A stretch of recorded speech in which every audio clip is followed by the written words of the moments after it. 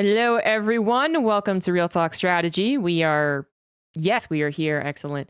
And we are totally ready to go. Very shortly, almost ready to go, I should say. But it's an easy fix. There we go. Now we're ready to go.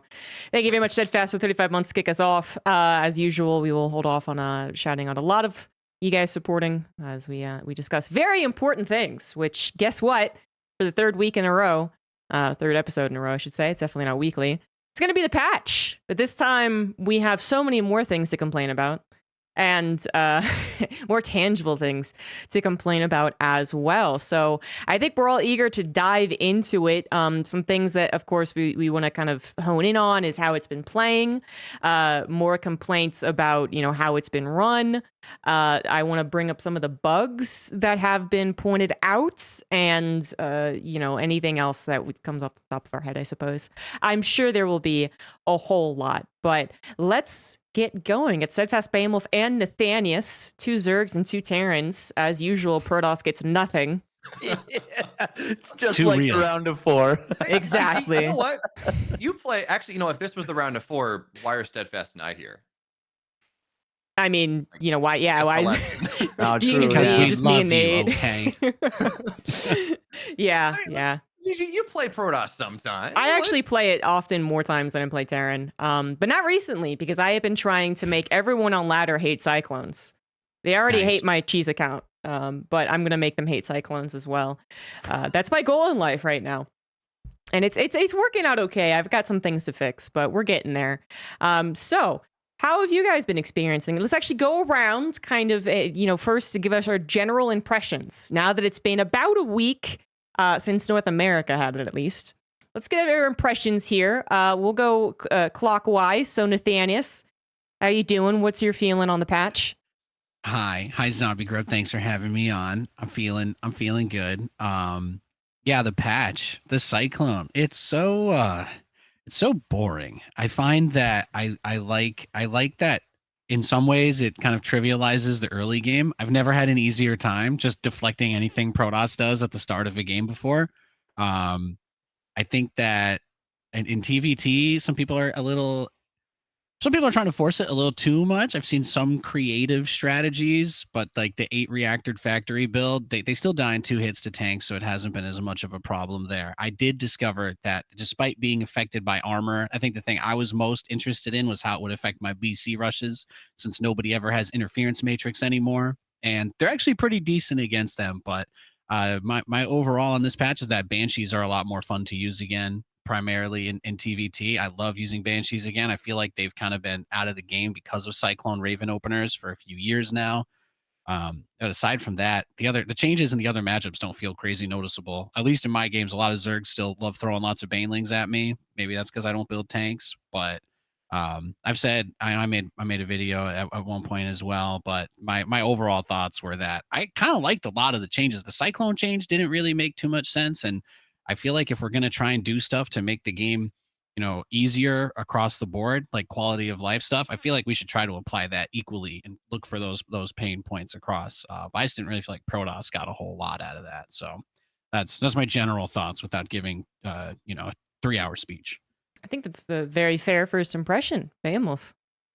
Yeah, there are things I like and things that I don't like. I know we've said this before. I love the map pool change. That makes me.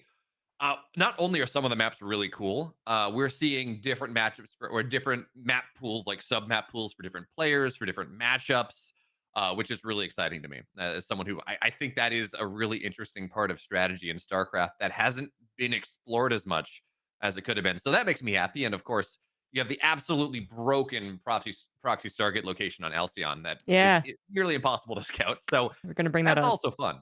I've also seen a couple really good games on this new patch, which is surprising because I did expect things to get rolled over a little bit. Gumiho Hero I think comes to mind. Gumiho Dark, the recent KSL. On the flip side, I hate that one of the goals of this patch was to improve Terran build order viability or flexibility. You can go mech, you can go bio, you can do all of these things, and I think it has opened that playbook. But on the same hand, it has restricted Protoss down to one opener.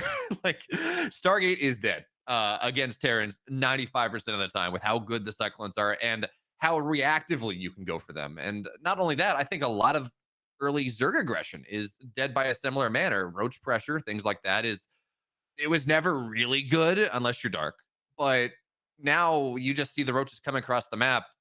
You don't need a tech lab. You can get Cyclones out 2 at a time. It shuts a lot of that.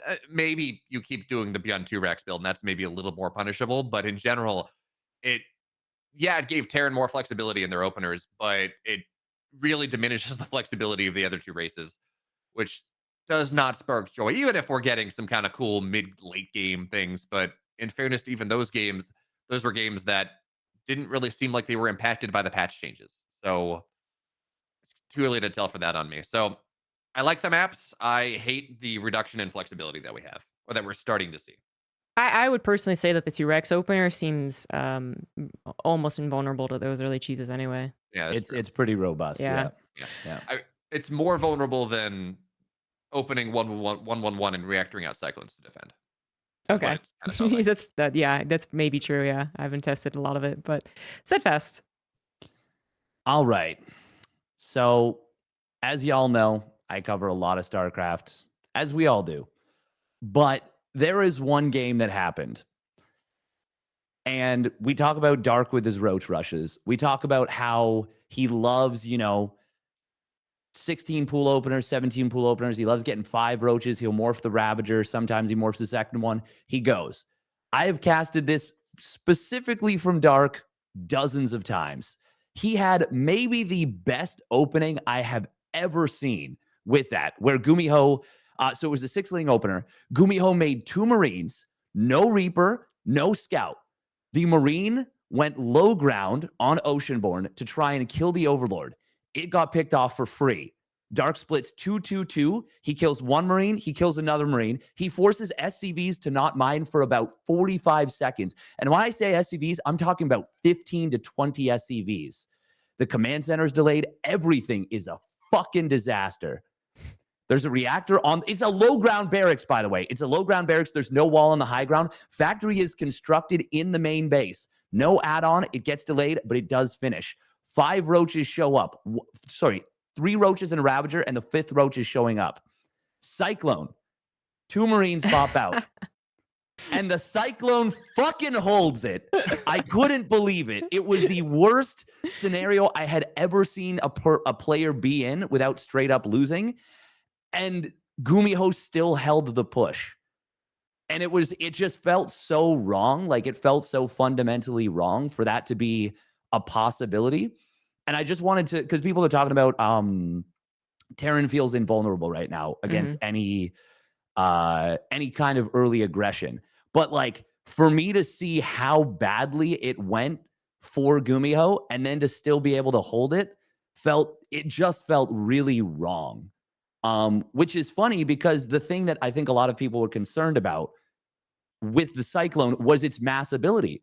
I actually don't think that's a problem. I actually think mass Cyclones are not going to be the biggest issue at the top level. I think at the low level, they're going to be really frustrating to deal with.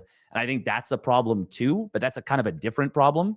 But it does raise the point of like, okay, well, now you've created 2 different problems. One where it's like not necessarily fun to play against. Although I do think the Infestor change is a good one. I think that's helped a lot. But yeah, even that, I then saw 2 specific separate games where double Cyclone into like Hellion Rally just killed a Protoss going Oracle. Literally just instantly killed them. Yep. And like sub 5-minute games, we're talking Clem versus Max Backs. We're talking equal skill level players, top tier players, and nothing could be done really, it felt like, for the Protoss player. So like, that's kind of boiling down what Bamwolf was talking about, how it feels like now you have to do one specific build. Phoenix can hold it, but even that feels tenuous. Yeah, it feels difficult. Yeah. Steadfast, in fairness, by the way, talking about that game, thank you, ZG, for popping it up. In fairness, he was forced to take his natural at the 3rd. That is a far more open position. You can't wall around it. Well, maybe there was a little more time. That actually exacerbates the problem, though, is because this was a very typical follow-up to an engineering bay block, right? Is to go into factory Hellion. The fact that you can get Cyclones on 1 gas 2 Yes. cyclones, 1 gas. This is a 1 gas factory expand after NG block. Has made this. I actually, in this cast, I was like, oh, I see the problem. I get it. And then I wondered if Clem was just literally going to do it again because I didn't see a reason not to. Other than, Why not? Max Pax would be more on guard about keeping his natural. But as soon as the Protoss lets their guard down against that, it seems really effective. Like, Yeah. You can't pull probes against it because A, Hellions, and B, Cyclones with no lock on cooldown mean they shred probes so fast. It's crazy how fast they kill workers. Yeah. You can't use Stalkers against it well because Stalkers are mechanical units, and that is the whole Cyclones are gonna be good for mech. Okay, we can deal with the Stalkers. They're mechanical units. What are Adepts gonna do? They never get in range. They're gonna die to the head. Like it feels like such a when we talk about battle mech, right? Against Zerg, you have Cyclones originally. They were the armored units versus the Roaches. Hellions were good versus Lings, and that makes it rather hard for the Zerg to engage because they have kind of unit or style counters for both things. This feels like that, but like times 10. It feels, technically we have armor type counters, but it just rolls over so hard. I mean, yes, Max Pax could have split his Adepts there. Does it matter? Absolutely not. The funny thing is, this is one of 2 games in like a 2-day period or a 3-day period where this happened, and Clem did it versus Max Pax, and it was like the exact same situation. Nothing, like it looked like there was nothing that could be done about it, and it really. Now, obviously, we're just talking about one unit, but it speaks to the problem of this whole patch. I have kind of shucked the idea or like shirked the idea that this is a 2-race game. If things don't change, StarCraft 2 is a 2-race game. It is actually going to be that bad. Like it is. Wow. It feels really suffocating because Protoss has already been on the back foot. And I don't know, man, like it feels really, really tough at the absolute top level to deal with things. And like you've created, so it was already not really fair, but now you've like pushed the scales down on Protoss's openers. And it just feels like you've eliminated so many options. I don't think it's a 2-race scenario. Right. I do think that a lot of the changes that were made, they should allow, if you open a very specific way, you should be able to get into the mid game, and you should be able to get into the late game, hopefully, where maybe the Ghost EMPs are enough. But if I don't know, do you want to talk about StarCraft to 6 races right now? Right. You have Ling Bane, and then you have kind of Roach-ish stuff for the Zerg. You have Mech and Bio for the Terran. Do you have Ling Bane anymore? Okay. You know what? Going into this patch, we had like maybe 6 races or 6 styles. Yeah, it's undetermined. I'm just raising the point. We'll get there. Now we have 5 races, right? Protoss has, you can open Twilight, you can get 2, 3, 4 gateways, go into Robo. That's it. Right. So yeah, I think they can be successful doing that, but they have no flexibility. They have so little flexibility in what they can do. So I think we might see Hero win another tournament. Who knows? He might have a deep run. Okay, fine. But he'll be doing that one thing over and over again. And that is, it's not a 2-race setup, but it is boring as hell. Mm-hmm. The other thing is, even in addition to this, just instead of, so Kira displayed some really great usage of the Cyclone this morning, actually, versus Serral. It feels like if you're not Serral or Dark, it feels you are going to have a ton of trouble against players just making, in TVZ specifically, players making maybe like 4 Cyclones, 4 Hellions, or 4, like there was a crazy build he did in game 1 where he went 4 Cyclones, 3 CC, 4 Cyclone into double engineering bay before he added his next barracks, and he got 2-2 at like, I don't know, like I think it finished at like 8:45 or 9 minutes. It was finishing when Serral's 1-1 finished. And he just rallied Bio. He made no splash units. He just made a crap ton of stuff off 8 racks. First of all, it was the sickest build I've ever seen. It was so fucking cool. What but it game was that? Do you remember? What game? Yeah, game 1, game 2. Game one. Thank you. So it was in a really neat little event that's happening. It's like a $10,000 all kill. The Wardy one? Yeah, I actually got it up. Oh no. Well, that's not Wardy. That was World Team League. Yeah, it's the Dragon custom cup Kai'Sa or something. Gaming. Not Sorry? Cero Yeah. versus Cure. It is Cero versus Kira. It's Yeah, so you have the right VOD. It's just Yeah, it's yeah. not Wardy's event. Yeah, yeah. Sorry, it's on Wardy's channel. Yeah. You cast it. Go on, go on. yeah. Yeah, but it's like it just looked really powerful, like in general. Like it just looked really strong. It was cool, very cool, but it does beg the question of like all the things combined is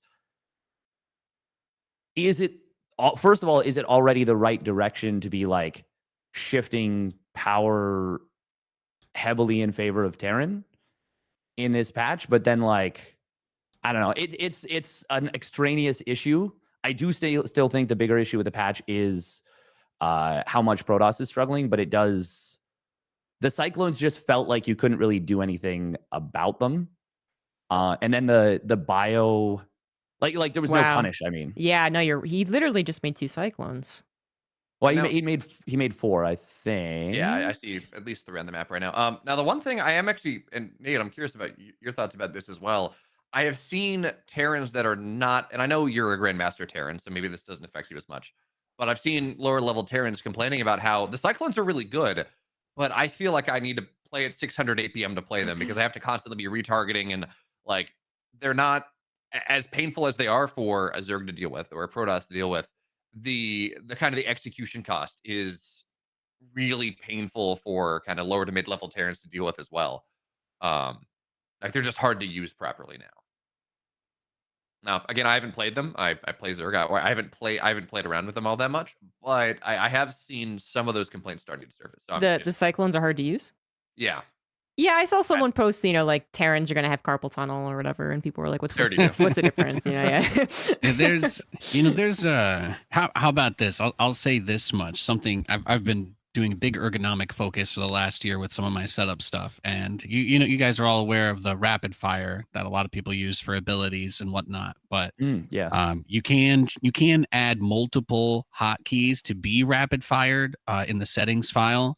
And something that I did because for a little bit less clicking on my mouse hand is I set that up for my attack key and also my patrol key. So if I hold them down, I can do things that way with a little bit less clicking. But I actually wanted to say that I've liked patrol micro for cyclones even before this patch. I think it's a little less. I think it's a little less good because the acquire range is really the biggest weakness of the lock on now. But it was you would be patrolling away and then cyclones would of course run and anything that would be in their attack range it would lock onto. So I would kind of just be clicking away and then hitting W because that's my patrol key twice, and that would stop any that could turn around to shoot to do so. On this patch, that's anytime a cyclone's not attacking. So I think you can shift some of that APM over to your other hand if that's a concern that you have. That's something that I found works for me. My hand hurts a little bit less, but I also don't do crazy amounts of marine splits for similar reasons. So your mileage may vary. It may not be as precise micro, but that's how I like to handle the cyclones anyway. But yeah, it is very active, right? Because it's not as bad as the old remember the tornado blaster, and the argument with that one was that it was actually worse the more you microed it. And it's almost similar with this one. Like this cyclone does crazy DPS when it can just keep firing, especially when there's lots of units. So it's like it's so tricky to try and balance that control in the middle of the map, I think. Yeah. The one problem is that they can double lock on or like triple lock on the same unit, but Yeah. you know, just the Well, they're act of crazy. playing. Yeah. But the thing is, They play yeah, themselves, right? that's not necessarily even a bad thing because there's no cooldown lock on. So you're literally just target firing. Like, You just spam patrol while you're clicking away is just a little Yeah. bit easier than clicking 300 times with just your mouse hand. yeah. That makes sense.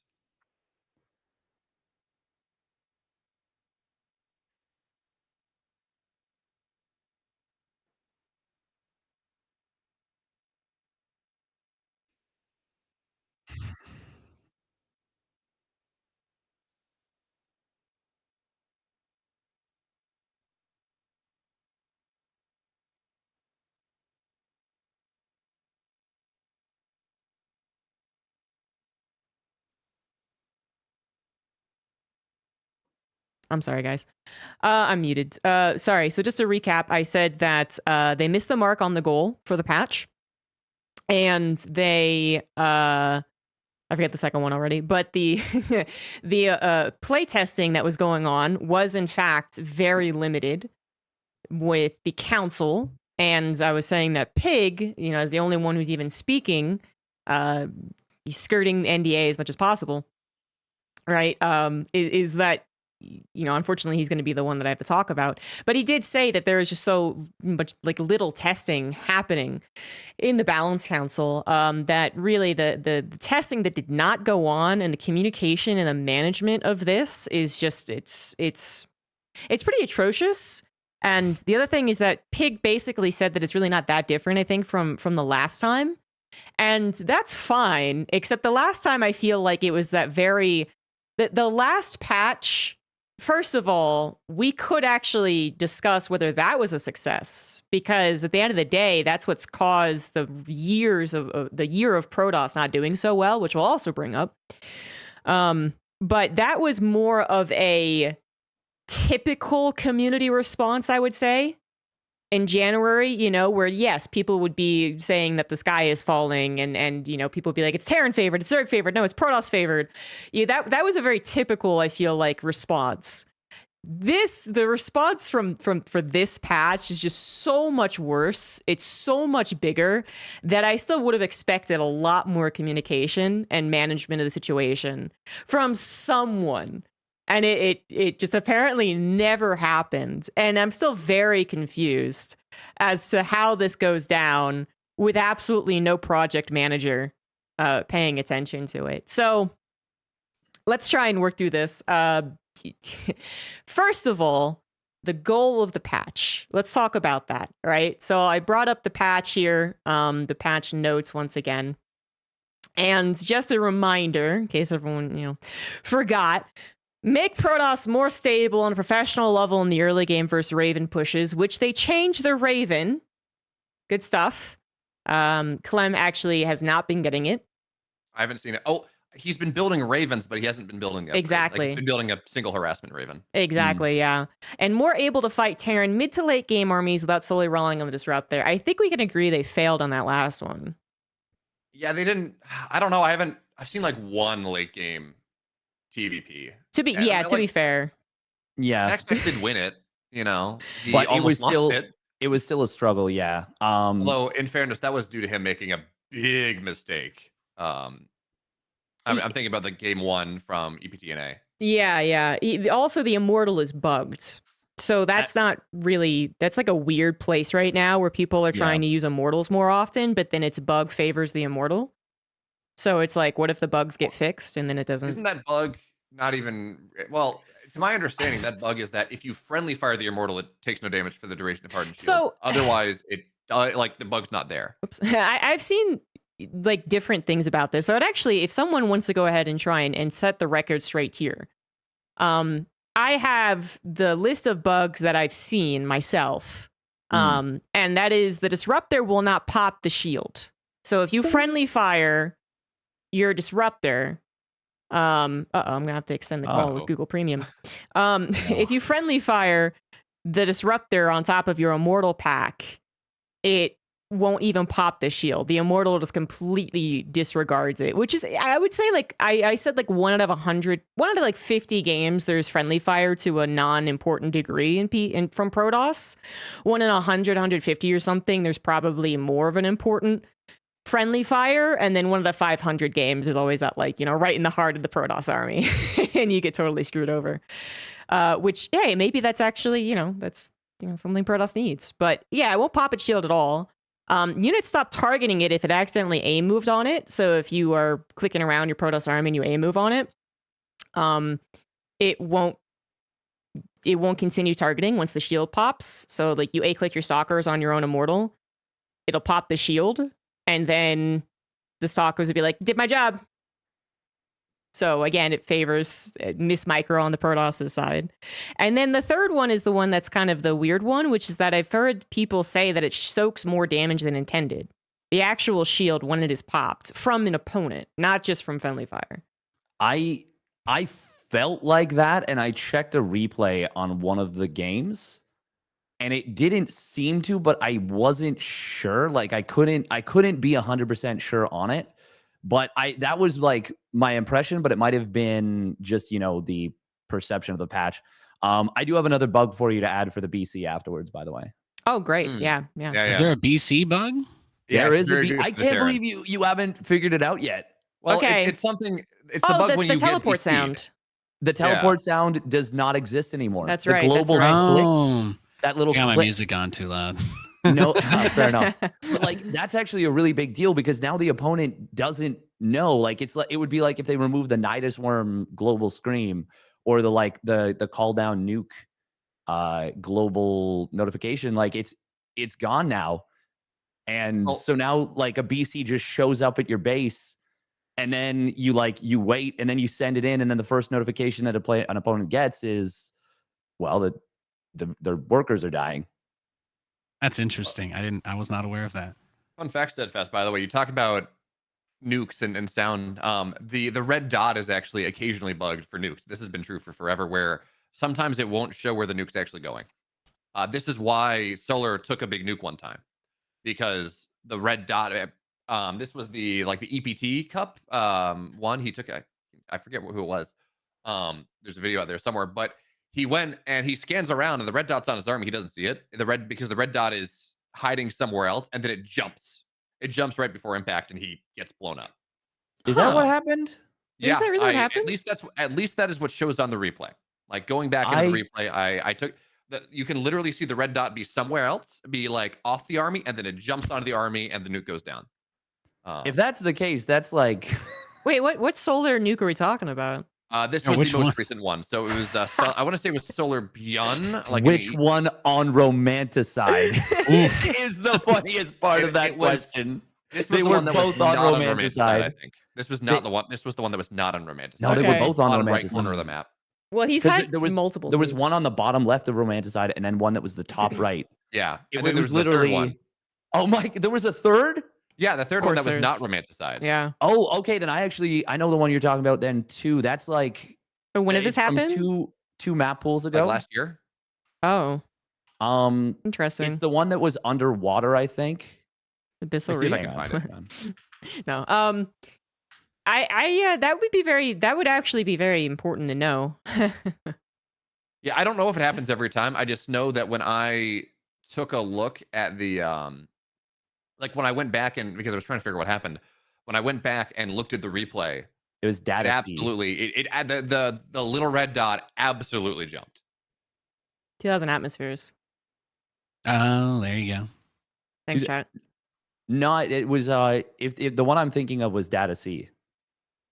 He's been nuked so many times. This is what. Yeah, what we're really learning is, guys, we need to get like a flower basket for Solar because I just don't feel like anybody's ever really properly just asked if he's okay after all of those nukes. Poor Solar, man. Like it has got a wife to go back to. It's fine. She consoled him. Okay. It hasn't happened recently. It's okay. That is very important then, if that is in fact a bug. But that's kind of besides the point. Yeah. We're talking about the current bugs, which whether or not the Immortal is bugged in favor of it definitely is in favor of the Immortal. But if it's only friendly fire, then obviously it doesn't matter as much. But that's kind of where the right now we're a little confused. But there's many other bugs. So, anyways, that was brought up because we were talking about the mid to late game power of Protoss. And we don't get to see it all that often, so we're not really sure. But I would say that we all kind of agreed, watching the patch unfold, not that it changed really, that they just took away the power of the disruptor a little bit, and then really didn't give them much. Alternatively, people will point out that the Ghost got its EMP nerfed, but I would still say that more so directly affects some of the early Storm builds, which is fine and dandy and all that good stuff, but. If we're talking mid to late game, generally getting 3 ghosts, which, you get the Ghost Academy, you have 3 tech labs, you pop 3 ghosts pretty much immediately. Like, that's usually good enough. If you, I don't know when's the last time I was really, gobsmacked that an EMP missed, you know what I mean? Or didn't get the crucial landing shot. So that includes this patch, of which I've not cast too many games, but at least like 7 best ofs at this point. So anyway, increase the variety in mid and late game. which I don't think is happening very much. Make over specialized units viable.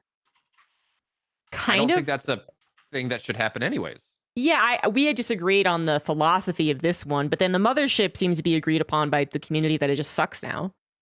You know, it's just I a haven't seen worse. a single one yet. It is literally just a worse version of what it used to be. Yeah, it's just a worse version. If you're talking, it's still late game, but it's now less good in the late game. Well, the thing is, I think if Protoss can actually, if the goal of the patch had actually worked, I think that the mothership would have been a great bridge from like the mid to late game for Protoss. Like as you're on 4 bases, you have a recall, an extra recall available. You have a time warp that's actually more effective. It's cheaper. It builds faster. It should have been something that would actually help Protoss, because let's be real, a mothership in the super late game is very, very rare to help out in PvT. But if you can make it so that it's easier to defend 4 bases, maybe it would have achieved its goal. The problem is they also they handed this like nice, you know, they're like, oh, here's a gift basket. And they're like, wasn't this bigger last year? And they're like, yeah, but like you get it faster. And then they like right after they did it, they like took a katana and cut off one of your legs above the knee. And they're like, all right, good luck getting home. And you're like, Steadfast, I have a suggestion. What if they took like the central part of a mothership and made it easier to get to, and like cyber core stack, and you know, gave it some of the utility of the mothership, and gave you the potential to turn it into a mothership later. That might stabilize. You know, talk about trying to get to 4 bases here. I got this. The sentry's regular attack simply pushes units away from it over time.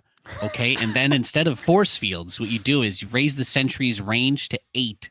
And then people will just spam out a bunch of, and they'll just push all the bad guys away from them.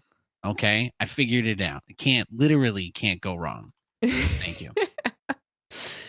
It doesn't have a place because it's still locked behind a fleet beacon.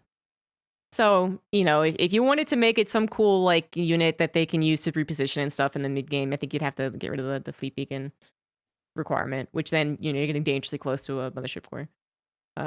So yeah. They're on the, you know, in fairness, if we're talking about sentries, at least they're on the ground. At least they are beholden to map design. Yes. You know? Yeah. Like they actually, I think that's a big thing that we have to, like, mothership core was broken for many reasons, but in part, you know, it's an early flying unit that is inherently broken in an RTS. Yeah, same reason why we have to be careful with Reaper cliffs and stuff. You know, units that bypass the map design are a big reason why a lot of pain factors exist in the game. Absolutely. But yeah, I think we all agree the mothership's worse. So just a quick note on what the mothership got changed. We have a bunch of them. It's cheaper. It's less supply. It builds faster. It builds. It moves faster. But then that doesn't really help you get to it in the mid game, right? None of that helps you get to the mid game, really. Even the cost reduction, because the fleet beacon is such an insane thing to get to. And then when it's finally out in the late game, it's reduced health and shields, and everything's on a cooldown timer instead of spell, which, you know, sometimes is better, sometimes it's a double-edged sword, I suppose. But then it also doesn't have a passive cloak field. So yeah, it's such a weird, like, at that point in the game, you have detection, whether it's scans or, I mean, you're not gonna have Raven, or you have, you know, EMPs or mass overseers or a couple of, like, realistically, the mass cloaking thing was not really ever incredibly relevant to a mothership. It was the only thing that felt impactful, actually.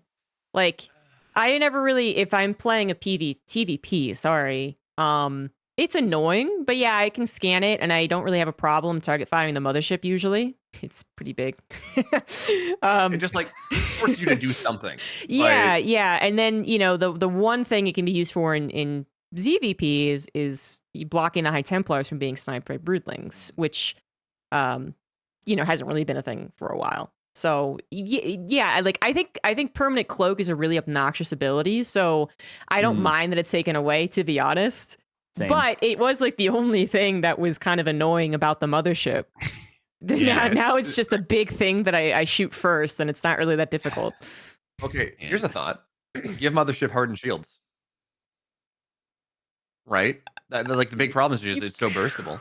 It's like could. it feels like part of the heavy-handedness with the changes and with people's frustration about them not really iterating off of what everybody was saying is that it feels like the goal of this mothership change was mostly just to get rid of the permanent cloak field. And then like everything else is kind of like, we needed to justify packaging this somehow. So it's cheaper, lighter, faster, no perma cloak. But I agree, that is the number one big selling point because it made it easier to deal with being sieged because units would be hitting you from far away, but you'd at least be able to keep their detectors not too close either, right? Like you're either playing around an overseer that's in the vision mode or scans, I guess. But Yeah. like that cloak was really huge for when I think about like those huge end game fights back when Protoss was competitive, anyway, like that was almost always a big factor was that there'd be these fights where the Zerg would have to try and get vision or dive that mothership. There are We so many things that could be done with the mothership too. I know like the funny like easy thing is just be like just make it smaller, cheaper, and in the early game, boom, you got a mothership core. But like seriously, Fear Dragon suggestion in chat might seem a little memey, but it is more interesting. yeah. Make it a shield battery that moves. Its energy can be either for shield recharge or it can be used for time warp or recall. Like that's already something different and interesting. I mean, it might be totally broken and obnoxious because no one likes frontline shield battery stalemates, but it's something to try. Or you could make it attached to the nexus it pops out of and then have more of a global range for some of its spells. And then, maybe nerf the spells, but it's again different and interesting and not just the big blob that like floats forward and dies immediately by an abduct. Like there's things you could do to change it because I don't necessarily disagree with changing the mothership. As far as very specific units, mothership is the most specific niche unit, right? Like it's literally a hero unit. It's the only thing in StarCraft that's a hero unit. So I don't even mind the idea of changing that. And it is one of those things that's the late game. And we talked about in a previous episode, the later that a unit is found in the game, the less that it kind of impacts the overall game itself. Katz was talking about that. So the mothership could have been the real like, fuck it, do something insane with it. But We'll do it live, apparently yeah. the other problem in the council is that Protoss don't come up with anything cool. And this is, again, something that Pig has been saying. So I can't wait until, like, I say Pig says this, Pig says that, and then, like, he gets all that, like, anger from the council for it. But, we get the response video, and Yeah, then yeah, then all the views go to your YouTube channel because he's responding to it, right? And this is just this is the problem, ZG. We've seen people talking about it on Reddit. I'm glad you're admitting to it, where community members, content creators are taking controversial takes and pushing these ideas, Oh, yeah. not because we believe in them and not because it's good for the game, but because it's good for the views on Obviously. our channel. Yes. Absolutely.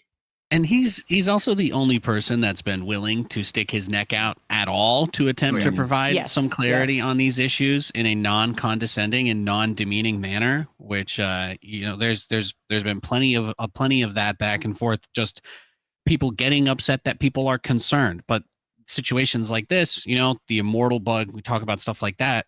When the Colossus bug happened, how long did we have to deal with that? And then the bug that happened after they tried to fix that bug, I think it's justifiable that people at least want to have some base level of communication. But Yeah. I mean, I don't see what's so impossible about saying, hey, we have this goal. Let's say the exact goal that they put in the patch notes. We want Protoss to be able to take engagements in the middle of the map without having to rely on mass disruptors. If they could present that and say, we're looking for constructive ideas on how to solve this particular issue without impacting too many other areas of the game. At the very least, at that point, since they're already taking third-party feedback, even if you don't take anything that people say, you get goodwill because at least they feel like you're listening to them. You're trying to open a dialogue with the people who are going to play the game that you are changing. So I think that's what that lack of communication makes it so much worse, because not only were there a lot of comments on the proposals that just never got addressed, but it's not like we can't all come together if we know that there is a singular goal that's like, hey, this is something that we are actually looking at working on if we can fix it. And if that's, I don't see how it can be so impossible to try and do that bare minimum outreach if nobody has any ideas at all. Yeah. I want to, on top of that, I want to know. So, one thing you said in your like opening statement, ZG, was that there's not a lot of testing. This was true of the last patch. I would argue that actually no, that is not true at all. It was very true of the last patch. That we No, got a no, lot that's of not what I testing. said. Okay, sorry. I thought. No, no, no, no. I said that. Well, if I said that's definitely not what I meant. No, Okay. the testing of this patch did not happen, Yes, this is true. and the internal testing and communication and to the public was also bad last patch. Okay. But Okay. I Gotcha. am the first one to point out that they had more testing time in the last patch. They had those open cups and whatnot. Yeah. Yeah. So I was going to say, like, I don't understand. Yes, there are EPT points on EPT cups. Okay. I don't like the best part about that last patch was we had a solid month. We had Yes. what was that 12 EPT cups where everything was on the Oh yeah. iterations of balance changes. That's a lot of games. Yeah. That gave us a real. I mean, that And it evolved. forced the pros to play on it because Mhm. I don't think it has to be Pig who says this because it's just something that you can easily understand. That Obvious. the pro gamers aren't going to be playing a lot of the potential testing because they're currently pro gaming. they're not Nah. paid to do this. So what are they paid to do? They're paid to play the game that's currently live, in which they've been invited to do Warriors tournament and Kung Fu tournament and the show match that's happening. So no one can blame them. And no one can really, like, apparently what is said is that, like, Harsum tried his best to try and test things out. But then, of course, if there's one or two people doing it, but then, you know, ambivalence, non-committalness, like, whatever is just, you got to imagine it's rampant. Like, this is not something that needs to be explained to us, I feel. It's just the nature of a Discord of 50 plus people who aren't paid to do this. And no project manager apparently is there to remind them to do that. I mean, you know, how many times would ESL get the replays upload to the folder if like Iskar and the admins for the EP Open Cup didn't just like personally message me, which is the only reason that I remember to send the replays. And that's for something far less important, right? That's just for the commentators to get the replays. But there's apparently no one doing that. And I just can't really understand how that is the case. Again, the last patch had the understandable amount of criticism, had it's the community, let's see how this goes. Most of the more level-headed people were willing to say, we'll see. This was so different from soup to nuts, from the stupidest pleb on Reddit to the most level-headed, educated person as a content creator, like everywhere in between. Everyone had serious problems with this and no one responded. It's crazy to think that what basically sounds like what happened is that, like, we need a patch. Let's gather 50 people. Let's throw them into a room and forget about them. If they were real people, like jurors locked in a room, they'd be dead. They'd be starving. They would have dehydrated many moons ago, is apparently how this went down. That's crazy. This was like the perfect timing to do it too. You know, once upon a time, a summer tournament season in StarCraft there were a lot of tournaments, you know, DreamHacks and whatever.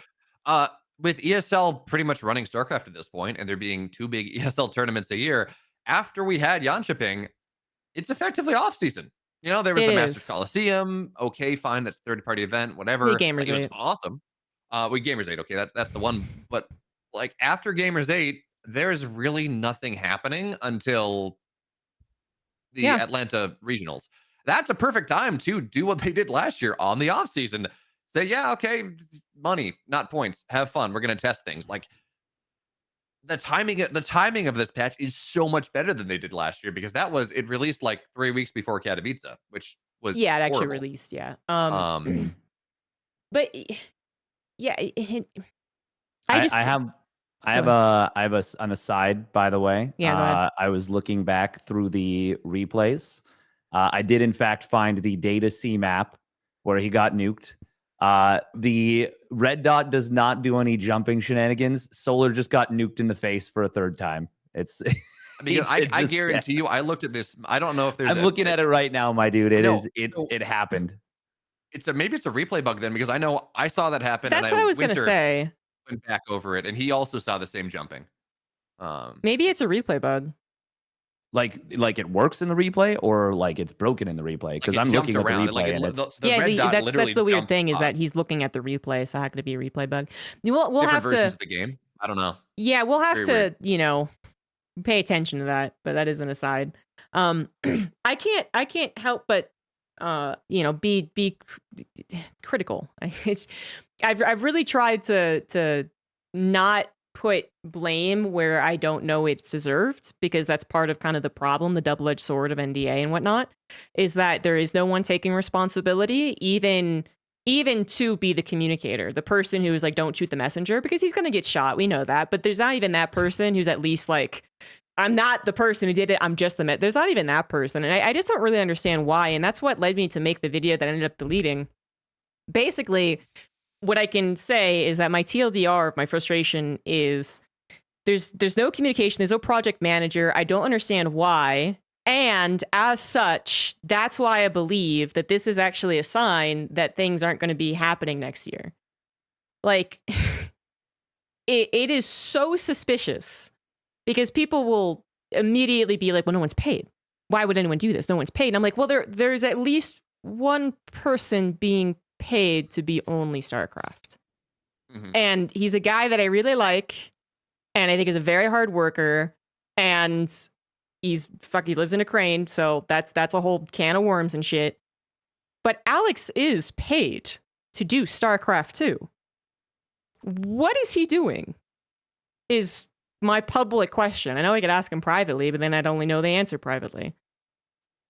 Why does it take all 4 months to set up the regionals and 6 months to set up the LAN for Atlanta? Am I out of line for asking this question? If anyone is being paid, it would be him for StarCraft 2, right? So would it not be his job that during a pseudo off season to coordinate and communicate? Because he did that at least once. At the very beginning, he made a Reddit post, and he even kind of put in his own little flavor text. You know, he said, this is like the Guardian. Do you like Guardians? Now the Broodlord's a Guardian. And then he disappeared. Yeah, I was going to say, didn't he? I think he came out with a statement as well when ESL didn't book the flight, right? Or they didn't get the visa done because they waited for Oliveira. Because that was pretty big. But yeah, I would say right now, because this is kind of a very interesting subject to go on, but I would assume that whatever Discord that this is organized in or whatever, I would assume that he's the one running it. Because somebody has to be the liaison between Blizzard and ESL as well. So it would make sense that it would be ESL's StarCraft guy, right? Like to me, there's nothing strange about that. So it's very odd that, yeah, exactly, ZombieGrub. Like, hey, how can somebody that's in charge of this not at least come out and put out a statement that, hey, maybe these are the issues that we're facing, or that, hey, we'll take a little more time, we'll keep this in the oven, we still want your feedback. Yeah, that's really all I'm asking for too, because on the visa thing, like the visa thing was arguably more important, unfortunately, and as such, the handling was like especially bad. But you could understand that the embassy in different regions and language, like you could understand a process that kind of went faulty, even if it should not have. You can be sympathetic to that. I find it very difficult to believe that there is no opportunity for any communication, that there is no one who has the time or the job to be in charge of this, and then who cannot find the time or find the maneuvering through red tape to say something, anything. Because that would be what the fallback is usually like with red tape, which was absolutely true for Blizzard. Anytime we tried to contact Blizzard, it was like, well, let me ask this person who has this person who has this person who goes to legal and says, no, you can't do this one thing. And we wanted that to be better with ESL, and arguably for a couple of times it was, and then sometimes it wasn't. But at this particular junction, it's very difficult for me to understand. And I said it in my video, but I'll say it again. If someone privately messages me and is like, well, here's the situation, I just don't think that's good enough. I honestly think there's nothing you could privately message me that would make me believe that this is excusable. Except the ultimate worst thing, which is like someone died, I guess. But okay, I'm fine. I think some interesting comments as well coming up in chat is with regards to, there may be reasons why he can't communicate. Sure, there could be all of these justifications. We can assume that there's a million reasons why this had to happen this way and it was totally unavoidable. Mm-hmm. At which point I ask, then why is the scale of what they're trying to Sure. do so big? Why Yeah. is the scope of the patch to make so many changes that you can't test them all, that you have people coming out and blaming the community for not playing it enough because it's impossible to test all the possible interactions of 65 changes or whatever? Why swing for the fences when you know you have such limited resources? And why not just try to address the problematic areas of the game, like focus on those things, but to try and do so much and then to defend all of it and say that it's perfect because these people are volunteering, maybe we should bite off a little less if we can't chew it. Yeah. I struggle to understand how everybody can completely abandon all accountability. Nobody's accountable, nobody's done anything wrong, but at the same time, we're supposed to just be okay that this is the way that things are going to be. And if there is some game breaking bug that we don't know about that hasn't surfaced yet, or that somebody is already exploiting to, then it may take a really long time for that to get fixed, right? Even here, I've played against the Immortals. We talked about that earlier. We're not even sure about how exactly far that goes. And that's what concerns me, is because you can justify it that you want to do all of this stuff, but then you say, well, when it doesn't go perfectly, oh, well, it's not my fault. I couldn't have done anything about it. And that's everybody says. There's nowhere to point for us to say, hey, could we have this scaled back maybe a little bit? Maybe if we're going to make changes to the game that can have such far-reaching repercussions, maybe we say, okay, let's focus on this for this patch, and then once it's good, then focus on the next. But this idea that just because we may not get another one means we need to pack as much crap into it as possible also comes with the double-edged sword that if there's no update after this again and they break the game, we're just screwed. And that's not fair to anybody who plays StarCraft. There's a lot of people who just play this game that don't watch any of it, and they have to deal with all of this crap for basically no reason. And that's crazy to me. Yeah. I think you summed it up wonderfully. I just want to throw in again, like, to further clarify, because Nate really did sum it up very nicely. But my first, my whole, you can't tell me a reason that would make any sense, is on the whole handling of the things. The communication, I would understand if Blizzard was like, you never should have made that Reddit post. Like that, like Blizzard can still be the big boogeyman behind everything as far as like an outward perception of the communication. But then what I can't understand is a month and a half of apparently so hands off in the Balance Council.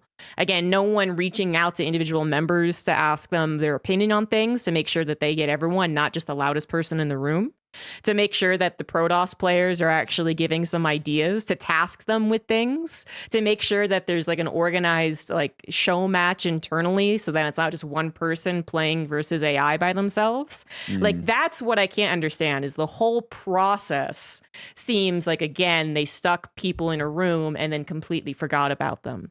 Communication can always be blocked by some higher authority. So yeah, I just wanted to clarify that.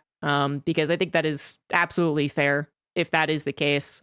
Because I do want to believe that everyone involved in StarCraft 2 is absolutely trying their best with the very limited resources and limited time that they have. Because I know they're overworked and underpaid and all that good stuff. But it's very confusing that this seems so unimportant to do it this way. But it is the most important thing. Why are we swinging for the fences when we don't have any arms? Just to extend on Nate's point, like, we have no arms. Like, what are we doing? Like, it doesn't make a goddamn lick of sense to do this big and this bold of a change and set of changes. Like, there's so many huge changes. It's one of the biggest patches StarCraft 2 has ever had, outside of like, Legacy of the Void changing like the worker start and like completely removing entire units. And even then, to be honest, I would argue they kind of have removed a unit and replaced it with something else. Like the Cyclone is a pretty fundamentally different unit now. It's a Mech Marine. Pretty close. One thing I will say in terms of suggestions, because I've tried suggesting this to a couple people and kind of not really fell on deaf ears, but they were like, and I never know if the communication gets passed on, if other, like, I think it's a good idea. What if we, for example, and this could, help a little bit, what if we made the Immortal immune to slow? Yeah. Because Yeah. right now, like Immortals in the late game, they're honestly, they're pretty decent. The barrier feels pretty good. But if you have to disengage against Terran, you lose every Immortal. Because concussive shell makes them sure they never get away from a fight. Ever. Right. Yeah. Yeah. I think there's a lot of different ways they could have approached this. You know, like I don't know how many ideas are actually thrown out and shut down. You know, and the rumor is that, you know, one person kind of came up with a cyclone and everyone else was like, yeah, I guess we'll try that. And then there wasn't really any more committal on it, which also isn't a very good thing, I think, to then just shove it forward. But, you know, that if that's what's happening, that's what's happening. But I feel like if you're actually running out of ideas, if you know, the people that's can't the think of thing. any more, then that's a little silly, right? There's definitely more things to do. There needs to be an understanding of the weight of the responsibility that the people making these decisions hold over not just the thousands of people that still watch tournaments or the hundreds of people that are posting on Reddit or maybe the 5 people posting on Reddit, but the thousands and thousands. There are still a lot of people that play StarCraft, and trying to make these huge changes when people aren't even that invested in testing them it's reckless endangerment of what we have as a game. You know, like the map pool change was great. They could have saved everything else a little bit longer, but stuff like the Cyclone, you're making fundamental changes to the way that the entire game basically plays out now. When you bring Terran into any matchup, you have to relearn everything. It affects the player's mastery. All the time and practice you put in gets reset basically for a change that nobody actually really seemed to have any consensus on that it was even good. Just one person suggested it. Nobody challenged him, and that's it. It's in the game now. And we have to have these weird conversations where we're like, well, what would be a better change? But the reality is they should try to have literally any platform at all to at least say, this is where suggestions go because we don't have any ideas. And they don't have to say that. You know, they could puff themselves up, make themselves look as good as they want, just say, we'll take your feedback and ignore everything. But the fact that they don't give anybody an outlet, and then they simultaneously say that they don't have any motivation or reason to put effort in is so it's just it feels so deliberately impossible. And I guess that's why we're talking about it. Yeah. Well, you know, Nate, there's this concept of enthusiastic consent where, you know, it needs to be more than just, okay, sure, fine. It's like, no, I really want this. And that seems like what we're missing, right? But hold on, because that actually still could be, that's one of the problems, I would say, is that basically you have people who are enthusiastic in Discord. You know, again, just imagine what happens when there's 50 people in Discord. There's the people who are enthusiastically pushing it. Like, I have a great new idea. Let's do something. Yes. Yeah. And everyone's like, okay, sure, fine, whatever. Yeah, That's exactly. not enthusiastic consent. But the problem, I think I see what you're saying. Like, there's not enough people enthusiastically consenting on one thing. Okay, gotcha. The standard of change should be 60% of people in here are like not saying, okay, fine, whatever it is. This sounds really good. Okay. This sounds like something that would be awesome. And if you don't have that, that's something that really should be left by the wayside. You know, the standard of change should not be, should be, wow, this is fantastic. And I think, you know, going back to conversations we had last time, you make the map pool change, you nerf Banelings versus probes, and you do the Raven thing, and this is the greatest patch we've had in the last 5 years. You know? Yeah, probably. Well, fix the immortal bug maybe, but who knows? Yeah. Bugs are a different thing. I'm talking like actual changes. Yeah. No, I know. Well, because the immortal was an actual bug. That's like this was fixing a bug, and they accidentally introduced new bugs. Other bugs. What I am a little bit concerned about in terms of like the Balanced Council is it sounds like, and my impression is that one or maybe two people specifically put a lot of work into the Cyclone. And instead of people being like, no, this is a bad idea, people were like, well, they worked really hard on it, so we'll let it go through. And if that's the case, if that's actually what it was, it feels that way, though. You're right. It does feel that way. If that's the case, it's like, what the fuck are you doing? What the fuck are you doing? This is people's livelihood. This is actually disgusting. They gave him a pity patch. If that actually is the reasoning, that needs to no, that can't be okay. You have to tell people sorry, you put in the work, but it doesn't fucking matter because you just smeared a bunch of shit on somebody's windshield. And now they can't drive to You work. took a unit that was interesting, that you could build actual strategies around. Yeah. It was very deliberately designed to not be too overbearing, but it was also a specialist sniper / map control unit. And if they wanted people to make more of them, all they had to do was give it a little more HP, probably. And it would probably still have become too strong.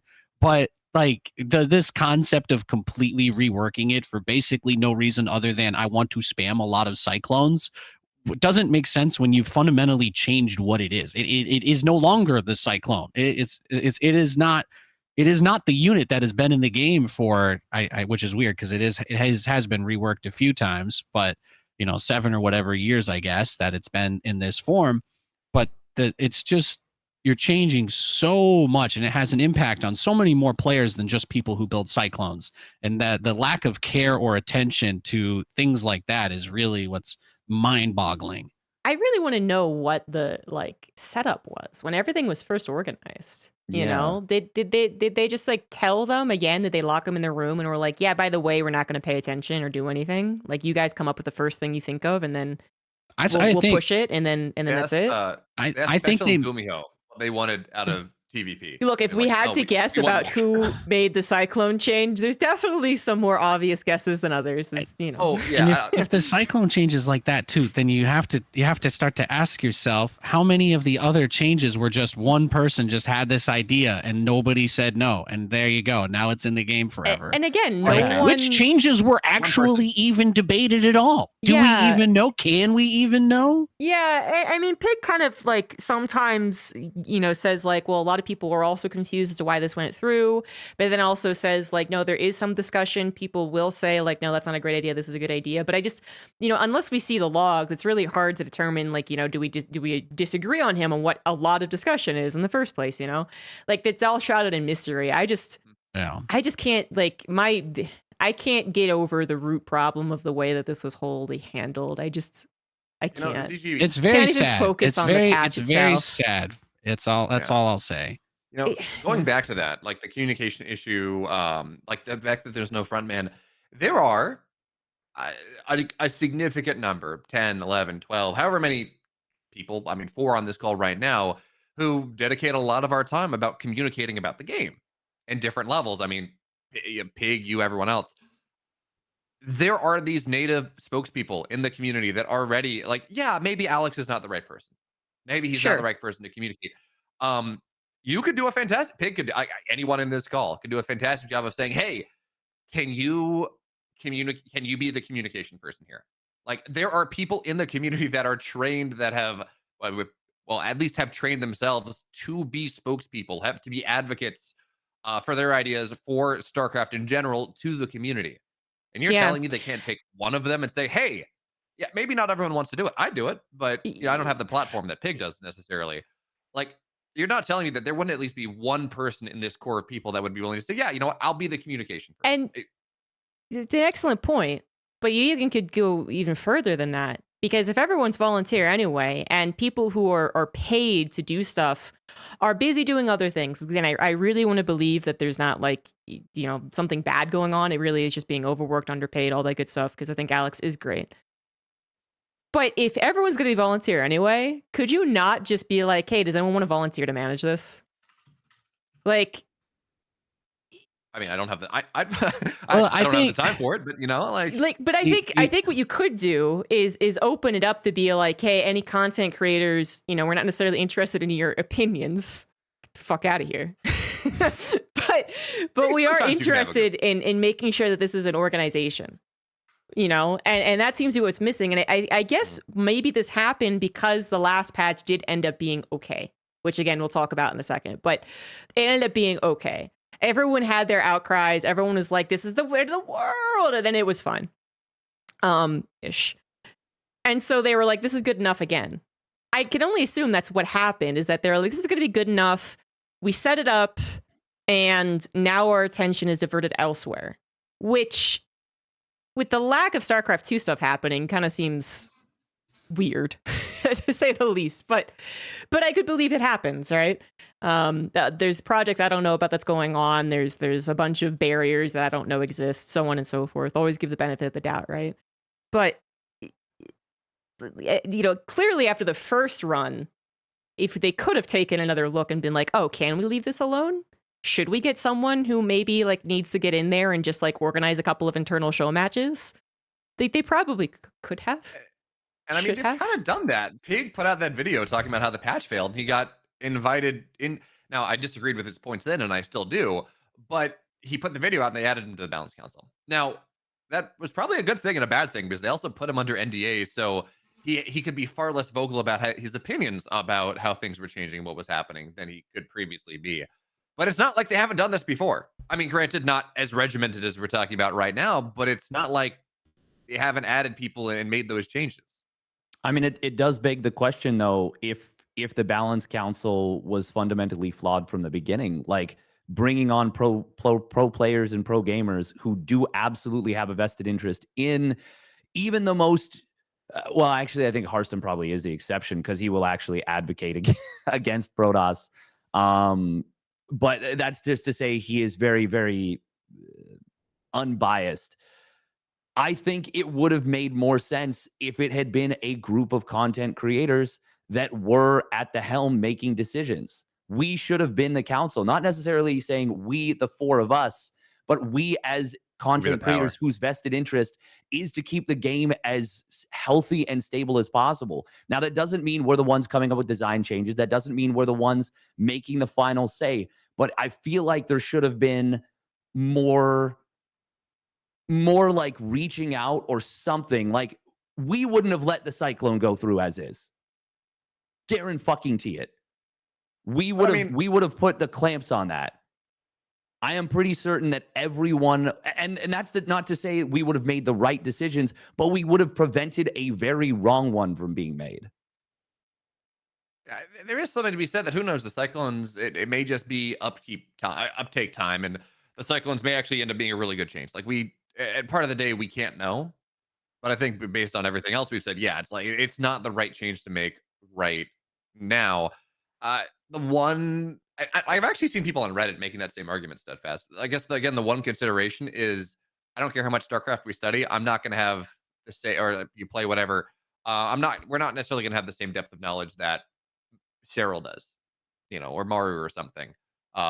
Because we're not actively playing those games. Like, we have ideas and we have our own lived experiences, but there is that, not even a knowledge gap, but just we don't play the game at the top 0.01% level. Yes, but we see many, many, many games. We see many games. And that's not to say, I'm not saying that every pro gamer would be incapable of it. What I'm saying is it is extremely difficult to divorce yourself from I want to help my own race as much as possible. I'm going to tell you, I don't think a Zergura Protoss designed the Cyclone. I don't think a Zergura Protoss redesigned the Cyclone, especially when we saw the first iteration. Another thing to remember is that the first iteration of the Cyclone was actually broken as fuck. I mean, it's still broken, but it was more broken. Well, but we don't know if it's overpowered or underpowered. The first one was definitely overpowered. The first one was absolutely overpowered. The first one was comically overpowered. Now we're not sure. They're trying to balance it. That's good that they're trying to balance it, but should it have ever happened is the question. And could it have ever happened if we had people who are and granted, like, we all play our races, but I think all of us can divorce ourselves from the concept of like, okay, me at like 5K or 4.5K or 5.5K or 3.8K, my games don't matter to the balance. So it doesn't matter how much I buff my own race. Like, we're going to be able to do that. And once again, I'm not implying that the pros weren't able to do that. I'm just saying it's a lot more difficult when you doing something that balances the game, but might hurt you personally and might end up costing you 10 grand, 15 grand in a year. It just, let's remove that from the process to begin with. Like, it's so much more difficult. It is. I just think that kind of the major point, really, I think, is what Behemoth made, is like, as far as communicators, we're better. That's actually true. even if you think that some of the guys are great commentators. I'm going to say it. I'm better than the programmer when it comes to communicating. That's it's dangerous territory, but I believe you. I endorse you. Thank you. Because but I'm not even saying necessarily that he put us in a room and they're not going to out debate me. They might, like, I'm sure some of them are great debaters.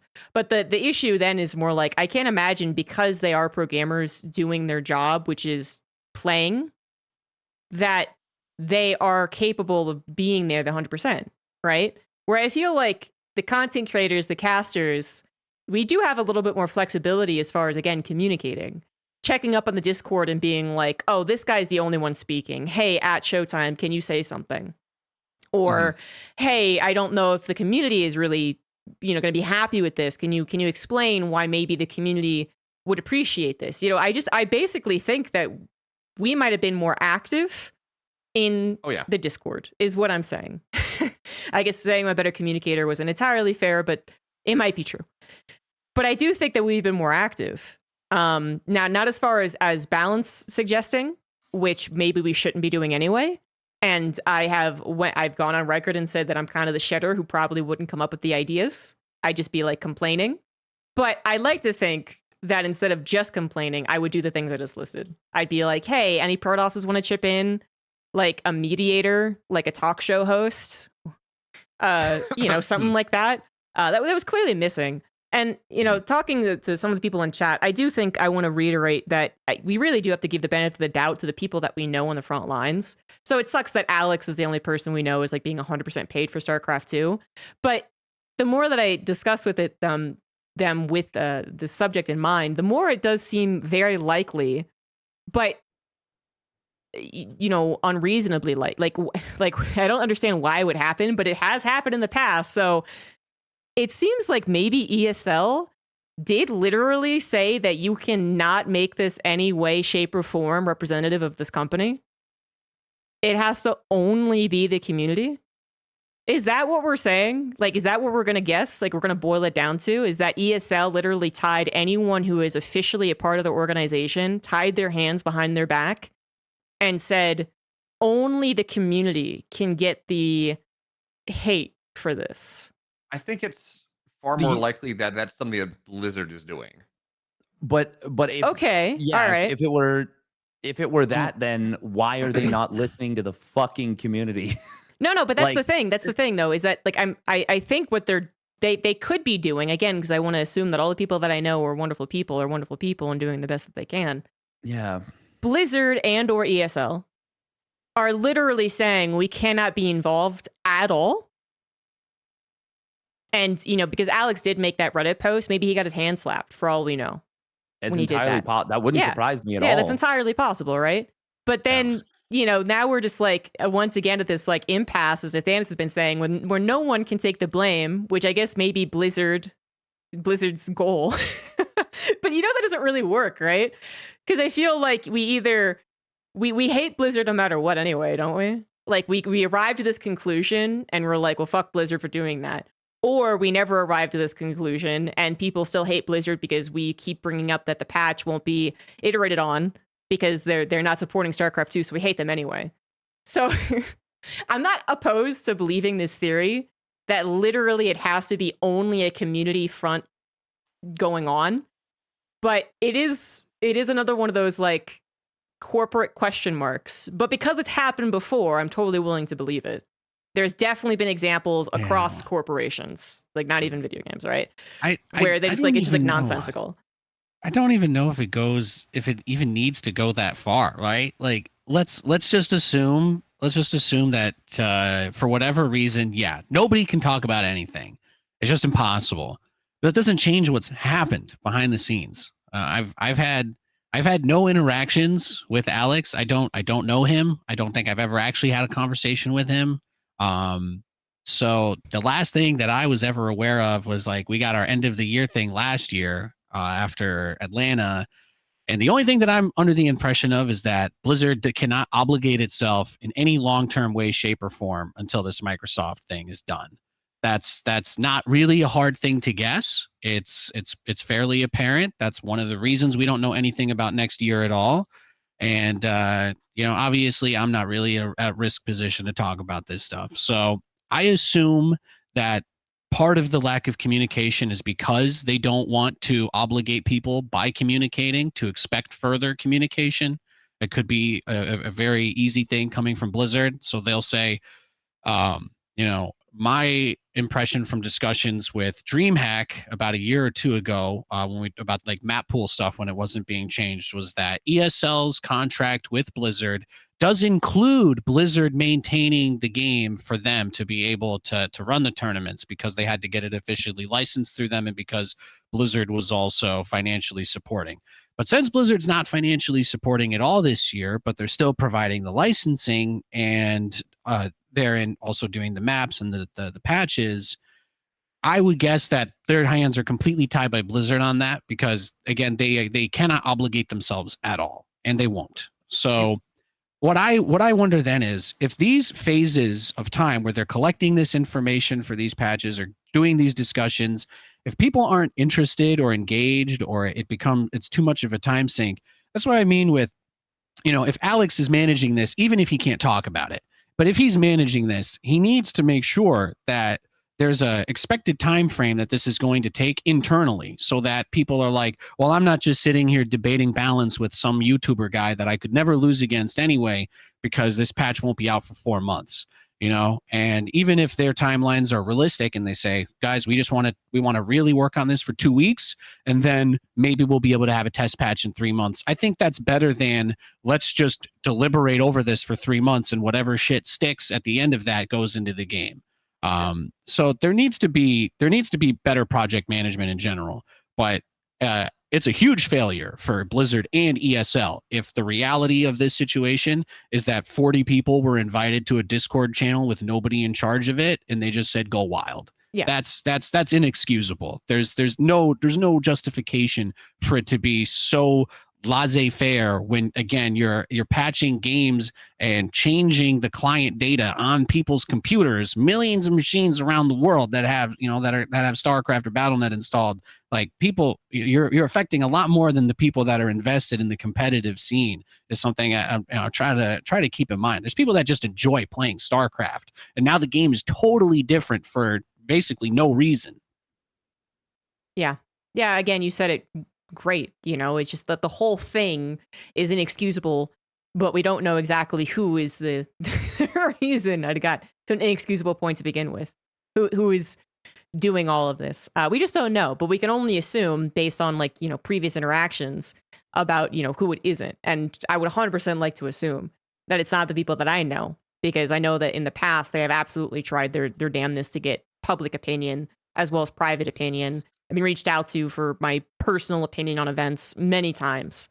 So I 100% want to believe that there's no particular person that I know who's responsible for the mishandling, but rather that there is some, not conspiracy, but lawyer red tape like we've had in the past, which we were just hoping wouldn't be the case, but it happens, doesn't it? Thanks, Wardy. So yeah. And nobody's calling for anybody's head. We just literally want more than zero communication. Yes. That's We all don't anybody even know here whose is head to asking call for. Exactly. We yes. don't even know whose head to call for. Like that's the thing. Like and ZombieGrub, you mentioned Alex, but that's because once again, and you also made that point. It's because we have no idea. Yes. No idea who it could possibly even be. Yeah. Exactly. All we know is well, nothing. Actually, we don't know even need to anything. know who that person is either. By the way, you guys could just put some effort into your job and communicate with the people you're working with as you could just you could say from the Balance Council, right? You could put out notes other than in the patch notes justifying your changes. You could actually say, hey, these are our goals. This is what we're going to try to do, and then you listen, and at least somebody, maybe that's whoever's running that Discord's job. If that's Alex, it's posting, hey, these were suggestions that people brought in. And even if you guys don't like them, I'd like to at least hear like a couple of thoughts, just anything, just literally anything at all. And the fact that we don't even know that bare minimum is being met, that people are even talking to each other about these is, again, it's a reason why we're like, how did this cyclone change get through, Yeah, it's floundering. It's such a it's I hate being in this position too, you know? Like it was so much easier when we didn't know people and it was just as easy as being like David Kim. And then we met him too and we're like, "Oh no, he's a really nice guy. He really tries hard." But you know, obviously even though David Kim I think made decisions that sometimes weren't, you know, agreed with by the community or he wasn't a part of the interaction at all. He was still the figurehead that took responsibility kind of because that was his job. And I think that's also what people have been pointing out that's missing. It's like love him or hate him for his particular ideas and his design of StarCraft 2. The structure was there to basically have that spokesperson and for them to be like, you know, okay, I guess I got to be okay with this. This is part of my job. And I think a lot of people ended up really appreciating David Kim, again, for some of his takes, his designs, but also for just the position that he was put in and how he handled it. It was, you know, it was noteworthy. Like, you know, clap for David Kim. He's working on a different RTS, by the way, right now. But that's missing. So. Yeah, a lot of people don't understand that for the people who work at Blizzard, like they read much to the detriment of everybody that's ever wanted to believe social media isn't a plague. But at no point working with Blizzard, at least in my career, I don't know about the rest of you, have people not constantly brought up the things that people say on Reddit, and especially the rude stuff and the mean things, and they would literally rather pay somebody to be the target of all of that shit than have people go say, wow, StarCraft team just hates us, because that's how much it hurts, because normal people who aren't chronically online find getting insulted by strangers without having like done anything malicious. They find that to be unusual. Like normal people in the real world do not just expect to get called, you know, a sack of shit for doing their job and somebody else maybe not liking it. Like at worst, you're working retail and somebody's screaming at you that a coupon should work, you know. But it's like a totally different world. So that it's so much to that degree, and I just don't think people understand that. But Yeah. David Kim, he mostly got paid to be the guy, so that nobody else had to feel like they were being harassed. This is another reason why they should get the content creators involved, just as a figurehead. Don't have to do anything else. If there's one skill that we have. If there is one thing that we are really good at, it's being insulted and not taking it personally. Like, yeah. Totally, that second part. too. Yeah. My Reddit post is, you know, don't say anything differently. Totally, we definitely are just made of iron and have no internal feelings. Beowulf nailed it. I have no look. Steadfast. I'm getting a degree in robotics, so I can talk to my people better. Like, what are feelings? Emotions? I don't know what those are. Like, there were like 10 talk people. them, but... There were like 10 people on the multiplayer team for SC2. Great folks, by the way. Absolutely fantastic. Love all of them. There are? There were. At that time. Okay, at the time that it was the meetings. Like if you, that's 10 more people than I expected. There were a lot. There was literally a whole team. The fact that the fact that nobody here could name any of them except for David Kim is precisely why you had the title. Yeah. Anyway, it's such a difficult conversation. It really is. Like there's just, it's a void where like little images pop up and disappear quickly because you'll be like, no, well, that wasn't it. No, that wasn't it either. And then at the end of it, you just shrug and then nothing changes and nothing happens because what could, you know, there's no concrete plan to fix things because we have no idea how the bricks are laid anyway.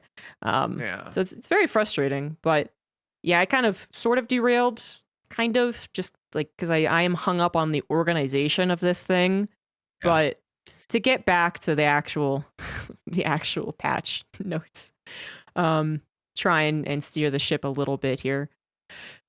Because we could spend 4 hours, I think, ranting about this and trying to also we could get the poster board behind me and get the string up, you know, and try and figure it out, you know, like, oh, it all points not to Blizzard even. It's actually Bobby Kotick and Activision, like right there. It's like he's doing this on purpose. Like They're Oh my trying to God, kill he's trying to StarCraft. tank the most successful game Blizzard has, No, here's what StarCraft it is. 2, so that when he leaves and Microsoft takes over, they force him out, the profits are going to drop. Oh. No, my God. Steadfast. They're trying to kill StarCraft because they want to make another StarCraft IP game. And if everyone is still playing StarCraft, they're not going to play the new game. So you got to make us all sad and upset about it. So when StarCraft Ghosts or whatever it is, because they've talked about wanting to make a new StarCraft game, when that happens, everyone's going to flock to it because they're like, I love the universe, but StarCraft 2 is horrible now. Yeah, that's definitely the plan. That's the conspiracy. There we go. No. Hang on. I've got another one. They already have Ghost in development, but they never put Protoss into the actual first-person shooter. Have you seen they're Protoss? just removing Protoss functionally from the game. No. And then they're gonna be like, oh, look, here's a completed version of the game, and people are gonna be like, is that Halo reskinned? And they're gonna be like, no, that's not it. That's so funny. Have you seen Protoss in any of the preview images for StarCraft Ghosts? No. It's always TVZ. Yeah. Anyway, Erlen versus Bomber in 2013 ruined our chances for anything for Protoss to be good because the game was just so good that no one wanted anything else. TVZ was just so good. Exactly. Yeah, exactly. Yeah, let's continue on the patch notes here. Anyway. So bring more visual clarity to important units on the minimap, which they couldn't do. And I don't think really matters anyway. The minimap. They didn't do it for the Widowmine. Oh, Is you're the- right. the, You're like- right. I was gonna say that. Sorry, they did. The mini map. They increased the size. My bad. I keep seeing posts from like Omni Skeptic on Twitter being like, "Here's how you do this." Right. Yeah. Does that just work? And they're just like, So- shut up. Here's also the other rumor. Like here, because again, we don't. The rumor. Well, he It's claims to kinda be hearsay. somebody that is submitting code to the game. He claimed that on social media. He's speaking on yes, he behalf did. of the developers of the game. Yeah, which is So- also just crazy. It is. I saw. Yeah, I remember seeing you converse and just being like, "Really? Okay, well, that's fucking crazy." 'Cause Everybody's on it is. NDAs, but this guy can go out and be like, "Here's how everything works. Here's everything I do. Here's why what I do causes bugs, and also, just so you know, I'm not getting paid, so none of this Well, matters." Submitting pull requests to an open source code base is never going to be under NDA. Like it can't be. That's You're- not what I'm talking about. No, he said, according to him, because I brought up, when I realized this guy was going to be willing to talk, I just asked about all the scope and how many changes that they were putting into the game, right? Because clearly, if he's like a good developer, you need to have some idea that when you change more than one variable at a time, sometimes it's on like a fulcrum rather than a pressure point, right? Where you can affect a lot of different things, right? Moving just one or two guys around. And he claims that they do not actually have a way to test what the patch will do when it hits the live server, because that was his justification for why the bug not being in the PTR but showing up when they pushed it to live became an issue. Because I said, well, how can stuff like this happen? And he said that they don't actually know because they don't have any access to the code on the server's back end. They are uploading what is essentially like an HTML file that gets put into the game. And to me, that is why, at least for me, my biggest take on this, and the thing that bothers me the most, is that they're very clearly biting off far more than they can chew when somebody who is a part of this process speaks openly that they literally do not know what will happen when they push this patch. They can't know, and yet at the same time then say, well, we can do as much stuff as we want. You can't complain at us because we're volunteers, and that's that. And it's like, it comes off as very condescending. It comes off as very demeaning, and it comes off as elitist, because sure, he may be a volunteer, but it's also every change that he wants. That's every change that those guys want in the game as well. Asking questions about why it's okay to simultaneously acknowledge that we're on the thinnest ice possible. Why are we jumping? Why aren't we being a little bit careful if there's cracks in the ice and we know that we can't get away with too much? What is the point of, again, swinging for the fences, right? Like, Yeah. It's When you just don't have it's just arms. mind-boggling. It's mind-boggling that this guy doesn't have an NDA either. So I was fascinated that that's just something, that's stuff that's just being shared out in the open now. But it's crazy. It's crazy. 65 plus changes and no way to be certain what will happen when they're put into the actual live game. How is that? crazy. How is that not fucking crazy? That is crazy. It I is. mean, you know, It if is it's crazy. true. How is that not crazy? No, you're right. It is fucking crazy. It is absolutely batshit. That's no doubt. But here's the thing, right? Is that the Balance Council, when they were organized as they did in the previous years, I guess they probably weren't told that, right? I guess. Like, well, no, they did know that because literally Scarlett built the balance test mod. So- I don't know if she did it for this one, but the previous patch because there was no one at Blizzard that could do it. Yes. Is the story that I've heard. That's what I was gonna say. That was the rumor that I was like, bringing up rumors and all that good shit. But that's one of the reasons that Scarlett being on the Balance Council is important. Is that she actually is one of the few people who works just not as a pro gamer, but she also really tinkers with the engine and stuff. So, I gave her a lot of credit for that. But then, she's still not. That's not her main job. No, that shouldn't be her job. Yeah, exactly. It's not. And it shouldn't be. So when things get missed or when you realize like, oh shit, that doesn't work and I don't know how to do it, that's not on her, obviously. So unfortunately, she is known for that. Like I kind of to use her name, but just to be clear, she's not to be blamed for anything. But in general, the rest of them are kind of being like, that's not clear. There's no like guidelines being given to them, right? They probably, again, get put in a room and say, go crazy. Although, Nate, I do want to go back on the Omni-Skeptic thing for a second because my understanding is that people like him and Ollie are submitting PRs, they're submitting pull requests that get eventually integrated. But a lot of the stuff that he's doing, and maybe it's the tone that he writes it in, he's explaining how things work. He's not saying, I'm doing this. He's saying, this is how the system goes because I've dug deep enough into the engine to say, I think this is happening.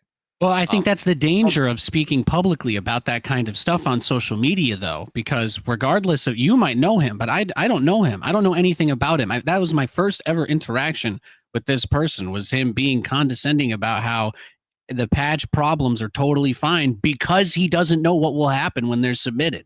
Like it's ludicrous. It's absolute. There's no justification for that. Maybe I misread his tone, but I mean, I like that doesn't really change the fact that there are people that just jumping out. We don't get any official communication, but some guy will reply on Twitter to tell you that complaining that the patch is potentially dangerous is wrong because you are concerned that there might be more bugs. And we don't know for a fact that there are no huge bugs. Nobody has found one and made it publicly known yet. That's the only thing we know for sure. Well, even the bug could be known and publicly known and not implemented for 3 months until it suddenly turns on one that day. too, Yeah. right?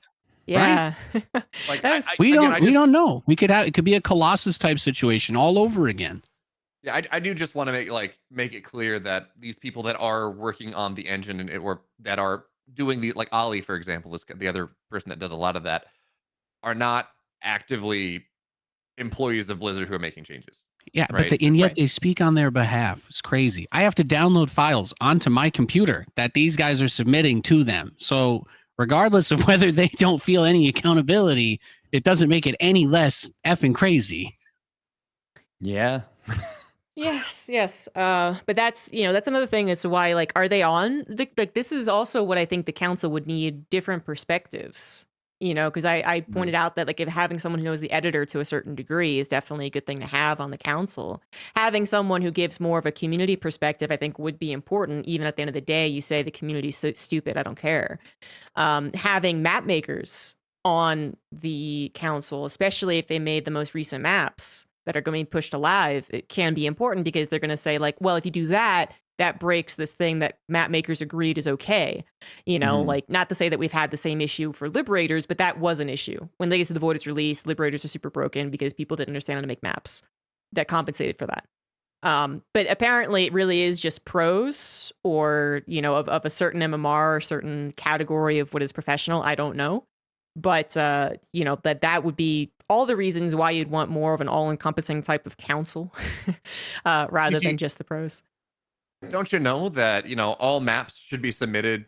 I guess it's totally different, Yes. but all maps should be submitted to TLMC or whatever it is with 0 bugs. So we don't have to QA it because by submitting it. You certified this. Yes. Can I explain to you what a bug is? Okay.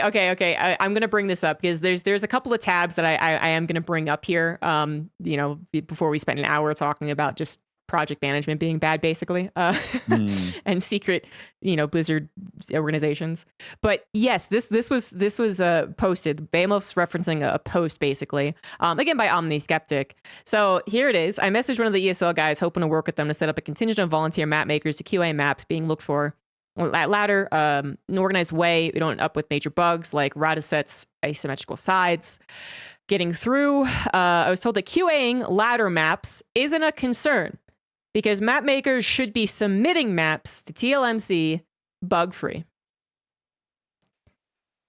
Can we talk about what a bug is for a second? It's an unintended issue. It's something that you do something and you don't expect it to happen, and it maybe it's missed in some way. Why did the map makers make a mistake? Are they stupid? Raise your hand if you've never made a mistake in your life. Why doesn't Batman just put Joker in jail and not let him get out? Is he stupid? That's a different question. But why did he get fired from his job? Is he stupid? Sorry, I like that meme. Yeah, no, it's a good one. You got me. I've gone a little hard on the "is he stupid" meme. This was just the perfect time to actually. No, I love it, man. I did it to a Twitch viewer like a month ago, and they've never returned. I would like to argue that I have, more training in technical things than a lot of, I'm getting my PhD. The amount of times that I spend a day tracking down a missing negative sign because I put something in wrong is significant. I don't care how good you are. You will make mistakes and things will happen. And this idea that they're just not going to be bugs. Why do we have a PTR then? Why do we ever test the balance back? Because purely it's going to be fine. Yeah. Clearly there will be no issues. We don't need to test No, all you got to do is just blame everybody who has the misery of dealing with your mistakes, and you just blame them for not testing it enough. That's what everybody says. That is the only consensus level response we've gotten from the leaders of the community, is that none of us are putting enough of our free time and hard work and effort into testing their stuff by playing thousands of games on a PTR when those guys won't even play it with each other in their little private chat. Great. Awesome. I want to go one step further. Why do we watch StarCraft? No one makes mistakes. We're all perfect here. The entire here's a crazy idea. What if the Balance Council played on anonymous accounts and put out replays of them testing it so that we knew they were actually doing anything? That's a suggestion I had, man. Why don't you guys prove that you actually do anything at all? That'd be great, and not just take whatever submissions people posted into a chat log and just put 50 changes in the game for no reason. The entire. Well, to go back on my diatribe, one more second, because Nate, got us off track by a really good suggestion. The entire point of anything in life is because mistakes are made, and that's the joy and the spice of it. That's why we enjoy StarCraft. We watch forced and unforced mistakes happen. But clearly. It's a crazy thing to read. And all they said was one of the ESL guys. We don't know what that means, who that is, that they have the authority to say that, blah, blah, blah, blah. But it's pretty crazy. It's, again, we can go into not blaming any particular person because we never know the full truth, and we don't want to be that type of rumor monger. And this but could have been slightly misrepresented. We're taking one side. We don't know that this is actually fact. Abso-freaking-lutely. But there's always that thing where if enough things are problematic, something has to be blamed. The most important thing is that when it comes up in conversation, we try to be as civil as possible about it. But it is important to make sure that when people are talking about this stuff, we do need to, ESL is our shepherd, and at the very least, we can ask them questions. I don't think there's anything wrong with asking for clarification. And I think when we have opportunities to ask for clarification on these things, on these processes, I think we should. And I think that's the bare minimum. We don't need to be going after people. There doesn't need to be any outrage or freaking out. We just literally, when we have a chance to say, hey, what's going on? We need to make sure we take those opportunities, because it really feels like everybody's getting taken for a ride and on a trust me, bro. Here's the thought. What if, this is implying that we get more patches. You never know. we're kind of at a point right now where we have 3 major tournaments a year. I don't care what after Katowice would be a great option. Like do a patch once a year at the end of the World Championship, and as part of that, maybe between the semis and the finals, as everyone's getting ready, you get Alex, whoever it is up there, some face of the balance council that's been working them. You announce the changes, and you give time for, I don't know, the desk or whatever to do. Hey, we're going to take 30 minutes and we're going to have you talk about the changes and defend the changes, right? Like, not do a random blog post, actively have this Q&A set up and give them a chance to be a voice and a person to actually defend the changes. If ESL or Blizzard or both are doing what we are maybe suspecting, and that is just fully saying, don't do anything, do not be a public face, you are officially like a Blizzard employee or an ESL employee, we can't be a part of this, and that's never going to happen, right? Yeah. Well, you don't even have to, like, if you get we don't know someone that's not an ESL employee, some public face of it. Yeah, like I would volunteer. You know, ZombieGrub would go up on the desk and be like, I was given notes by a bunch of people, and here's here's what they're saying. Just you've been in the Discord and you've watched what's happening. Yeah, like it could be possible, but again, it seems like they've done the bare minimum for whatever reason that they have of just telling a bunch of people to go and fix some stuff. So we kind of discussed, we discussed maps, discussed a bug, and I do want to bring up the further bugs and also kind of interesting aspects, I guess, of like a particular map, which Bamov brought up in the beginning. But anyways, first and foremost, obviously the no KR European patch for a while, and then the absolutely insane 2 days of people first memeing that North America was the PTR and then actually starting to believe that could be an actual reason. Nate said it best. Why would they gaslight us when we gaslight ourselves? I wanted so badly for NA to just be the only viable region to play for like 4 weeks. The amount of practice that I was getting, I was getting such better practice, but with my ping advantage. Yeah, finally, so nice. I'm the main character. For 2 days, we didn't have to play on Europe. For 2 days, we didn't have to play. Stupid Koreans and Europeans. This is my house. Those are the best queues on NA in years. Best queue times on NA in years, man. It was a good 2 days. It was fabulous. I couldn't believe some people actually starting to be like, well, no, I see a point here. It's like, no. There is nothing Redditors are better at than coming up with a story and then getting mad about the story that they're telling themselves. I mean, I got That's mad me in the shower. That's me being like, oh, man, I can't believe this person might have thought this once about me, maybe based on something that probably isn't true, and then getting just mad about it for the whole duration of the shower. Oh, Steadfast, that one's right. Yeah, but I know. Why do you think? Yeah, like I'm taking longer showers. I got to resolve that. Yeah. Oh, that's why you're taking longer showers. Oh. Yeah. Okay. The Immortal, we already kind of went over it and kind of the question mark. But it basically is like more immune to friendly fire, which is fine, but just keep in note that is a buff. Right, like people friendly fire. People do make mistakes, shockingly, as we've said. The Broodlord, someone reported on Reddit, and I think it was agreed upon at the very least by other commenters, is that the Broodling change for the Broodlord also affected Zerg building Broodlings. So, just to remind everyone as to what those changes were. Scroll down. That's interesting because on one of the rounds of entries, they said, "Hey, TB like to do." Make it not affect building broodlings. Because did they? Okay. Because there is some linkage there. This happened in the January patch as well, where building broodlings last because they reduced the amount of time that broodlings existed in the January change, and that initially hot fix it, I think. Initially affected building broodlings as well. Okay. So, like this is a continuous thing that they had to fight. Gotcha. By the way, the whole fact that like the Rentree thing is updated and it wasn't even correctly like imported to the official announcement is also a bug, I guess. Like pretty silly. It feels so sketch that our actual knowledge of what changes are going to be is a stuff that none of us have ever heard of. Yes, exactly. Is this real? Yeah. But just to remind everyone, because I think when I hear that hatchery broodlings are no longer as good, I think of T-Rex defense, right?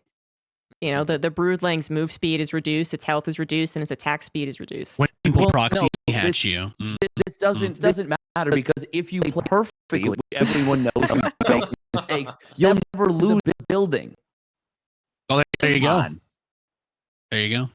They made it even less likely by lowering the amount of HP you can accidentally suss out of an Evo chamber. Ooh, do we need a Apparently, the audio is just going cray cray. do we need a restart? Yeah, maybe. Everyone's watch it, razzle dazzle, guys.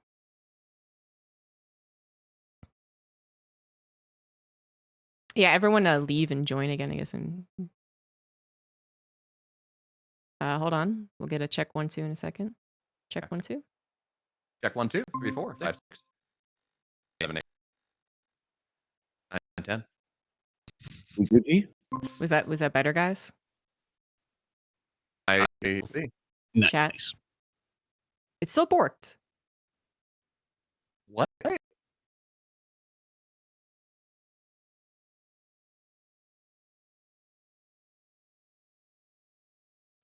If it is, something else is happening.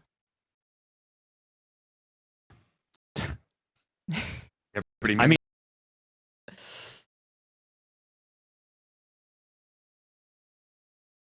I am untethered. My rage knows bound. I have nowhere to send it. So our voice is coming in fine to you, right? Yes, Like yeah. you hear us just fine? Yeah. So it's something with OBS. Yeah, it's the application audio capture. It must be, right?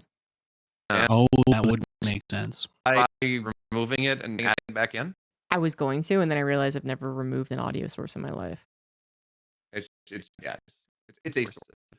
That's the nice thing about like not using audio.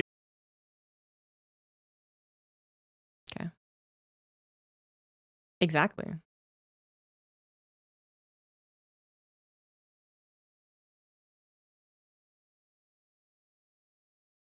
Yeah, everyone's muted right now. So, yeah, it happens every time. It happens every time.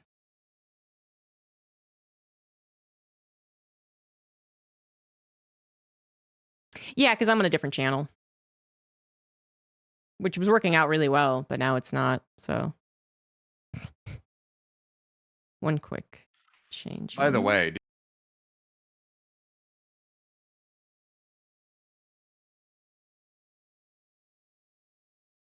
for just a moment, Behemoth was I did coming not. through. How about now, guys? can I talk? I'm talking. Come on, let's talk. Oh, Original oregano. Cool.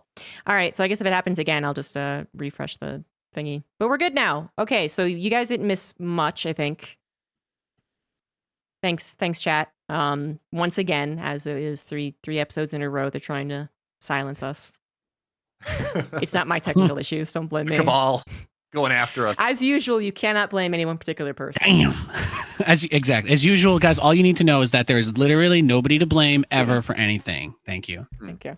And we made no mistakes here as well. This was done perfectly. This was because there were no mistakes ever made, and because this was done perfectly. It was clearly malicious. It was clearly malicious action. Yeah. Here we go. Indeed. Okay. So what were we talking about before that happened? Broodlings. Bugs. Oh, broodlings. yeah. Literal bugs. The There we go. broodlings 2 racks defense is now worse. yeah. There we go. It's what I was talking memes about. aside, it's actually it's a pretty big deal. It's a Here's pretty the big deal. biggest reason why it's not a big deal, Steadfast. Cyclones. No one's gonna 2 racks anymore. I was gonna make that joke. It's like you're either opening 2 racks Reaper or you're Make cycloning it cyclones up. and you don't. Yeah. That's the meta that we're in.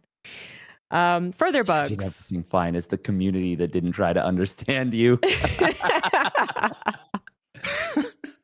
Thank you, Goated Minna. comment. That's yeah, good. that is a good one.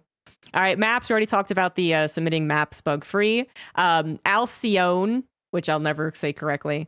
I got Hecate down, but I cannot think of how to say this word every time I need Just to go pronounce say it it. like Hermione.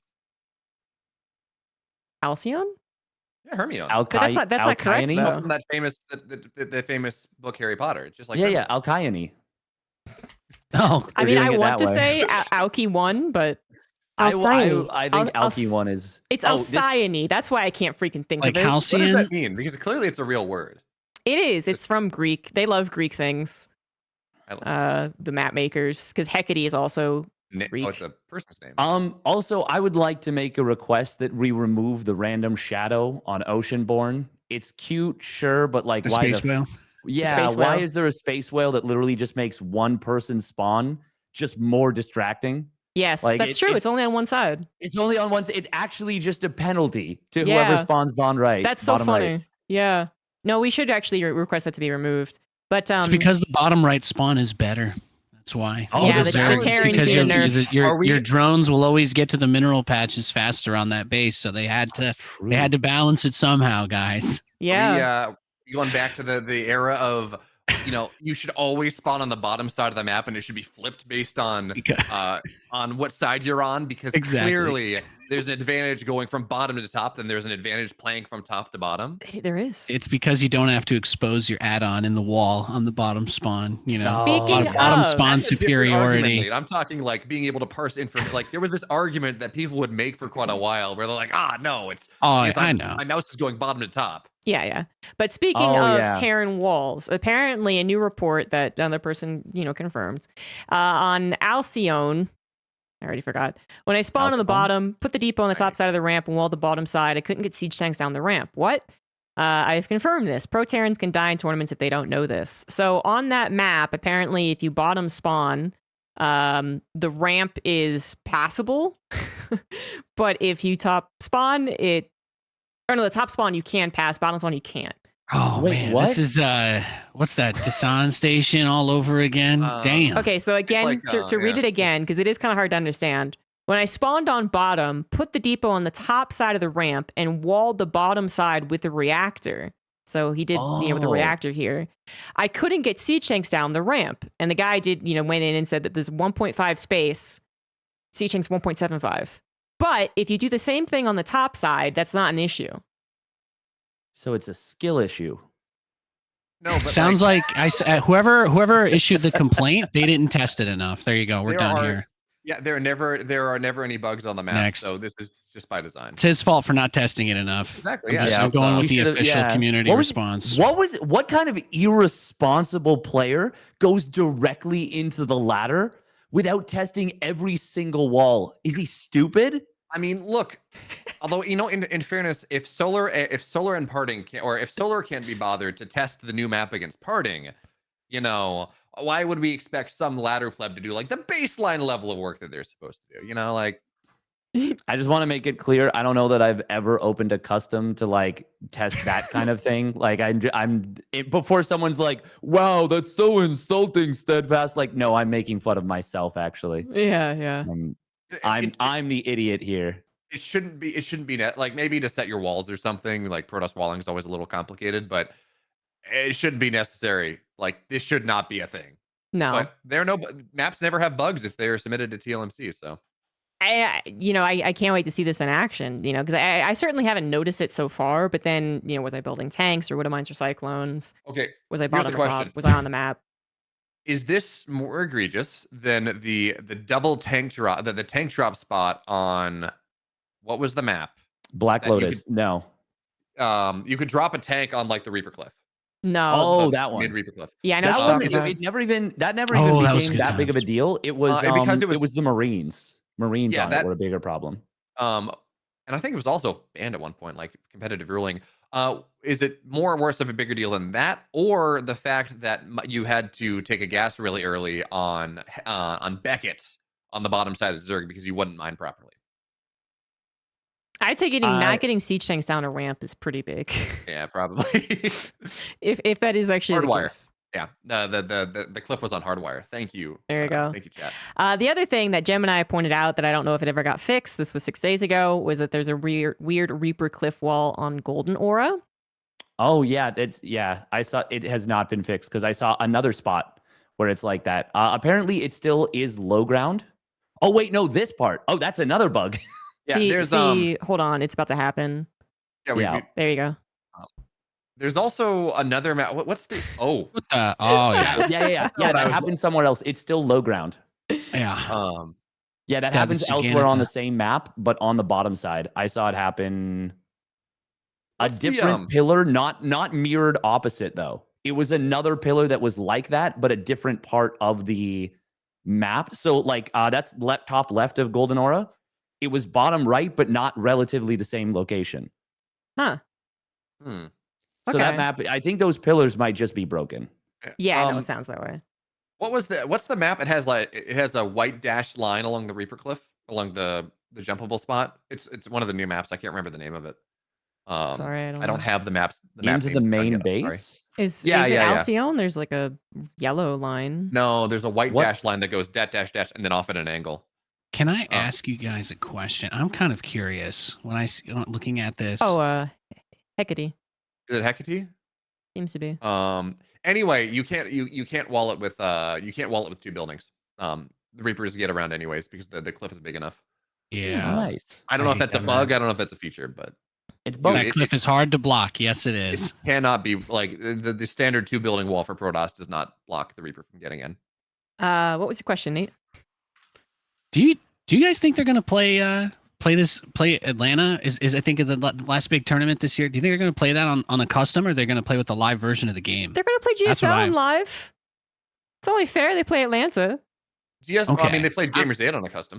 I'm under the impression Gamers 8 was played on a custom with not It with a was. non I don't know. with the, It was. so it was not the same version of the game that people who would be laddering would be playing. Yeah, so they have to that's change the my Colossus. curiosity is whether this cyclone issue or some other issue we are not yet aware of, perhaps banelings, whatever it ends up being, a bug. Do we just expect now that there's no chance anything would get fixed in time for an event because of the last patch? Do we just, that's my concern when I think about this stuff. Like, Okay, how is this so- going to impact? How is this going to impact the tournaments and whatnot? How much are we going to have to wait on this? Because they'll make these changes and we'll live with them for a crazy long time, and then they cover themselves on the tournaments and they just play a different version of the game while we deal with the bugs too. That's the kind of stuff I think leaves a bad taste. Hold on, I kind of want to put a pin in that because it's kind of related to another discussion I want to have, which is like, was the last patch a success? So put a pin on it. That's We're fair. gonna That's fair. finish the 2 further bugs. Well, not even really a bug. The next thing I was gonna show is this comical thing that I got linked on this map. What is this map? The Hupsaya new, like the proxy absurdiness. This is Alcyone. That's Right? that's Alcyone? Okay, Alcapone. so Yeah, this is what I was talking about with the proxy. okay, so this is not a bug, but it might be an unintended feature. Or an intended feature, honestly. Or intended, I don't know. But this guy gets, he's PvP, Upsaya here. And he gets proxy stargated. And actually, I can just play the audio because he does explain it better, I think. Scout, I have to walk all the way around over. You can't even walk through here. You have to walk all the way around. What the hell is this shit, dude? Bro, what? You literally can't get over here. Wow. Yeah, like, because my probe goes over here to scout, and then later in the game, right? Later in the game, I, like, find the proxy Stargate finally, and I'm like, okay, probe, like, mine this minerals out. I was like, mine this minerals out so that I can come back and kill this, right? I tell the probe to go over here and mine the minerals out, and he can't. And look at how far he has to go. He has to go all the way over here to where the other player mined out this minerals. Hang on. Oh my god, dude. This is mineral wall. Oh, Go ahead. Wait. Well, how did the worker get through the first time? So he mined is the here. opponent, mined out his side of the minerals. Okay, so then this is super easy. You just click. There's a really easy solution to this because workers will know if something's mined out. Yeah. You can check that No. location How do you get a stalker? over there. Yeah, so you could know they're proxying. You could pull a probe. to kill a pylon to try and stop the Stargate from even happening. Or you just know it's there. I actually think that's totally fine. I think that's a reasonable map feature. Oh my god. I don't know. Like I'm not the most upset about this. There's obviously a lot of other things to be more frustrated This with. is- But like in other maps, there's a real, especially with a proxy Stargate, because proxy Yeah, Stargate but- wants to be as close as possible to your base, right? There is a decent chance that you can find it in time to try and do something about it. But now there's zero chance is I think the issue on this map.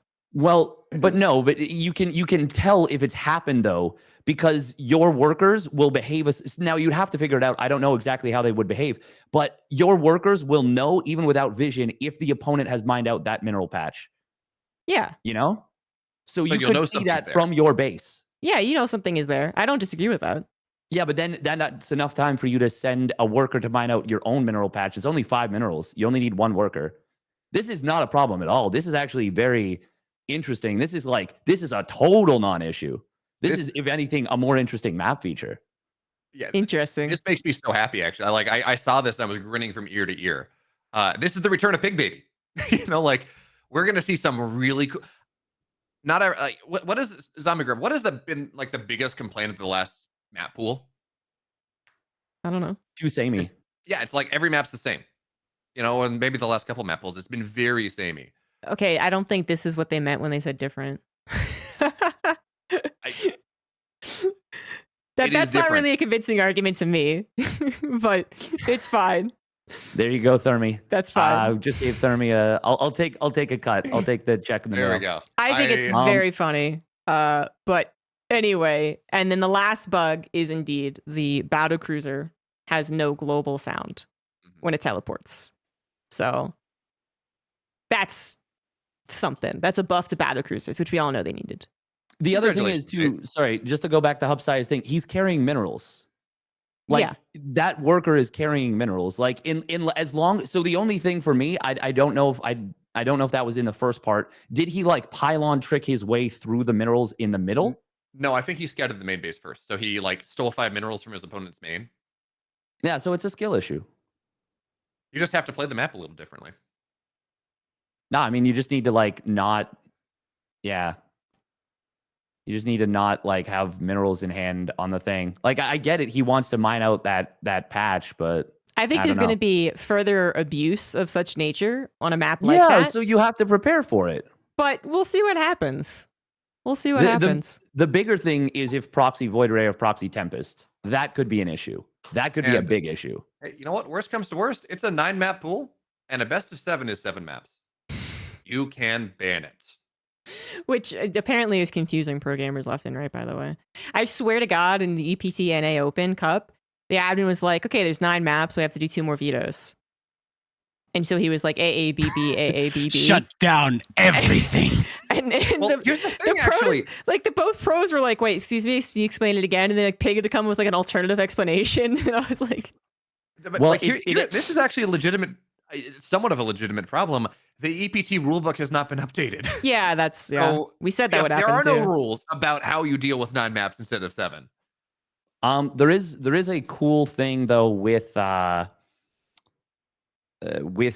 the way that they're doing best of 5s. So before you used to have a best of 5, you would veto, Yeah. veto, or sorry, veto, Veto, pick veto. maps. But now Yeah. it's veto, pick map, Yeah. veto, pick map.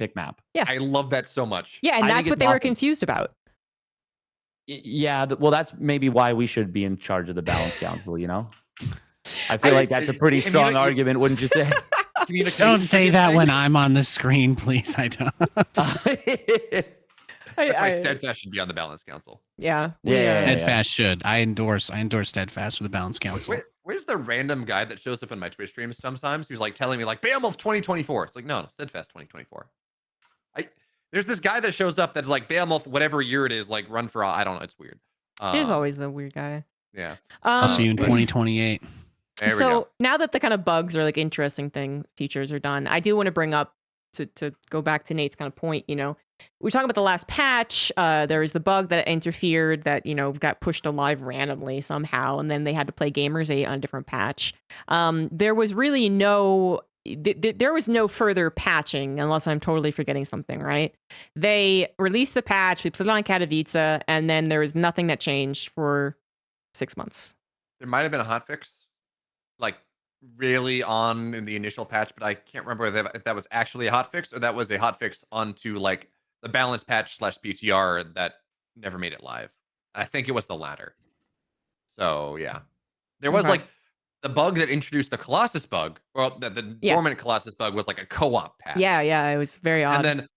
then the odd thing was the extra range didn't come with a client update at all. It just suddenly turned on one day. Yeah, that was Like there such a was weird no thing. change to the client, and all of a sudden we have 10 range Colossus. Yeah. So we'll go ahead and talk about what Nate wanted to talk about. And then I am going to bring up the Balance Report Special Edition thread Ooh. on Reddit. Which, if you haven't seen this, it's I love one of the first comments that I read. Is amazing.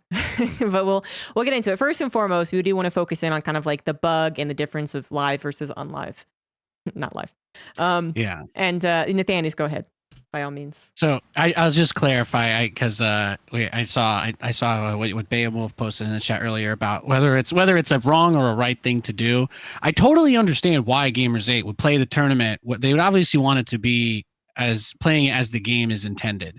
But the issue for me with this is that it's not something that's really broadcasted very publicly, because it's obviously not something you want to be drawing a ton of attention to. But I just think that for a lot of people that were tuning into the tournament or other tournaments or live streams around that time, it creates a lot of confusion in the audience where they don't actually know what the game is, because they'll say, oh, is the Colossus bug fixed? And people will say, well, no, it's not fixed. And then they'll say, oh, well, wow, I can't believe they're playing a tournament like that. And then nobody watching it is like, a lot of the people in the chat where this information would be getting passed around, they're casual viewers. They're people that come in and they kind of get their information from other people in chat. So they may not be aware that the tournament is playing on a fixed version of the game. So I think that it affects people's viewing experiences when they get excited for a tournament, because someone might be thinking, oh, well, it's going to take a long time to patch this Cyclone. I can't wait to see it in a real tournament, And then we get to that point and the Cyclone plays totally differently, and it's never really advertised that there was like a mod made, right? And I just think that for people who come in and want to be excited and watch, and they come in and see that there's this whole side conversation, there's this whole side factor where the game is apparently not working and we have a fix for it, but then the fix comes out and it breaks something else. That's where I think that the recklessness with the addressing how many changes are being made and whether we determine it's successful just because the game didn't completely break, or do we set a higher standard for ourselves? Does the bar have to be as low as the game boots, or are we allowed to set it a little bit higher on how we deal with these situations? Because I feel like even just a public statement that, hey, we recognize that there is a couple of known bugs. We are be playing this tournament with a mod, just so everybody's aware, that fixes the Colossus issue. There are no other changes made. We just wanted to make sure that there was no confusion, right? But the fact that you don't even get that much too, that's the kind of stuff I'm talking about. It concerns me not knowing what version, we don't really know, right? If that ends up for a tournament like Atlanta, they may be playing on a version of the game that doesn't get released for days or weeks or months after. It's kind of what I'm talking about. So actually, I have an answer to this, Nate. And then the answer is different than what I was going to give 5 minutes ago. So previously, the ESL rulebook effectively said that whatever version is the most current version of whatever version of the game is the most current version of the client, that is what every tournament has to be run on. And I guess they got around that a little bit with Gamers 8 by saying, this is not the most current intended version. This is not the most current intended version. Colossus should have 9 range. This is a bug. This is going to get fixed. As of September 12th, so in the process of the balance changes, and I'm not trying to be ultra conspiratorial here, but the rules, unless I'm misremembering, but the current rules state that you will play on the most current version of the patch unless A, there's a big bug that we have to fix, or B, and let me read this so I get the phrasing properly, is unless the version is considered unusable for competitive play due to A, bugs, or B, extreme balance changes with close proximity to a tournament. So yeah, and what terrifies me about that is how many people do you think, other than yourself and other content creators, have actually read that document? How many people are digging through that to know what version of the game the tournament's running on? Is what concerns me. The point I was going to make was, up until this change, the answer would be whatever patch, like whatever the patch is on. But I think many people could argue that the patch is close enough to the tournament that at least say like the online regionals could be run on a different patch because Yeah. for the letter of the law, if the balance changes are extreme, they have total, their rules say they can change it. Yeah, they could Because come that- out with a custom mod at any time right before the tournament starts, and then players are on a different version of the game, and people just might not be aware of that. Technically, right? It has to be within close proximity to the game, but GSL starts next week. Yeah, I was gonna say, imagine was, GSL plays on the patch as we know it right now, and they're like, "Yeah, that was a bad idea, guys. You should probably change Exactly. this." That's exactly Like- it. And then GSL ends up being on a different version of the game from the Atlanta Online Regionals, which ends up being on a different version of the game from the actual offline Atlanta tournament. And then we get a big patch again, maybe, or it's the big bug fix patch, maybe in December or January. And like, that's for me, that's where I'm like, it quickly becomes a kind of, it just becomes like incredibly hard to keep Becomes a track mess. of. Yeah. You had Kate, you're like, okay, well, these guys are playing. You just look at the weekly cup, right? The dumpster fire it turned into this week. Should we move all the weekly cup to be played every region to play on NA because they have the patch? Do we change the way that this? And I mean, if you think about it, just because of the way that this patch was handled, players lost out on opportunity, right? Because they didn't award points or something for the tournaments this weekend. That's how they fixed it. But that fix caused whoever played in that to get less than they otherwise would have under any other circumstances too. So, it directly hurts the people that are involved when these situations occur. And that's for me, that's the concern about that is how much time do people have to adjust? Are the players that are practicing going to all be diving on the next proposed fixed patch because that may end up being the next version of the game and then they don't use it? And that was a And- huge thing because the Colossus 9-10 range, like if you're not practicing custom games, if you weren't practicing custom games for that tournament, you were playing with the wrong unit the whole entire time warming up for this event. And that you can't say that doesn't put you at some level of disadvantage. The other thing is that some guys know farther ahead if there will be a patch. Right? Like that just happens. Like some people knew that Max Pax wasn't going to Katakatowice.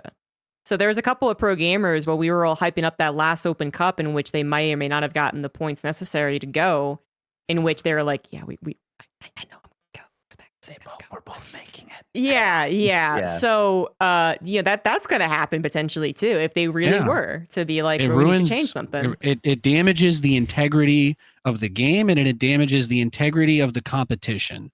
And as somebody who just watches now, I just want to watch good games. I don't want to have to guess 5 times what version they're playing on or if the game's broken or not, And the fact that people don't feel comfortable sitting down and watching and just knowing everything, like it's going to have some measurable impact eventually to just not care at all about the ramifications of the decisions being made.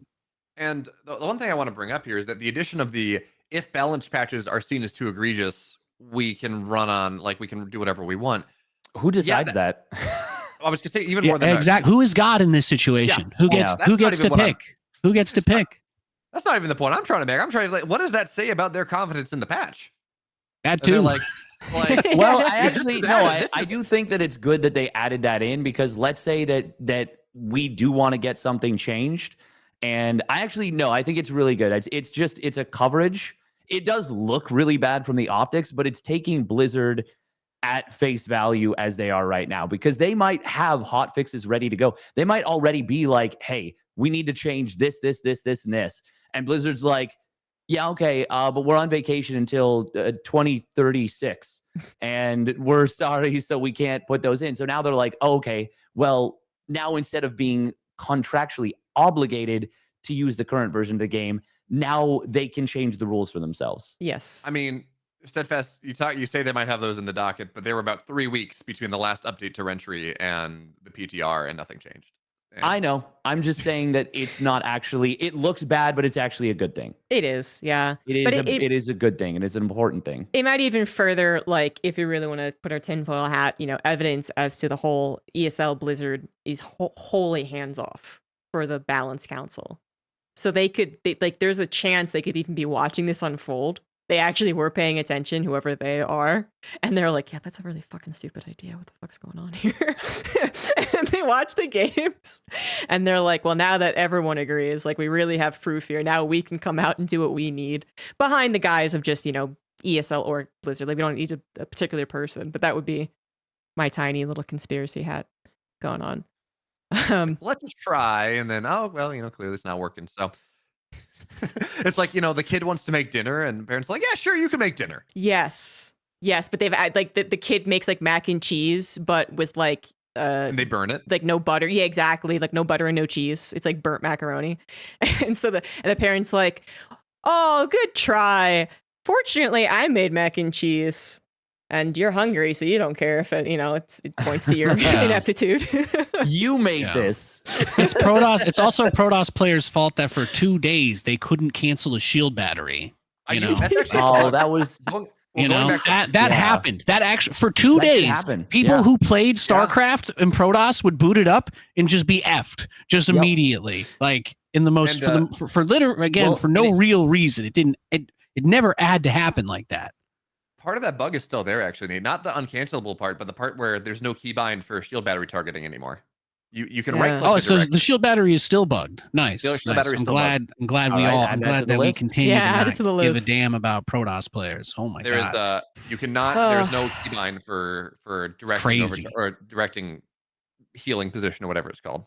So crazy. Speaking of, great segue. Let's talk about the balance report from July 23rd to September 23rd. I feel like though that if we want to talk about the balance report with respect to the patch, I feel like we have to go back to this poster's like not this post, not the one before that, which was the non-special edition that removed number 1 players, but the one that was from like January or like just post Katowice to whenever he posted it. What's the reasoning for those super specific dates? Just the last 2 months. Yeah. Just last 2 months. Yeah. Okay. Yeah. So that the balance report is back, I think, is a little bit better of an argument because that it encompasses more. The one that he had, like what was the first one? July September had one major tournament. It had Gamers 8, and then a bunch of small stuff. I can't find one from him. I think like the balance report is back is the one that you Protoss did okay, so he didn't make one. That's a month ago, yeah. Yeah. But that was January. Yeah, that's what I'm looking at. January 23rd, August 23rd. I think that's probably far more illustrative of how the patch went than the July to September or whatever it is. Well, I think they both are, right? I tend to look at ones that have far more tournaments and far more data into them because they're both played on the same patch, but one is 6 months and one is like 2 or 3 months. Yes, of course. Yeah, I understand that. And one has a more major tournaments, I guess. But then we also can say that people have learned. Yeah. Like the situation can deteriorate, and it that is fair. I believe that, especially when there are patches. This is always overlooked, but the reason why the first 3 days are the worst time to get people's thoughts. Great for first impressions, but nobody has mastery of the new stuff, right? Nobody has that. And anybody who plays StarCraft, I think even Diamond above, you should be able to get this. But there are things when you get fast at the game that you automate because you get so used to them, you do them in the back of your mind. And good players, you automate more stuff and then you focus on what's important. But a lot of it becomes muscle memory.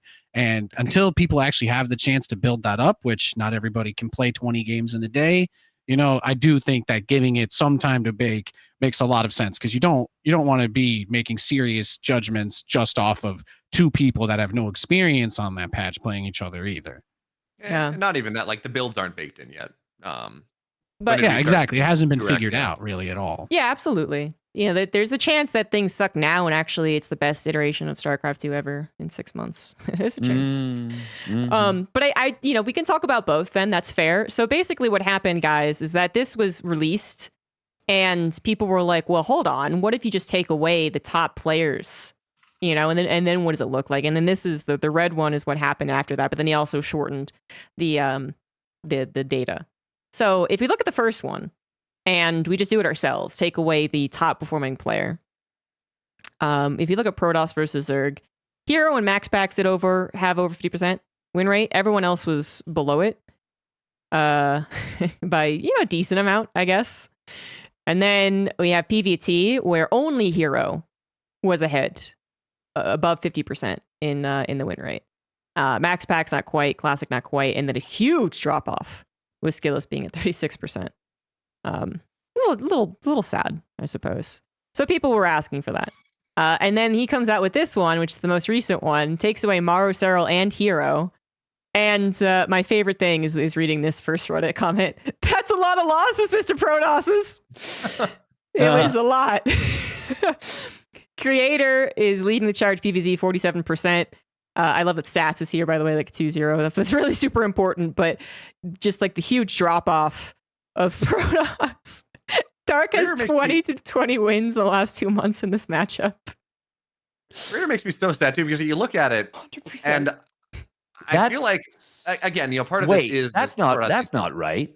Dark has had to have lost something. That's not right at all. There's no wait. When is this from? No, Steadfast. Because he's lost to Hero his so overall many win times. rate. This is not his overall win rate. This is his win rate against Creator, Max Pack, Showtime, Classic, Skilless, Nightmare, and Stats.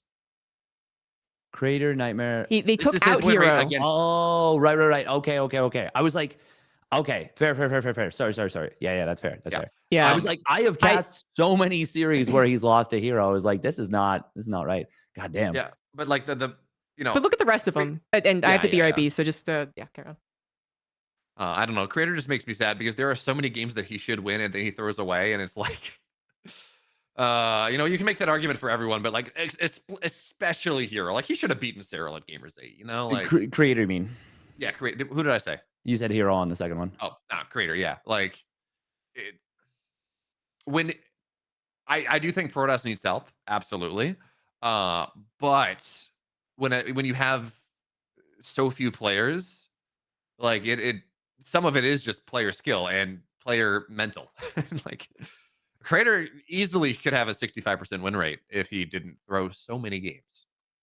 It is tough because like that is actually just a factually correct statement that he could win so much more, but it's and like you compare him to Serral. Like Serral is just such a more stable player.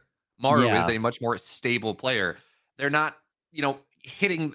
Obviously, Creator's a crazy example, but they're not hitting the desk if they lose a Colossus. They're not breaking. As much as we love that emotion because emotion drives stories. Yeah, they play mentally stably. It's like looking at Bjorn's win rate in offline tournaments and making any balance judgment of that when half the time it's because his wrist is falling apart. I kind of missed some of this, but are we blaming the Protosses again?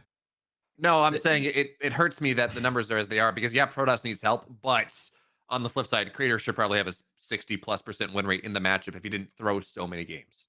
It's tough because it's a self-feeding well, problem. Hold on. As much as So it's yeah. Yeah. Okay. I sorry, Nate. You go first. Actually.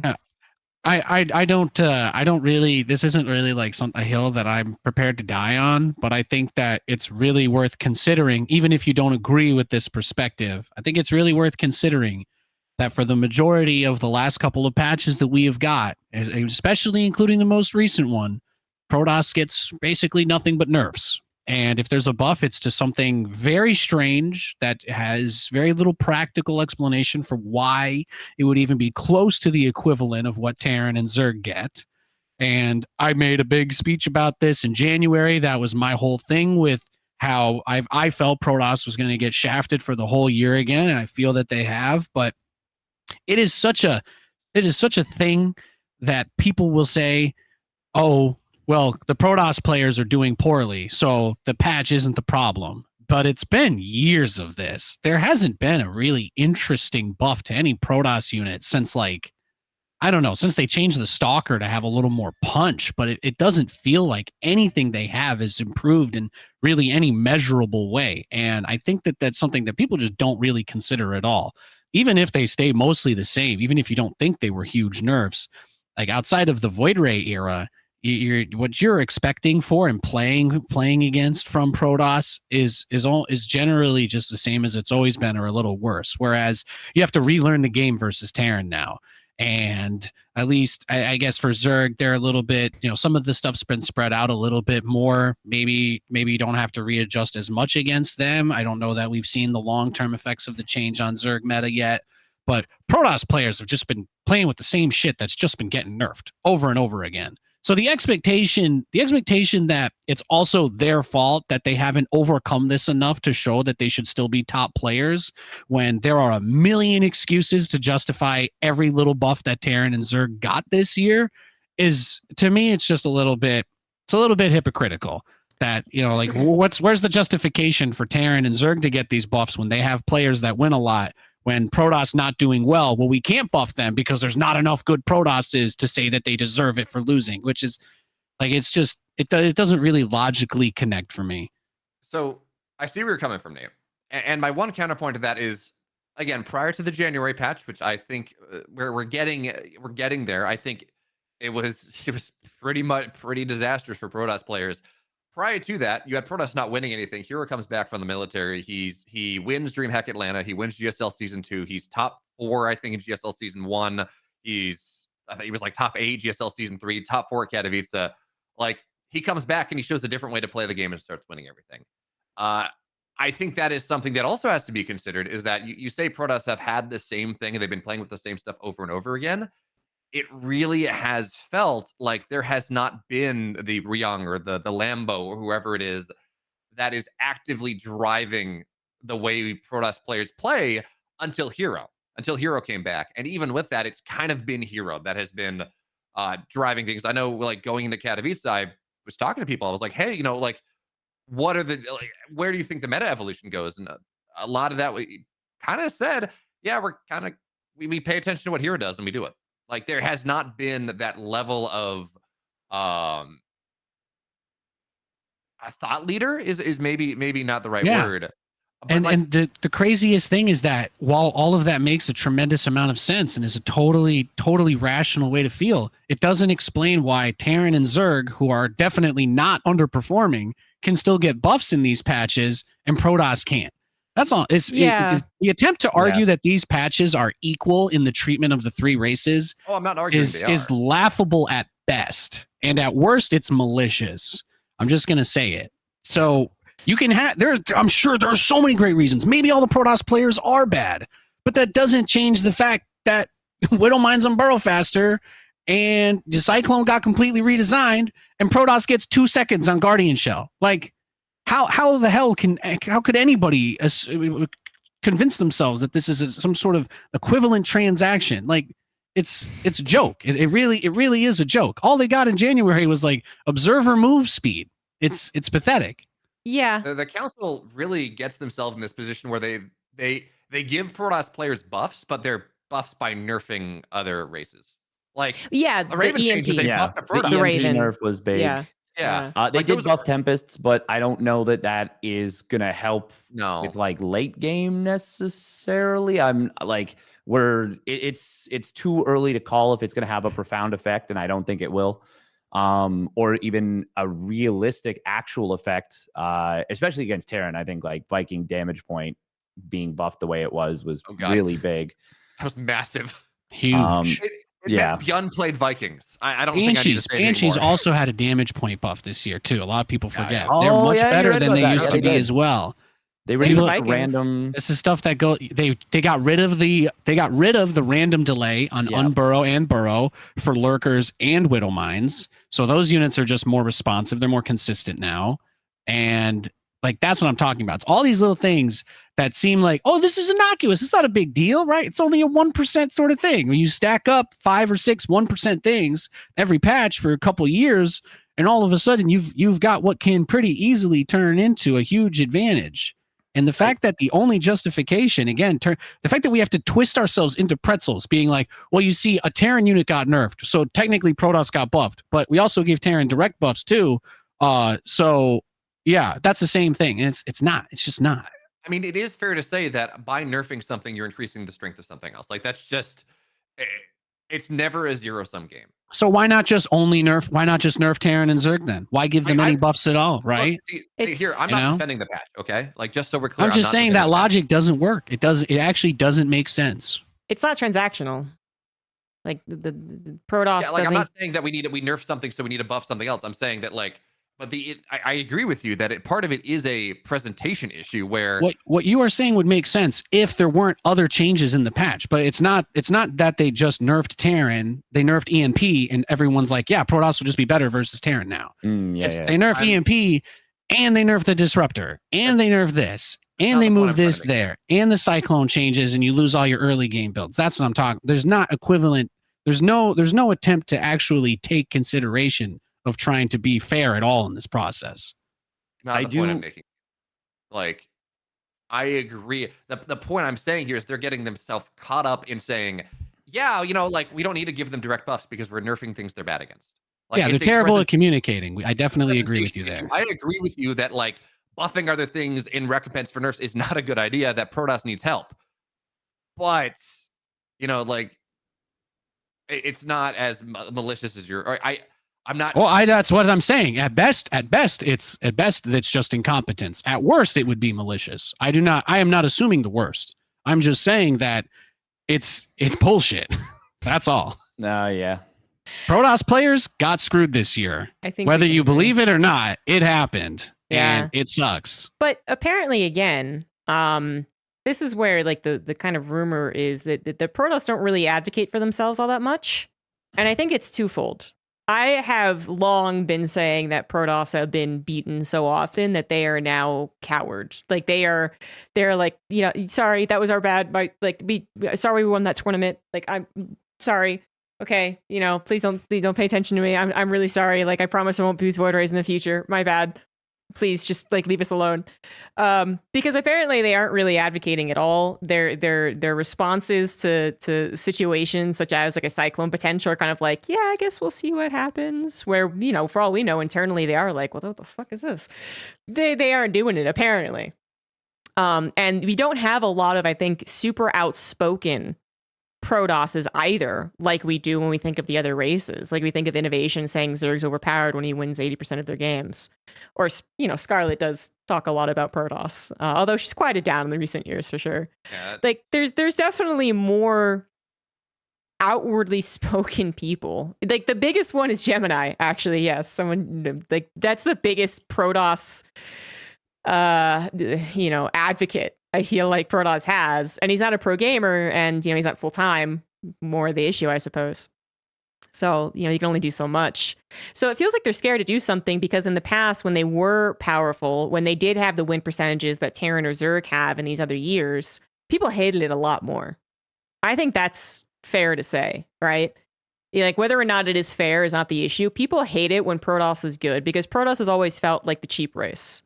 It's felt like the race that didn't require as much micro and macro as me. It felt like the race that depended on cheese and surprise.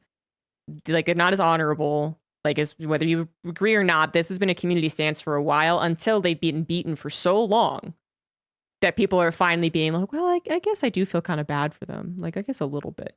That might be because it is hard to think of things that don't tilt the scales.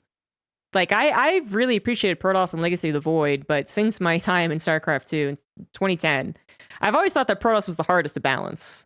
It felt like things would tip the scales drastically compared to the Terran and Zerg buffs or nerfs.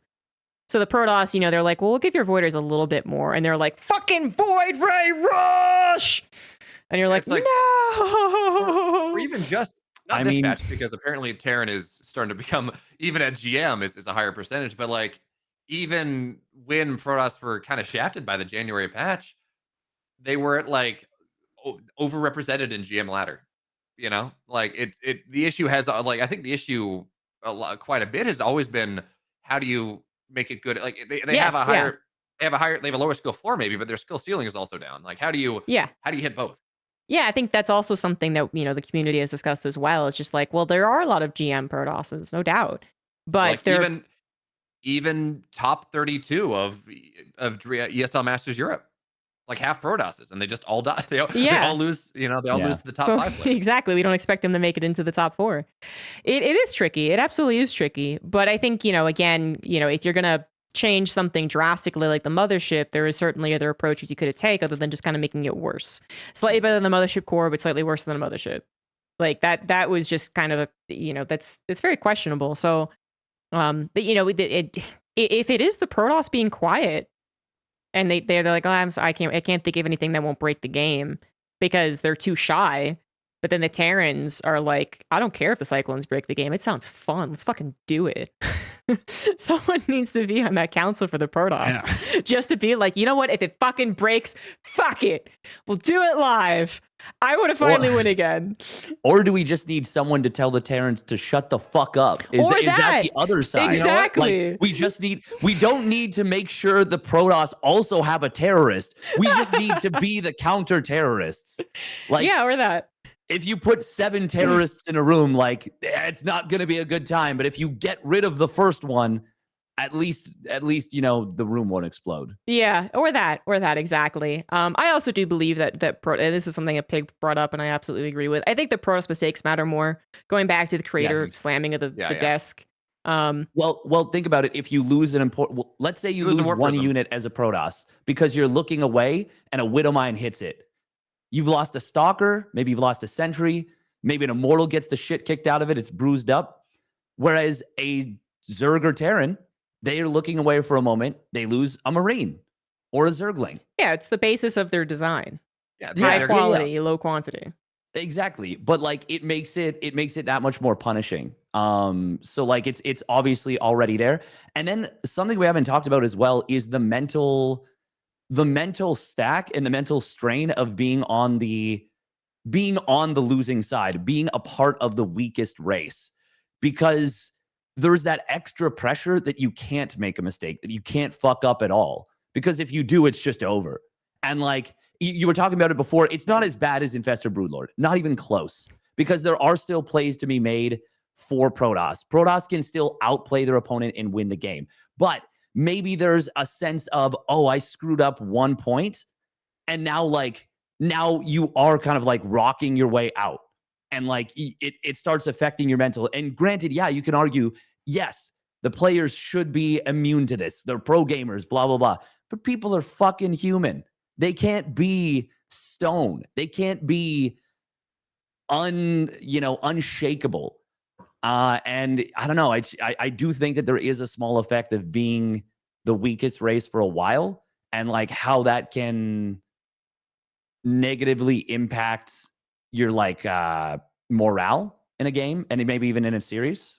Yeah, I mean, what I said, it feels like they've negatively impacted the morale for being the most hated race for 7 years. Yep. I mean, I will say the Void Ray patch was insufferable. Oh yeah, I will say that was yeah. I'm not here to disagree that Protoss dominating is not worse. I think if you do get a dominating race, Protoss is the worst one. I do believe it, but I feel like it's their chance to try again. They've taken enough battering that they can try again. I'll let you have this one. But I miss hating Protoss as much as I used to. I miss being mad about them. Yeah, that was really a collective. We were brought together. Terran was hating on Protoss when they were winning. And the problem with this patch is, we can argue that it doesn't give enough Protoss enough whatever, even with the Terran and Zerg nerfs, which I'll agree with. All the buffs went to Skytoss, which is the worst version of Protoss. Yes, absolutely. If we have an option, Hero last year before the January patch, when he was playing Hero, Blink Stalker into Zerg and just doing all this cool stuff, that was a great version of StarCraft when everyone is forced to play on the map. And now we're like, yeah, you know what? The only way we can make Protoss good is if they turtle up and get to Tempest Mothership Carrier Void Ray. Terrible.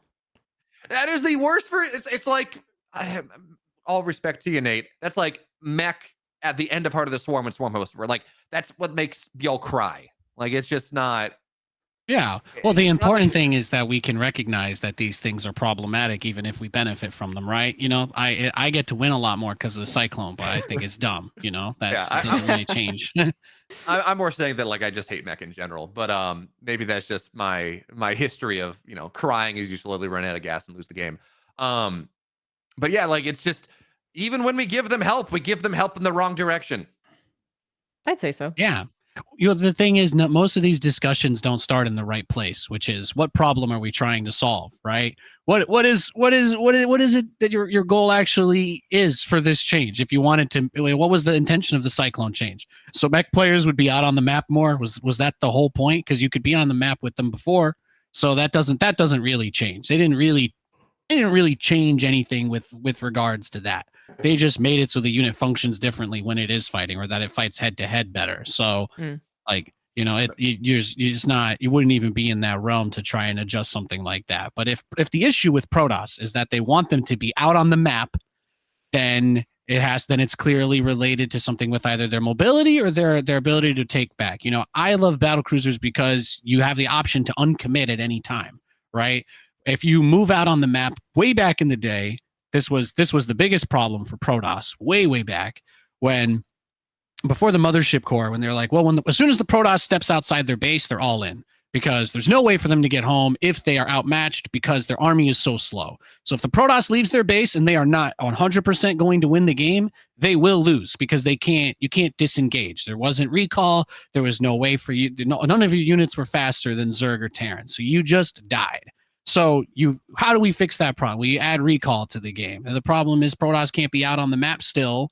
So, you need to try to think about it like that. Well, can we do something that will just make it easier to pull back if they want to be out on the map with some gateway units? Do we need to make it so that there's some sort of long range thing that gives them a little bit more support? Do we change how something with maybe Guardian Shell or whatever works, rather than making it last longer? Maybe just make it better. What's the tries to actually try something beyond just this, again, drops of water in a desert. Make it so that any unit underneath is immune to concussive shells. I had this idea after thinking about the Immortal thing and messaging. Yeah, what if Guardian Shield blocked abilities or some shit? I don't know. Try it. Cool, right? Try something. Literally anything. Like, literally anything would be cool. Yeah. I mean, we've had so many discussions on RTS about changes that would be pretty cool and I think would actually make big differences. But they're, it's not going to happen. I don't know, man. They just redesigned the entire fucking Cyclone. Didn't seem like a big deal. Didn't seem like a big deal then. Fear Dragon definitely made a good. I agree with this point. I brought up to Pig. So you can see Fear Dragon's post on Pig's video actually. But basically the biggest thing I agreed with was that it wanted to do something, like it wanted to be safe enough to like not break the game, but then also redesign the game. And it just felt like they didn't hit any goal. They got into the middle and then they're just like stuck there. And it's just like, what was it? Was there a plan? I don't think there was. And it just further makes me believe that what happened was that some people who were louder than others and more interested than others thought up things, and those people weren't Protoss. And so they got theirs thing through, and the Protoss were like, and they got nothing.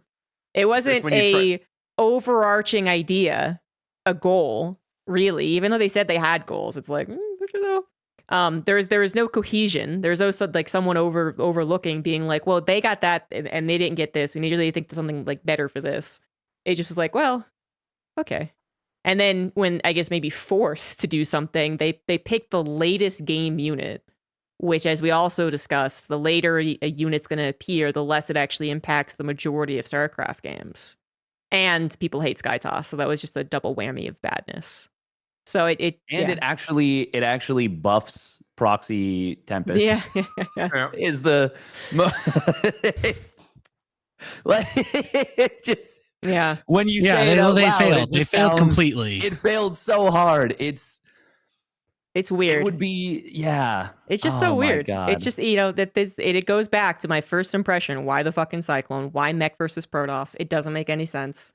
Yeah, we don't need it. It's not even something that I truly like. I feel like people are trying to gaslight me for the last 13 years of StarCraft 2. I really do not believe that there has been any sort of cry out from the community for mech versus Protoss. I really do not believe that. Never. A few people, as always, who also believe that Baneling should be removed and lurkers shouldn't exist, and you know, whatever else crazy thing that people believe every now and again. But mech versus Protoss and the idea of mech, which I also agree with Beowulf, is just not the best foot forward for StarCraft 2. Mech is, whenever mech is dominated, it's been some of the worst metas. So why would we want more? And if you're like, well, my counterpoint is, well, that this mech is mobile, and it's like, well, then it's fucking bio. What are you doing? And that's the other thing too, is again, the mobility was never the issue for these units. Getting the Cyclone out on the map was never the hard part. It was just a question of, could you get to it or not? And if you could get to it, you could kill it. And now if you can get to it, you can't still anyway. So it's like whatever the intended goal was, is like, yeah, we just want this to kill everything. Then it lines up a little bit more with that, right?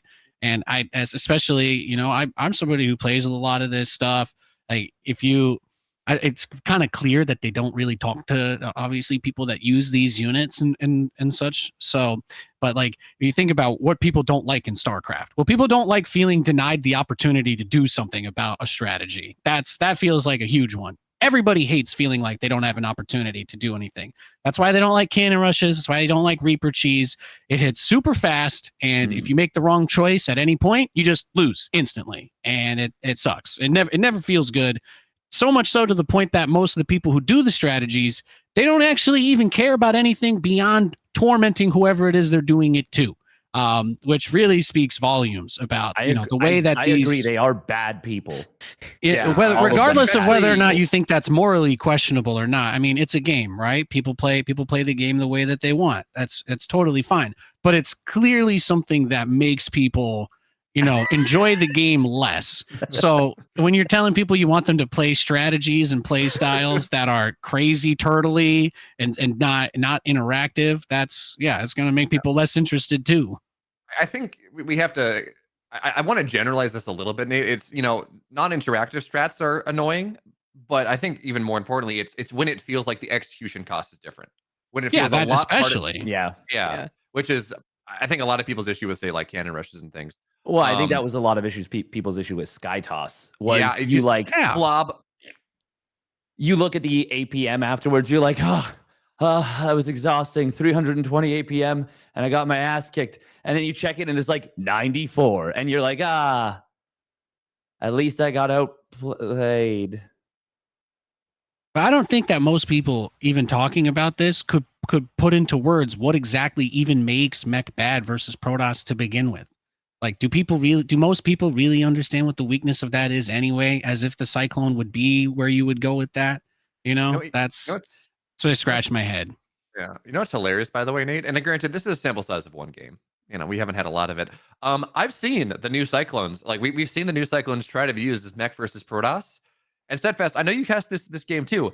It got freaking smashed. Like, I'm talking about Gumio versus a hero, yeah. Yeah. It did not look good. I didn't cast that. I did cast it. It got smashed. It got Blink Stalkers. I don't. And I said that at the very beginning of the episode. I don't think the problem right now is with Mass Cyclone. The problem is with the first 2 to 4 to 6 Cyclones, or even the first one Cyclone. But the point is, if we're gonna make mech, they failed. They fucking failed. I've seen it again. One try, we maybe get figured out more. I don't know, but yeah, I've seen one try, and it's just like it got smashed. The Cyclone doesn't actually impact playing a real mech playstyle versus Protoss at all. That's another question. Yeah. Just because the unit's mechanical doesn't make it mech. Well, people have an idea, right? That's like when people say mech, people don't think about mechanical units. Like if you make an army of 14 Thors with Hellions and Liberators, that's not what people think of when they think of mech. They think of 15 siege tanks behind a wall of planetaries and depots and a guy not doing anything, just sitting there waiting for his opponent to attack into him. So that's kind of the problem, right? I think trying to encourage people to do less turtley stuff by giving power to other units makes sense. But the way that they did it in the Cyclone just kind of makes it more of a catch-all, and it doesn't really advance that, because you still don't want to make an army out of them. I still feel that way anyway. You don't want to make a whole army out of Cyclones, and it's not really interesting to watch a whole army made out of Cyclones either. Yeah, it's not. No, it is not. I just love boxes running around the map. It's great. My favorite thing. Yeah, especially boxes that do less damage when you over micro them. So you just really need to let them A move as much as possible. You know, that really does it for me. Oh yeah, I love that so much. But yeah. So I mean, to all of that, really, I just wish that there was a more, you know, is it really that if everybody could come together in this hypothetical utopia of StarCraft, like could the whole community figure out a way to buff Protoss going out on the map and being able to take that third versus Zerg without it affecting adversely those early game strategies? Is it really impossible? Do we really believe that nobody is capable of working together and figuring anything at all out? I don't think that.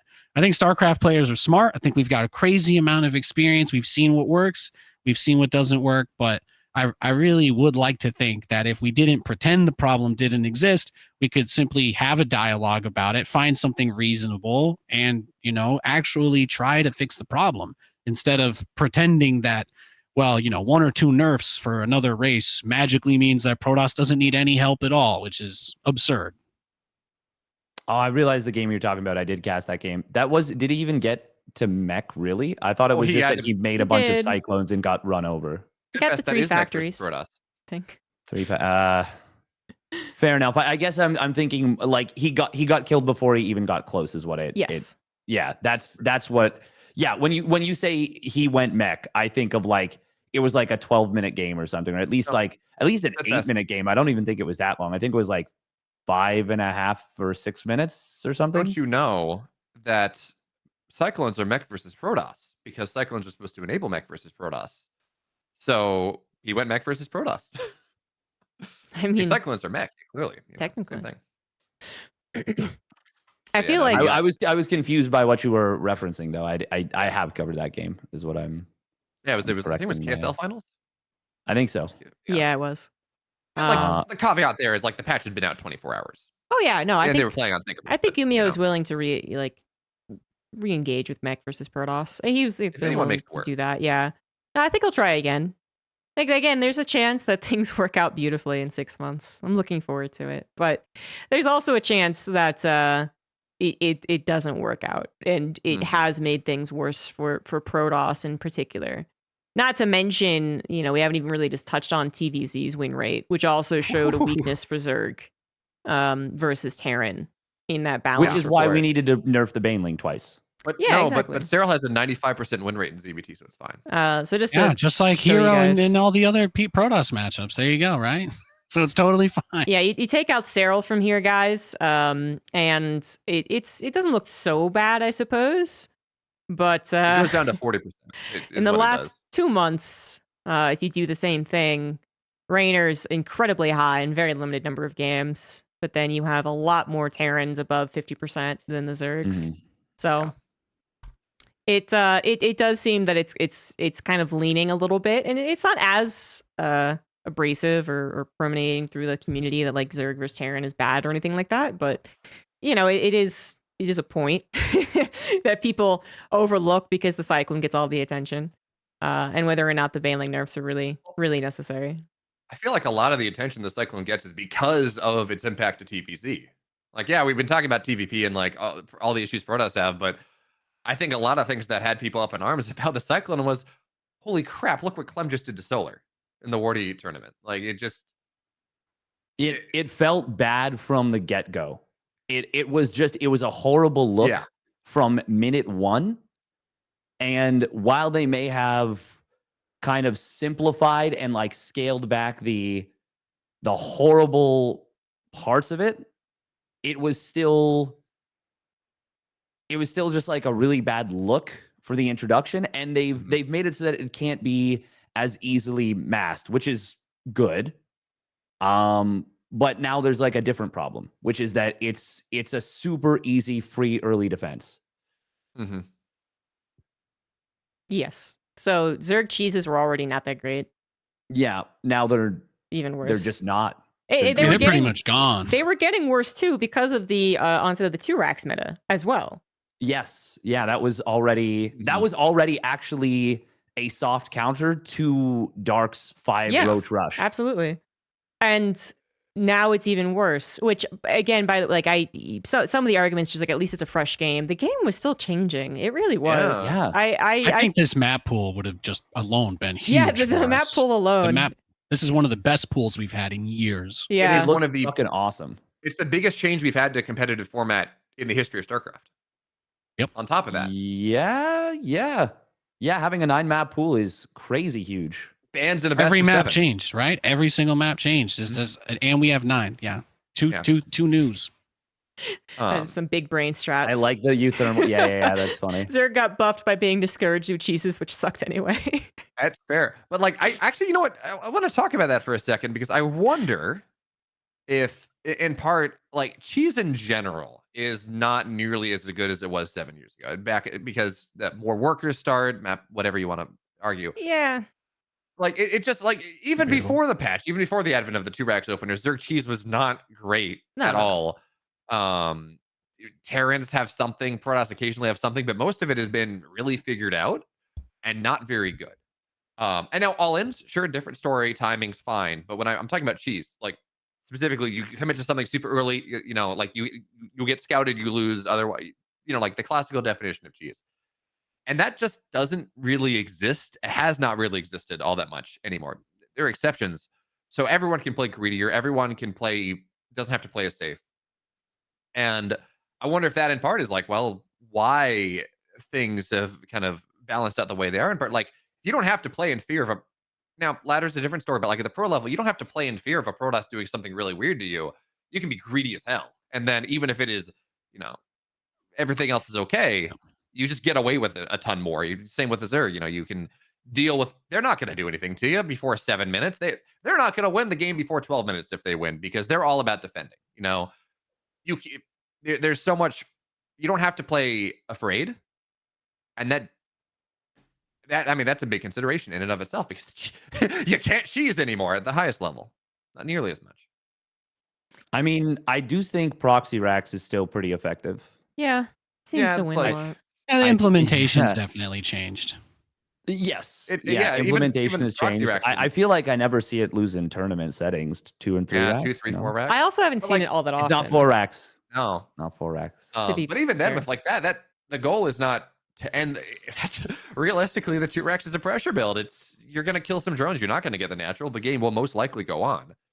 There are It's so not- many builds that are like we say they only work because random people hit you with them on ladder when you don't expect them, right? And then in tournaments, this one just happens to be pretty consistently good no matter what. But I think it's like exactly what you're saying too. That's probably the least committed cheese anyone can do. Yeah. I will say the proxy 3 racks is still rather common in the Korean meta. Mostly because this strength of like not knowing which one it is until you see that what would be the 3rd Marine, I think, or wouldn't be the 3rd Marine. Yeah, so I think Like, that's still 1 out of like every 15 or 20 games or more. Like, it just because it's more common doesn't make it really the incidence rate all that high. but what I mean is it's still viable.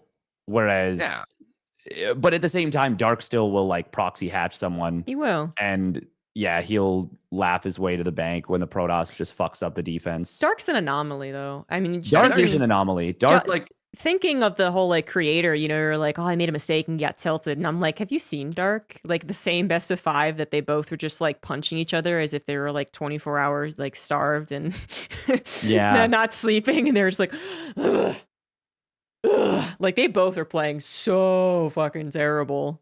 yeah, It's- Dark's Katowice run was. It didn't make any sense that he beat Creator, but then Creator also didn't make any sense when he went to game 5 versus Dark. It was a conundrum and a conundrum. Do we want to count how many games Creator threw in that series Creator alone? did win that series 5-0. Like Oh, he, yeah, he 100%. did. Like, he and won then GSL. Dark- He won in GSL game, 4-1. Game 5 was, I couldn't believe it. It was the weirdest thing I've ever seen. Dark got supply blocked at 36 for what, like Yes. 45 seconds? Dark plays And then- atrociously, like more than occasionally. Yeah, he did. Well, I mean, the number of times 28. he gets supply blocked is like really high. He also does something that I think is a really interesting solution, where I think he actually purposely spends all of his larva on overlords so he doesn't get larva capped. I actually think he does that on purpose when he gets supply blocked, like the bad supply blocks where it's like, oh, like you're 36 floating, supply like, yeah. because it's like, okay, the larva's not going anywhere. You're going to need those overlords eventually. I think he actually realized like the best thing that he can do in that situation, not for everyone, but for him specifically, is to just spend all of his money and all of his larva, and then he just doesn't have to worry about it for a little while. And Yeah, I obviously guess. that's not optimal, but considering the mistake that was already made, it's the best possible band-aid for it. I mean, that's kind of like Dark building like 5 macro hatcheries because, I'll buy that. It's kind of in the same vein of just being inefficient, but somehow winning anyway. Well, but He's Dark. like he leans into he covers his own weaknesses very well. Yeah, But absolutely. that one supply block at 36 should have, by all accounts, lost into the game. And then Creator was like, "What's the build I can do? 4-gate Glaive Adept." And then Dark was like, "What's the one build if my opponent does, I can hard counter it, and then I'll be back in the game." 4-gate Glaives, and you know what? It happened, and Creator lost a 5-0 series. Yeah, like he did the same thing against Rogue, and a little different, but he did the same thing against Rogue GSL season 1. That was like a 4-1 victory for him.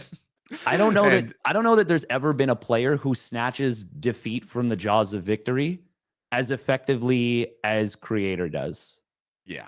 I feel like it's kind of the opposite for Dark though. Like Dark he does is so Dark is the opposite. Yeah. It's Dark so turns funny when they face each other. impossible- Yeah. Yeah. What happens when an unstoppable force meets an extremely movable object?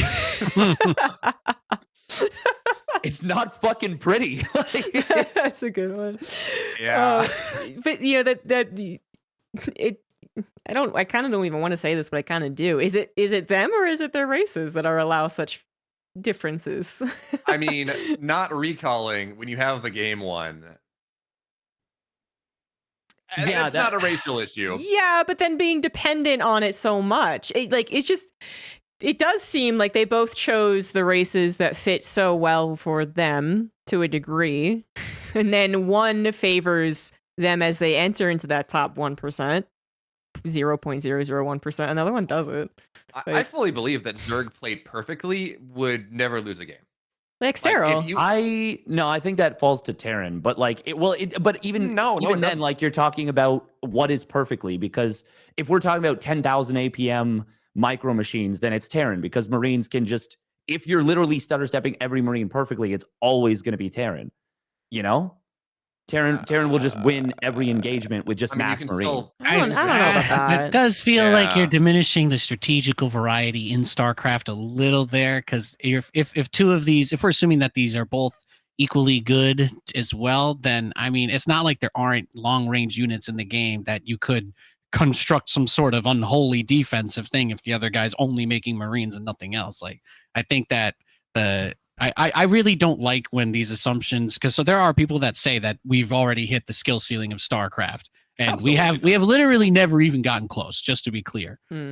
There's tons of mistakes that you can look for if you dig through pro replays all the time, and it's one of the fun humanizing things about pros. One of my favorite challenges when someone's like, "Oh well, this Terran, Maru's just perfect." I'm like, you look at any Maru replay of a game that he doesn't kill the guy with a cheese, he's dropping supply depots. He's using the supply drop. So you better believe every single top player does that. And yet everybody that you talk to would tell you that those are noob mistakes. Oh yeah, no, people don't need to do that. Cyril doesn't get supply block. This stuff doesn't happen.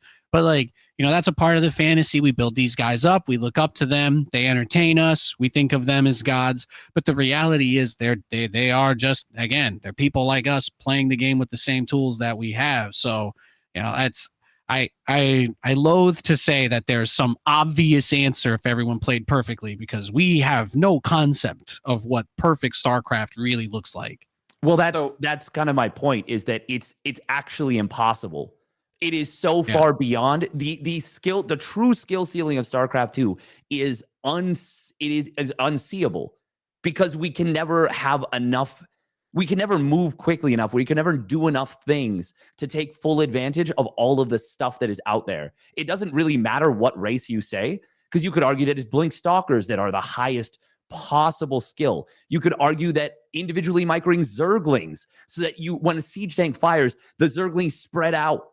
Like, there's so many things that you can argue, but it's kind of a moot point anyways, because we're so far below that. We're so limited by human ability.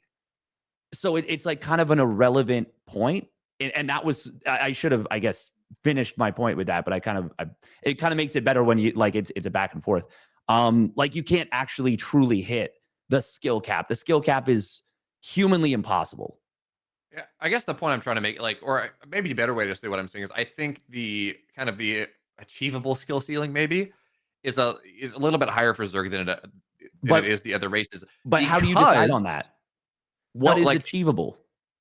Because unlike other like whatever, Zerg has so much flexibility and so much vision. Like Zerg play optimally is you drone until the very, very last second. You build whatever like that the minimum you need to defend, and that's why it's hard, right? But that is why the skills, in my mind at least, the skill ceiling is just so much higher because you have that flexibility to perfectly respond to whatever's happening. Counterpoint: the best Zerg player in the world, Cyril, because he is the best Zerg player in the world, and I would say he's the best player in the world. He does not do that. He does not play cut worker to the absolute nth. He does not play extraordinary greed. He actually drones as much as he needs to, and sometimes will drone high. Sometimes he will over drone and make mistakes, but that's usually in ZVZ. Most of the time, though, he is droning to a position that can allow him to stably win the game. He will get enough drones to such that he needs to. I don't think it's common, and I'm talking about ZVP, ZVT more often. I don't think it's common for him to do what you're describing, which is like, okay, I drone to one more drone and I lose the game. You know, like he's like, okay, if I droned up, I know what I need to defend X attack. Now it's a very intricate thing, and you'd have to talk to him more specifically. I'm kind of referencing Pig actually a little bit because Pig I know has done a deep dive on a lot of Cyril's stuff, and compare it to like Raynor's stuff. Raynor would get up to like 80 drones at like 6.5 minutes at some of the world championships he's won. You don't see Cyril do that. Not very often, at least. Yeah. I think people also don't really generally agree on what they think the most skillful aspects of the game are. You know, there's a lot of you people focus on words like counters and like the perfect thing that you can do, but StarCraft, there's always that awful comparison people make to chess, but it's a little bit more like poker. You got to bluff sometimes. Sometimes the way to win is to do something that doesn't outwardly immediately make sense. And a lot of tournaments and a lot of money have been won on that concept alone. You can't. There's no hiding something in the corner of the map for one specific upgrade in chess. That doesn't happen. So I think that what we consider to be talent, just pure mechanical skill, strategical mindedness, these are all good things to talk about, by the way, but that's why we like the game, right? I think that's why I love the game, that there are so many different things that you can do, so many different places you can go on all of these maps that you can never, there is no perfect thing, because somebody can always think of some way to cleverly deal with this while still doing what they want. And that's what makes StarCraft so good. Agreed. Well put. Fair enough. Yeah. Yeah. Well, we've talked a lot about the patch. Generally, going back to the beginning, we gave our overview. We don't believe that they hit their goals, and some of the goals were iffy. And Some of the things they said in the goals that they didn't even show up at the patch. yeah, that too. And there's a lot of bugs, and there's really no guarantee that I keep on seeing this, and I keep on correcting it. People saying that, oh, well, they can fix it. And it's like, what in the history of the past 2 years has told you they would do that? There's really nothing. There's nothing that would tell you that they would fix balance or even technical problems particularly quickly. Your best bet is to guess like an extended period of time. And for whatever reason, we can't get any communication on that front. We can't even get we are paying attention and we'll do what we can to fix any problems. Not even that. Very bothersome. So if you don't like the way that it's forming right now, be prepared to be disappointed. But for right now, the game isn't broken. But yeah, the viability of cyclones and the lack of viability for some of the early cheeses doesn't look so great. Protoss definitely doesn't look like they were given any leg up. It looks like they're going to be even worse. They have even more things to be afraid of in the early game versus Terran, which was the bigger problematic matchup. So We don't know what's going to happen in the future, but I am pretty sure what's not going to happen is a quick fix. Yeah. Yeah. So with that, we'll go ahead and end it. The patch talk at 3 hours and 11 minutes. Nice, we did it. We did it. We fixed StarCraft. Yes, we We did. saved the city. Yes. So now I just want to, spend half an hour, if that, I guess, on Overwatch League, because of course, not only is it low hanging fruit, but it is actually pretty impactful. And if you have missed the news and you didn't watch any recent talk show that we've done, because like a couple months ago, it was announced that Blizzard is basically giving a escape path for all of the teams. So remember, Overwatch League was like you can buy in for millions and millions of dollars, and you'll have a team, and it's going to be bigger than the NFL. Literally something that they pitched, which was wrong. It's clearly wrong. Then the team started to get really angry because they weren't seeing a return. And one even refused to advertise the Pro-Am tournament that went down. One refused to communicate that they were basically backing away and then just didn't show up for the first week of Overwatch League. And then, as I said a couple months ago, they were given the outs saying that not only can you leave the contract or whatever, I guess, that you were in, but we'll give you money. We will give you $1 million, something like that, $5 million to leave. Sorry, this worked out this way. Our bad, basically. And so when that happened, again, a couple months ago, everyone was like, well, that's it. 6 million, thank you. They're like, well, that's it. Like, who would not take that deal? Clearly, Overwatch League is not doing as well as they were hoping for whatever reason. Yeah, which we won't really remember. get into. These guys all had to buy in at LCS million or level, whatever, yeah. absurd 50 million? evaluations. Yes. And that was just for the license. It was just for the license to be allowed to be a part of it before they spend money on getting players and facilities and contracts and everything else. Yes. Oh. So Overwatch to put League. it in, Go ahead. sorry, to put it in perspective, that's like the equivalent of when in the crash of 29 was the equivalent loss of value there. If you put in 50 million and got 6 million out. Sorry, I just wanted to frame that. What we call Black Tuesday, the historically thing where thousands of people jumped off of buildings in New York. Yeah, getting a little grim, but Yeah. here's the report, by the way. $6 million total payouts from it. Approximate US 114 million. Move set to end Overwatch Esports franchise era. $114 million from Blizzard as a, don't sue us, I guess. I don't know. Effectively buying them out of their They're paying yeah. out $1/10 billion.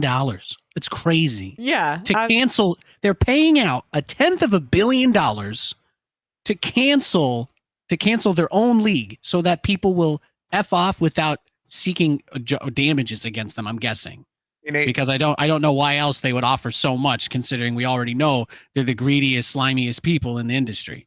Hey, Nate, how much do you think we could do with $144 million? 114. $114 million. I'll I give had you that, one you'd better. never see How much me do you again, think we could man. do with the difference between the mistake and How much do you think the we could do 30 million with Only just golden imagine. retrievers. how much do you think we could do with a buyout from one of the team is $6 million? That funds are Yeah. what was it? It was how big the Blizzard deal was like? I'm in my $2 million cabin in a the year or woods something? forever then, man. I'm gone. Sorry, when I say we, I mean the scene, like StarCraft. Right. Just messing. I know. Yeah. Yeah.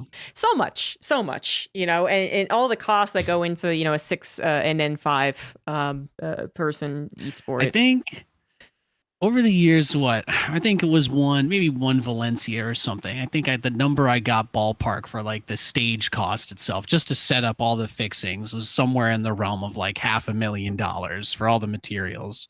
So I'm guessing we could probably run maybe. I think you could at least get one full crazy event for $1 million out of that. At least if we're limiting it to StarCraft and we're not flying out 50 people, then I think you're getting pretty close. So you could probably do a whole year's circuit without too much trouble. It depends how much you want to save for prize pool, basically. That would pretty much be the only real limiting factor. Yeah. Other things that went wrong. Overwatch 2 was announced and then, didn't failed, I guess. Basically, Steam was launched with Overwatch League launched on Steam, sorry, and then got heavily review bombed. So many things went wrong. It is a train wreck that has been amazing to watch in slow motion for the last 6 to 7 years. Because again, the reason that it's low hanging fruit because it has been a catastrophe on the business front. But it also is like there's a lot of like vindication from a lot of people, not just on the outward front, like us who don't know these secret like inner dealings, but from people who actually were a part of the inner secret dealings. Like just listen to anything that DotA and Monte has to say as the casters they picked up, like first and foremost, and helped develop Overwatch League. They've talked about it and they've been extremely negative. Obviously, Monty's known for being negative, but they got some points. And other people who would, coyly, shyly kind of touch on the subject, but not really want to reveal anything. And now that it's almost officially over, we get all like the drama coming out, a bunch of people putting on Twitch streams, or they're just like, well, this happened and that happened and this happened. The only positive thing I've heard from that, like these Twitch streams, is that actually one of the teams was making a profit, believe it or not. I forget which one. I was trying to look it up while you guys were talking, but that's shocking to me. I don't know how much of a profit, but I whatever. But it's been a catastrophe. So Overwatch League has its final potential, grand final as we know it, because they've alluded to maybe changing it in the future.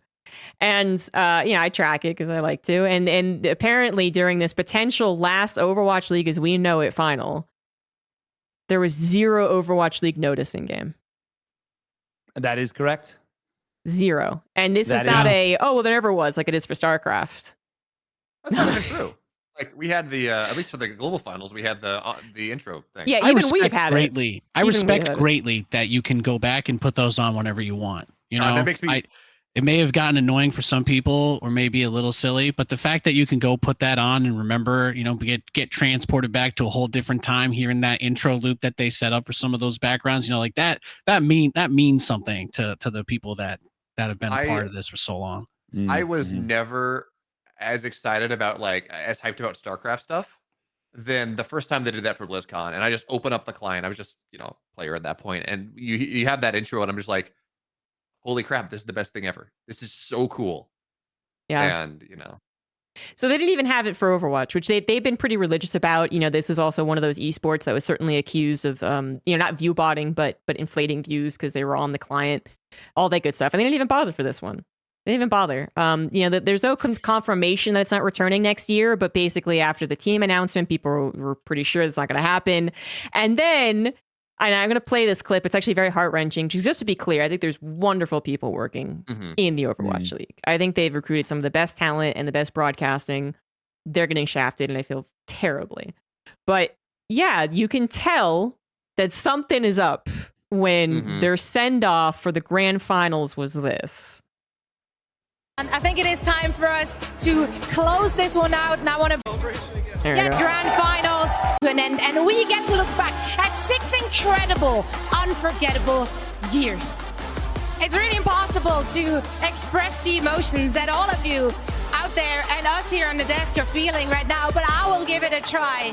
I currently feel an insane and immense sense of gratitude, love and pride, thinking of the heroes behind the scenes who have shaped and built the Overwatch League. You all made this so much more than just a competition. This was not just a show, all right? This was a shared dream that was uniting us across borders, languages, and differences. It was the hard work and the commitment of everyone out there, which was bringing the teams and the fans alike the best possible experience each and every show, and all of that has been nothing short of remarkable. And to my broadcast family right here with me on stage, and everyone who joined us in the past as well, your voices have guided us through the ups and downs, through all the action the past 6 years. Just thank you. Your talent, your love, and your passion. So she sends it off, but just from the get-go of that clip, which I know you guys couldn't hear, but she says, of the last 6 years. Yeah. As if confirming that this is 6 years more. Yeah, of the last 6 years, and 6 years more is what I meant. It sounded pretty final. And then the faces of that the was people. A eulogy. Exactly. Everyone's that was a crying. eulogy. That is incredibly sad. I know some of these people, I guess, but I just I see everyone so sad, and I'm like, God, it's terrible. Because everyone knows that they could have handled it better, and that they didn't have to reach for the stars, so to say, as they initially did. And they then release this announcement. This is the closest thing to an announcement that we have from the Overwatch League. With the completion of the 2023 Overwatch League season, we'll be focusing on building our vision of a revitalized esports program. We're eager to share more with you as details are finalized. So people are guessing that this means that they're going to go back to like third-party organizations. They're going to significantly downscale to something even smaller than WCS maybe was. I think the most recent rumor was that they're going to coordinate more heavily with Korea, because Korea in Overwatch were actually pretty tight. That's where a lot of the initial excitement came from, was the Apex Overwatch tournament. So that's the current rumor. But basically that the Overwatch League just doesn't exist as we know it anymore. And it was never supposed to exist in the first place, I think is the thing that we always think of. The validation of saying this isn't going to work and this is going to actually cause problems for esports. Now, Overwatch League is not the reason we're in the recession, the esports winter that we are, just to be clear. I'm not that dramatic. But it was the perfect example of why we would eventually be in esports winter. Yeah. It's the go-to example of how people overpromised significantly. And now we're feeling the repercussions. So yeah.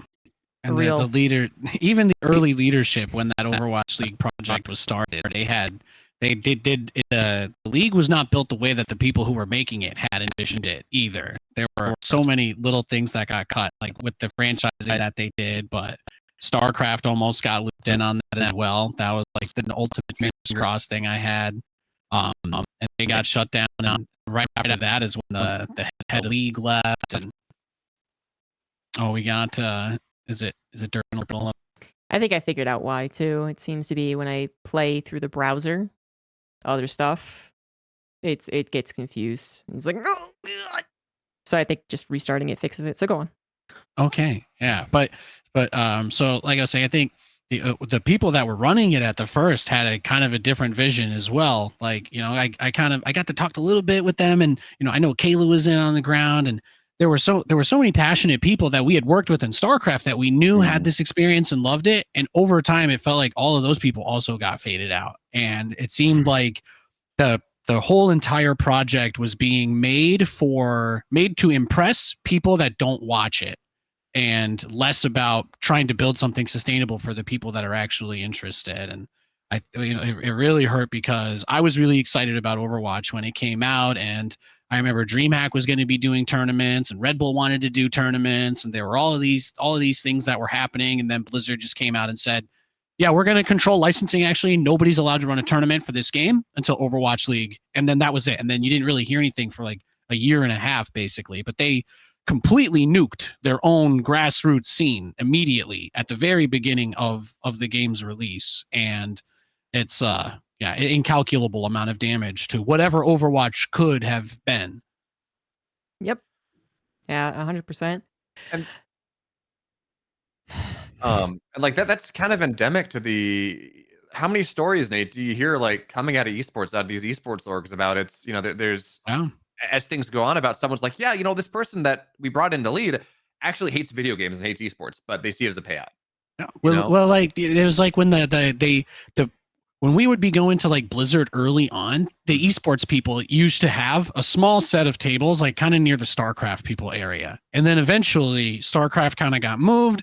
And then there was this big esports area. And then they brought the TESPA people in, and there was this huge esports wing. And you would think that these guys all have these plans and these, their visions, whatever.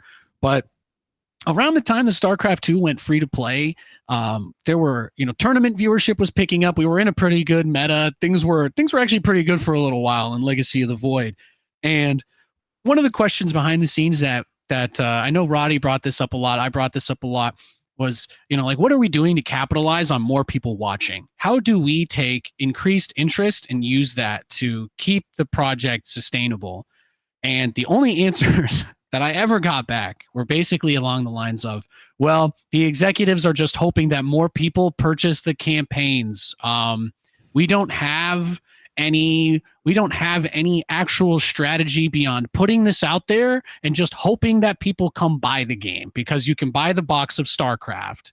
And then they realized that the people who were hardcore enough to be tuning into competitive StarCraft events was not mostly people that don't own the game. Even if they were people that didn't play it or claimed to play casually, they at least bought the game to either play the campaign or dig around in customs or stuff like that. So from the very beginning, there was literally no plan at all to implement, getting people involved. And when I think about successful esports projects, especially those that have, survived this winter, the organizations and the companies, particularly the IP rights holders, allowing these organizations to get in and kind of have a little bit of that, it's just a complete failure of vertical integration. It took so long for us to get war chests. And even then, there was still no direct way to, at BlizzCon, say, well, I'm going to buy the $5 Cyril BlizzCon portrait because I know that he gets half of it. And then they can drum up all this hype. And then it's like before the grand finals, Kalaris comes out and he's like, guys, we actually raised $200,000 just for Cyril, people buying his portrait. Isn't that amazing? So many people supporting the Finnish phenom.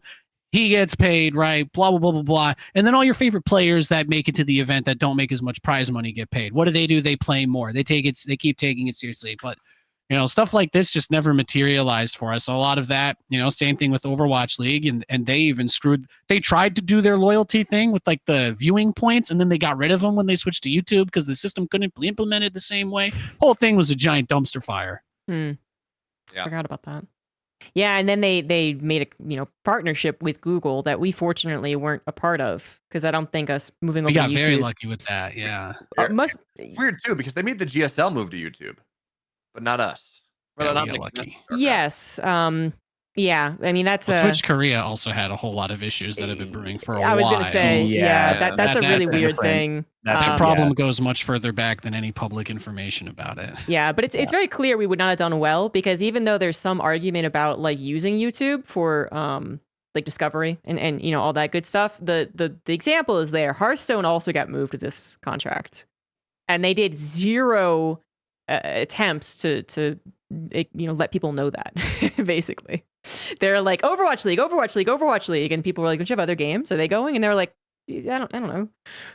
So Hearthstone went from like 80,000, like I'm just throwing out numbers, right? It was a fairly popular game. Now maybe it was on the downtrend already just because balance and streamers and whatever, I don't fucking care.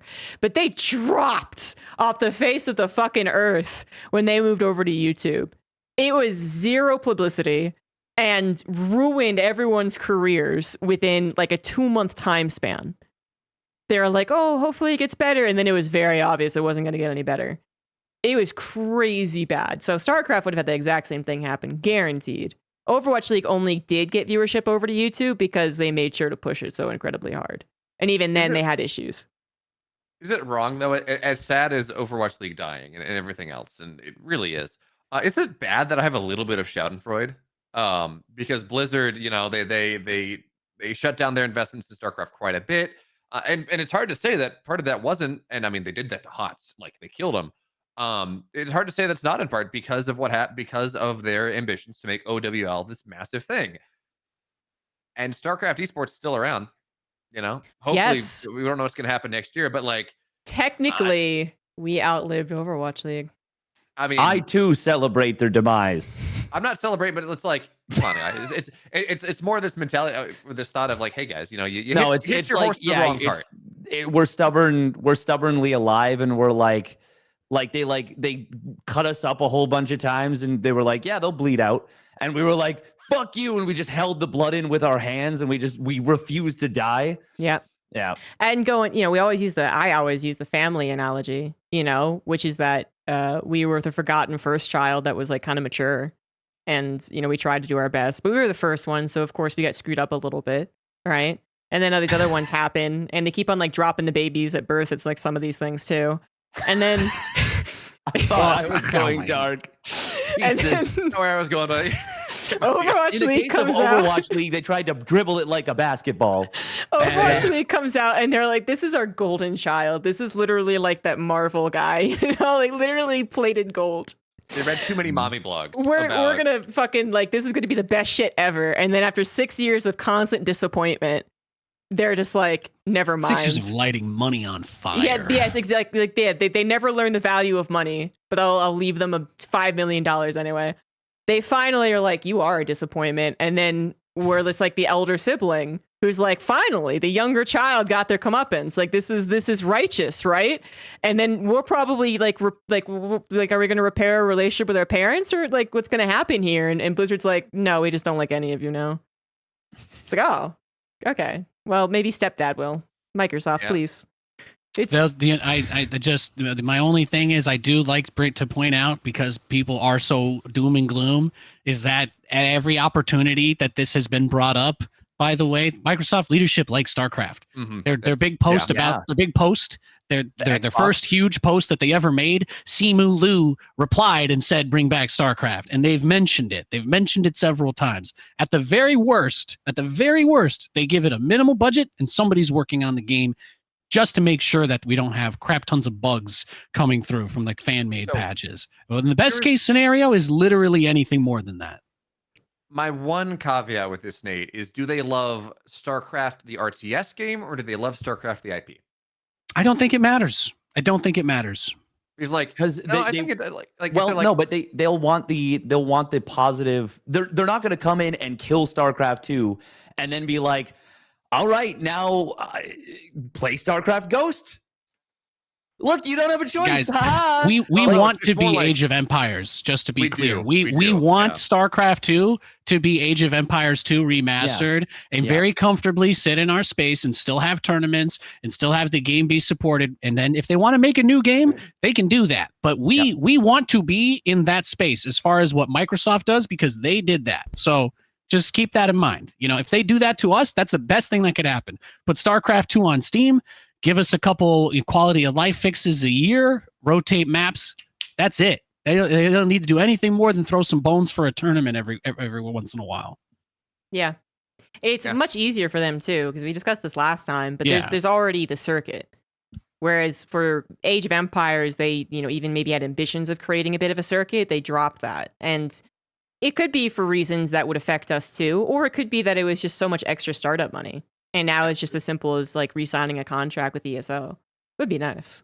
And like, I would love a world where we have multiple TOs, but at the very least, something's happening with ESL. I guess the other thing to talk, like to mention here, Nate, as much as we're all, I've been a bit of a doomer.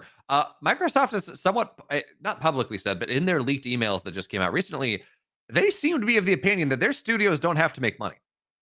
No. They don't, like, as long as people are enjoying the games and the studios are being managed somewhere well, they had kind of explicitly said in those internal emails that the studios don't have to make Microsoft money, because Microsoft is making, everything else. It's almost like the entirety of Microsoft games is a PR wing as much as anything else. Yeah, I think that their Game Pass has been pretty much nothing but wins for them with what they've been able to do with that. But if you even just compare the two companies on their own, I mean, Microsoft has they're over $2 trillion market cap. Whatever they do with games doesn't move the needle for them unless they release literally the worst thing ever or literally the best thing ever. What people are looking at when they look at Microsoft is absolutely nothing to do with whether the games that they're making or not making are popular or big or small. They kind of hit everything. That's a bit of what they do. Activision is worth $70 billion, so a lot smaller than $2 trillion. So for them, and the games are all they do. So it makes a little more sense that they're as, if they are so profit minded, then it can only be through aggressively monetizing their games. They don't really have other stuff that they sell. They don't really have any other services that they offer. Because that's just not what they do. Or if they've tried to get into that, they have failed or determined that it wouldn't work. But I think for Microsoft, they have more than most other companies in the last few years gotten a hold that having the public opinion positive for you is worth more than doing what makes sense business wise. Sometimes they don't have to. They don't have to support us, just like they didn't have to support Age of Empires. Do you think they're making bajillions of dollars just running AoE tournaments and keeping that game up on Steam? I doubt it. I'm sure it makes them happy. I'm sure there's people there who have to take pride in what they do, and that's what should motivate you, right? Is that, we're going to do something awesome for these people that are fans of a game that we have, and That's kind of what they've been doing. So if that's what we get, I would love that. Yeah, especially like AoE4, which was kind of DOA and never had good views. I think one of their most recent events hit like viewership records for them. Like what is it, the EGC or something like that? But in general, like they're pumping hundreds of thousands of dollars into this esport more, and StarCraft like triples their viewership numbers. Like it's just, it's. I'm sure Microsoft has noticed how Oh, yeah. much goodwill Blizzard has lost over the years. Yeah. Just how much they've completely pissed away having probably one of the best legacies of any game developer from, 1995 to, well, let's say 2016, 2015. Or I guess you could put it on Diablo 3. You could mark that as the beginning of the end for them. I don't know. Yeah, probably. That does beg the question then, has Microsoft, okay, to jump off your point a little bit and get a little bit, take it to a bit of an extreme conclusion, but a possibly reasonable one. Would Microsoft have ever bought Blizzard if Blizzard hadn't tanked their reputation so hard, such that it's fallen off a cliff if you look at it like a graph? No, they couldn't have afforded it. Like Microsoft has a lot of money, but one of the big reasons they bought is like the stock price cut itself. I forget what the number. Yeah, I'm not talking about just the stock price and the valuation. I'm saying, have they put a significant? Have they like done this partially because it's such a good value? Yes, like you're saying, but because the view of it is so good. It is going to be so good if they're the ones that turned Blizzard, everyone's favorite company in 2004, 2005, 2006, if they're the ones that fix it. Do you have any idea how much that is worth? They could literally show up in my neighborhood with a team of SWAT guys and shoot dozens of people. And I'd be like, I didn't see nothing. I don't know. It was crazy. I went momentarily blind, deaf, and dumb. But you know what? It's fucking, we're chilling. They saved my fucking beloved Blizzard. They turned it back into, they reversed Cinderella. They turned it back into Cinderella. Like, that would be. These people can turn pumpkins into diamonds? There you go. Pumpkins into diamonds. Exactly. Like, I mean, it's all carbon-based. Obviously, there is an actual valuation to the company. Like, we know that King is worth it alone for the purchase. Like if they literally threw out everything else from Activision Blizzard, and they just got King, it would still be worth it for the $70 billion price tag. But it would make a lot of sense. Microsoft is a company that definitely wants to focus on positive branding. Like it wouldn't surprise me that much if they really did put a lot of value, like $1 billion value, several $1 billion value even, on the potential positivity that would be associated with them from fixing that. I'm sure they absolutely do that type of, math, right? Yeah. And everything is turning into as a service, in general.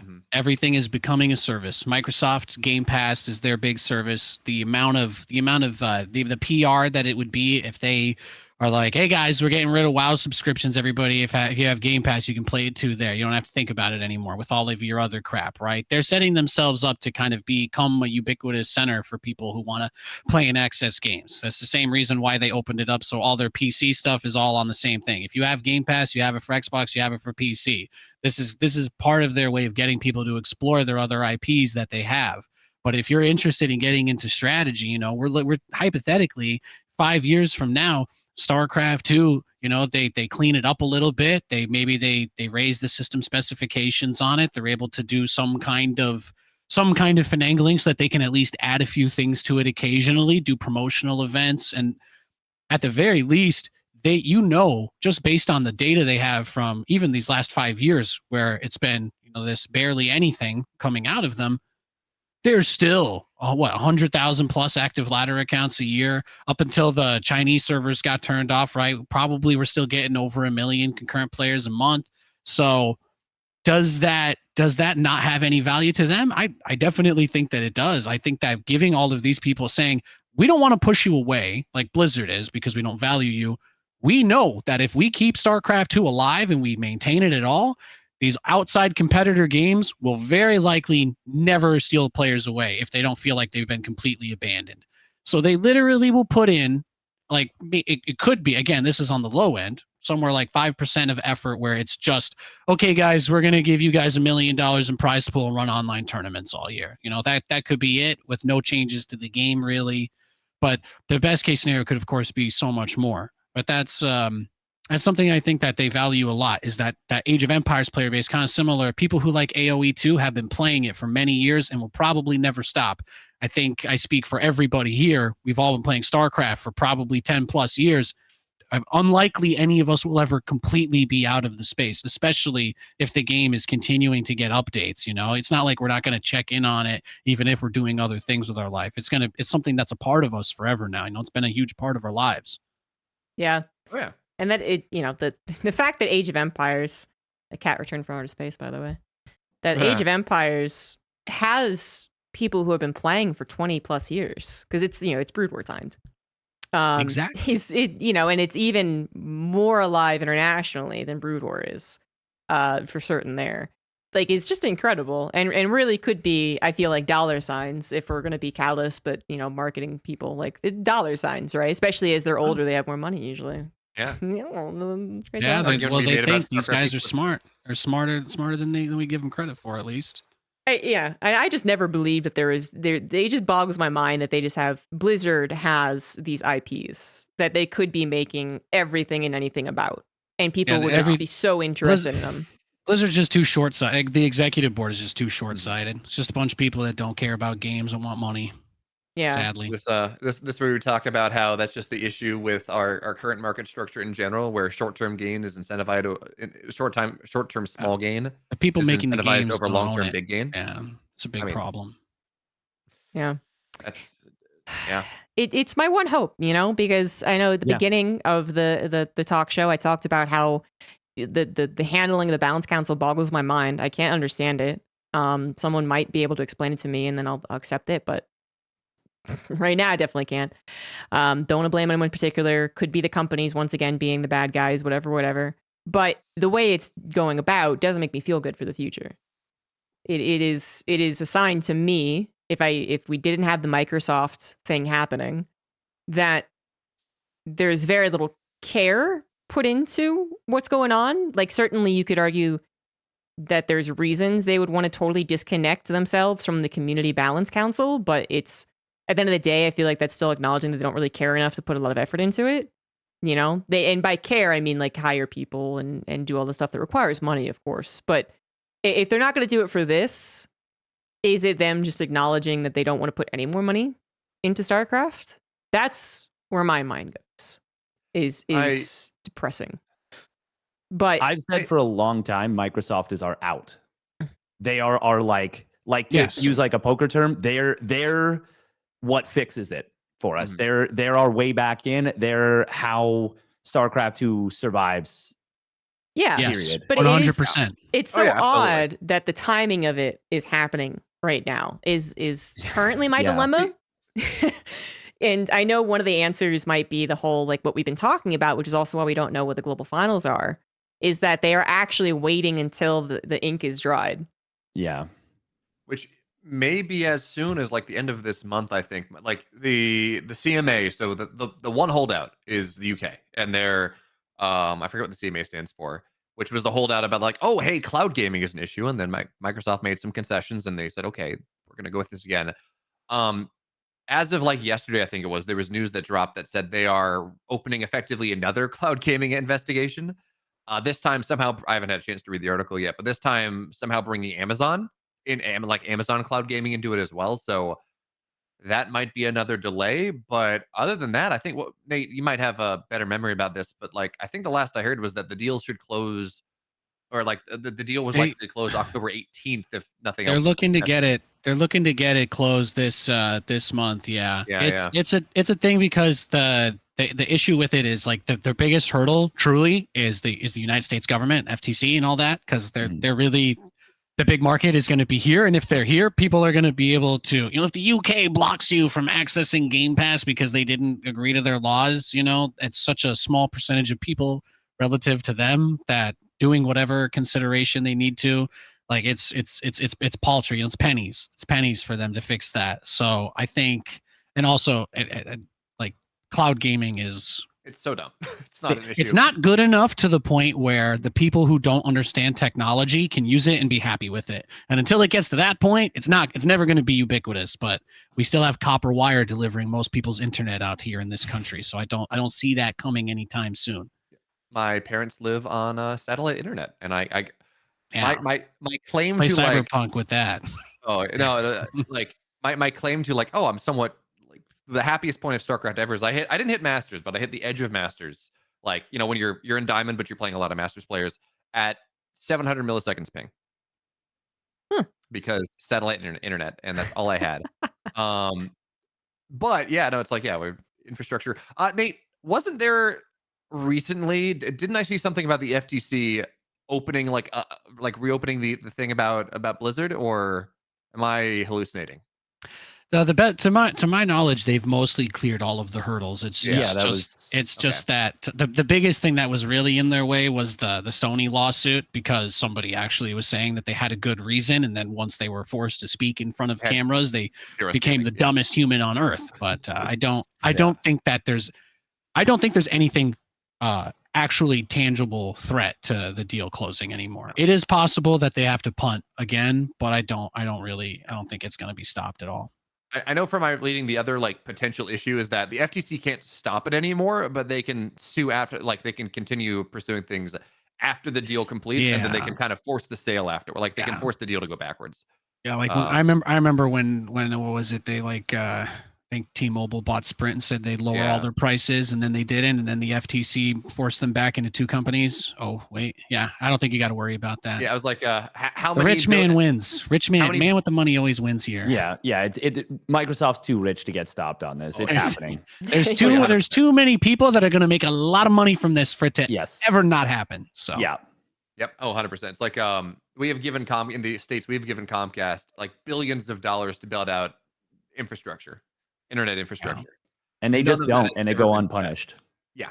Yeah. It's beautiful. Yeah. But in this case, it favors us. Exactly. Yes.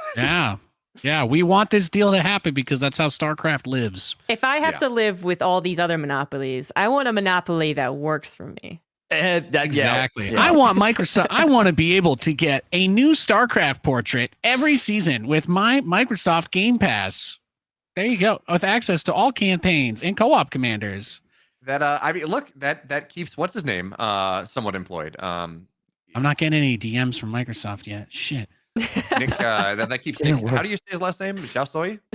Oh shit. Yeah. Nicholas. Yeah. The guy who does the sick portraits keeps him employed. I'm down for that. Yeah, probably. Yeah, my French is. I mean, just drop the last 5 letters. You know. I mean, nothing against him, but he's not my first priority yet. No, for the but Microsoft it is a nice acquisition. side benefit, you know. I'll be happy if he comes out of it doing well, but yeah, there's a few other things I'll look at first. Yeah, for sure.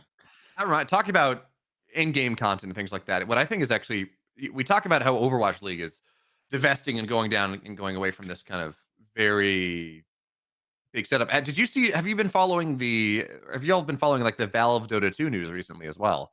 No. Where they're also going away from a more centralized model. They're ending the DPC basically. Yeah, DPC is dead. They also don't have a compendium this year, so TI's prize pool is like not gonna. It's gonna be massive. It's like a paltry $7 million. Ugh. Well, compared to 40 million that it was last years ago, it's a massive change. But it's interesting that I would argue that in general, the Dota ecosystem has been kind of handled decently well. DPC had issues. They're also going away from that kind of centralized model. They're also going back to huge issues. That's really underselling it. It had huge issues. There was some parts of it that were good, but the bad massively outweighed the good for DPC. Ultimately, for Dota, this is a good thing, in my opinion. I'm not sure I buy that because, like, I think if they had never done it, it might have been a good thing. But now it's like, okay. There's one other TO, maybe PGL does something, but it's like they're selling this as, oh, you know, all these old TOs are going to come back in. Beyond the Summit is dead. Yes, but that's not because of Dota. That's not necessarily because of Dota. They had an unsustainable business model. It doesn't matter. The point is that all of these TOs that they're talking about are going to come back and run Dota events. All of a sudden, like that's implying that they exist and want to run more events, and that is not necessarily true. You have ESL with its hegemony for like esports in its entirety. You don't have, I'm trying to remember other there was they made some other big changes with how the Counter-Strike stuff works, but it seems from my perspective that Valve recognizes that especially with the collapse of, I mean, I don't know how familiar you guys are with how much you follow outside of StarCraft, but for people tuning in, it's my impression that StarCraft viewers are very insulated because most people who are into StarCraft don't really do a whole lot of other stuff. But while it's kind of been a tricky year for StarCraft, the overall esports landscape outside of the very big titans has largely imploded, and a lot of studios and talent have either shuttered down or have been acquired by other companies. So Valve's, some of the decisions that they've made are a little bit open-ended, but I think they're trying to give some options because a lot of almost everything that's competitive now, esports wise, that isn't owned by a publisher is coming under that ESL umbrella. And I think Valve's trying to make it because they don't want to give too much control over their games to the other guys. So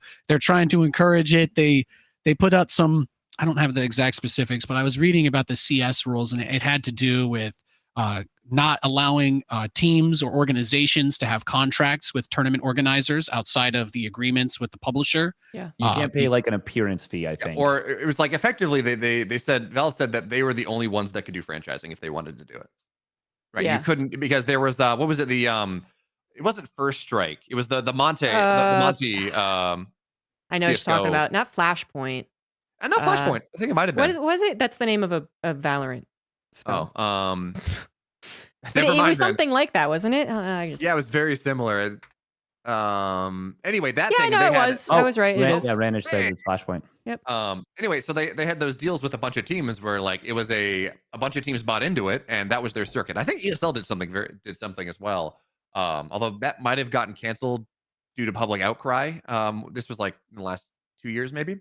And Valve's like, the rules were effectively saying, yeah, no, the only one that can do it is us. And it sounds like based on what they're doing for Dota, they don't want to do that. So free access to all events. You can't lock it behind paywalls and franchising and things of that nature. Mm-hmm.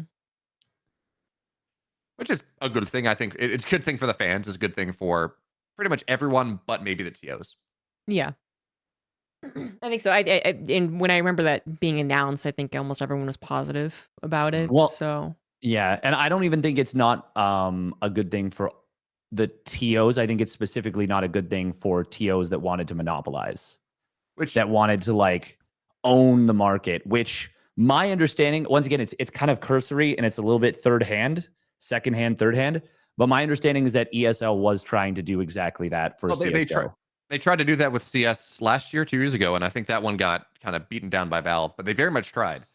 That's exactly. So Valve was like, okay, well, we're just going to take the ability to do this away from you.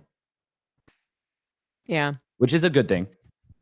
Yeah, it's very important to have competition in the space. And, you know, the hope here overall, I think in the general esports ecosystem is that what people are doing now, as pretty much all of anybody that was here for free money is like gone now, because there's really nobody left to scam or rob anymore in the esports space. Because again, outside of publisher owned esports, and in our very unique lucky situation, which is also related to this, you know, is that most spaces and scenes have completely lost. They've had the rugs pulled out from under them. There's not a bunch of studios that are going to be jumping at the bit to rebuild the Overwatch League now that there's a hole there. It's like, no, that stuff is most likely just gone, and it's unlikely to come back. But yeah, especially with that, because I remember hearing about that and trying to lock teams into agreements and stuff, and that recently became a whole thing too. Wasn't there a roster that had to get dropped or something because of some contractual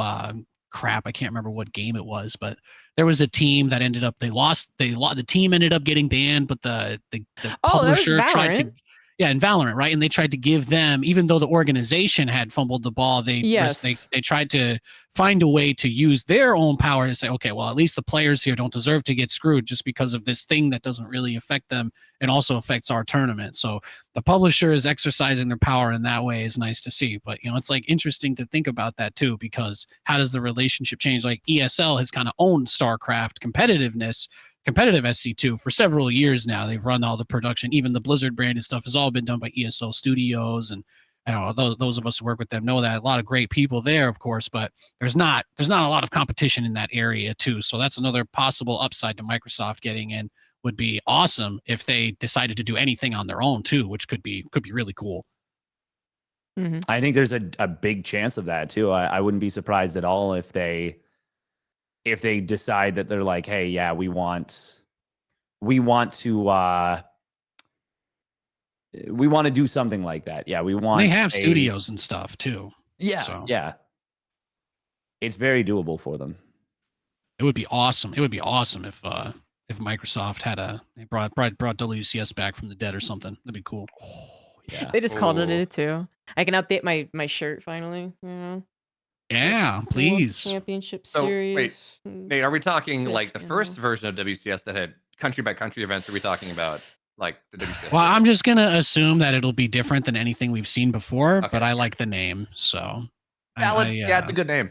Now that it's been gone for a long time, and I think about it as being some pretty formative years for me, I look back pretty fondly on WCS. So I like the acronym and the graphic better than EPT. Yeah. That too. I don't know if we're looking pie in the sky. I just want. I know we've talked about this on previous episodes. I just want Red Bull back. Like they got screwed over by WCS and Blizzard, and I don't know. My copium says that with Microsoft and new ownership, we might be able to get them again. But if we get lucky. They need to grow again. Everything between Blizzard and Red Bull, that was the ultimate dumpster fire. But yeah, a story for another time, perhaps. Perhaps.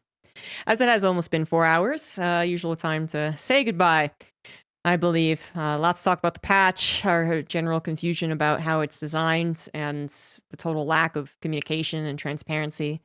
But, basically what seems to be a total lack of ability to communicate, I guess. We'll see if it changes. Pig apparently has said it is his mission to try to improve communication whenever possible. Hey, let's go. Let us But, pray. if it really is a severed situation, that you completely hands off, you shouldn't have made that Reddit post, you don't do that again from ESL and Blizzard, then don't expect very much. Patch right now doesn't seem to be doing exactly what it wanted, but it's not like broken the game yet. 9 maps seem cool. Bugs are abound, but we'll see if they get fixed. And GSL starts in like a week. So that'll be our first big testing ground for the patch. That's very fun. Also might be the last GSL. Just FYI. So, CG, before we end this, just who wins GSL Season 3? Maru. Okay. Well, as I said that, I realized that was a dumb question. I just like, it seems so easy to easy answer. Regardless of balance. Yeah, no, it's exactly. Maru. Regardless of balance, he's just seriously overpowered there. It might be the last GSL. And I was wanting to go to the finals, but I didn't have the correct date. I'm really sad about that. Oh. Anyway, we'll find out more about that next year, probably, alongside whether or not StarCraft 2 will continue. Probably find out in like January. What else? Overwatch League is gone as we know it. That's pretty much affirmed by most people. So don't look forward to that. And to Microsoft save us. It's kind of the TLDR. Yeah, I don't want whoever's working Katowice this year to have to give a similar speech. Correct. Yeah, no, that's gonna be really tough. I'm gonna cry if that happens. Yeah, I mean, 100%. we cried last year at Katowice, but for very different reasons. Yes, for happy reasons. Those are happy Exactly. tears. Those are nice. Oliveira. Oh, what a story. Oh, Yeah. anyway. Yeah. We'll see. If anything new comes up, of course, we'll talk about it. But for now, that's Real Talk Strategy, episode 5 or 6, 7, no, like 9 or something like that. Anyway, thank you to the guests for coming on. Where's everyone going to find you? Starting with Nate. Where are you at? I'm good. I've just been streaming. I'm just doing my thing. I put videos up on YouTube/Nathanius all the time, and I'm live on Twitch/Nathanius. I'll be spamming some battle cruisers before wifey gets home from work in a few hours after this. So that's it. That's all I'm up to. Thanks. All right, Bamwolf. I haven't been streaming as much as I would like to because life is busy. But when I do stream, twitch.tv/Beowulf, casting something, and check out my YouTube as well, youtube.com/Beowulf. Almost every day there's a VOD that goes up, even if I don't have the time to stream. So youtube.com/Beowulf, twitch.tv/Beowulf, and if you want Stormgate news, stormgatenexus.com. That has all the coverage. There you go. Steadfast. Yeah, I'm streaming. Yeah, same thing. A lot of tournament coverage. I'll be covering World Team League this weekend. That's at twitch.tv/steadfastsc. And just to make things confusing, you can check out my YouTube at twitch.tv, or nope, not there, at youtube.com/steadfastsc2 with a space in the middle, just to confuse the branding. Nice. Yes, good. All right. Thanks, everyone. Of course, you can follow his channel. I'm usually live here, or my YouTubes as well. But it's more about the panelists who have given their time to do this. Thank you guys so much. Very interesting conversations. Hopefully, none of us said anything we will regret later on. Talk shows are full of that. Prepping for the DM. I don't exist Any anymore. minute It's now. been kind of nice. It's nice. Yeah, Nathanius might just be, Nobody cares. Nobody cares what I say at all. It's really nice. the upside, which is just so fucking stupid. I care what you have to say, Nate. It's nice to be invisible. I've learned my lesson. It's a travesty what's happened, man. You should be at Atlanta at the very least. We'll see. We'll see what happens there. At least I know there'll be some great casters there to listen to when I'm sitting in my snug pajamas eating ramen, all right? Yeah, but you should be there too, man. Well, we'll talk about that in the future, I suppose, because the next stream, StarCraft 2 tournament, besides GSL's not happening for another 2 months. So we'll see you guys then, maybe. Thanks for the resubs and all that good stuff, and have a wonderful rest of your day. Bye, guys.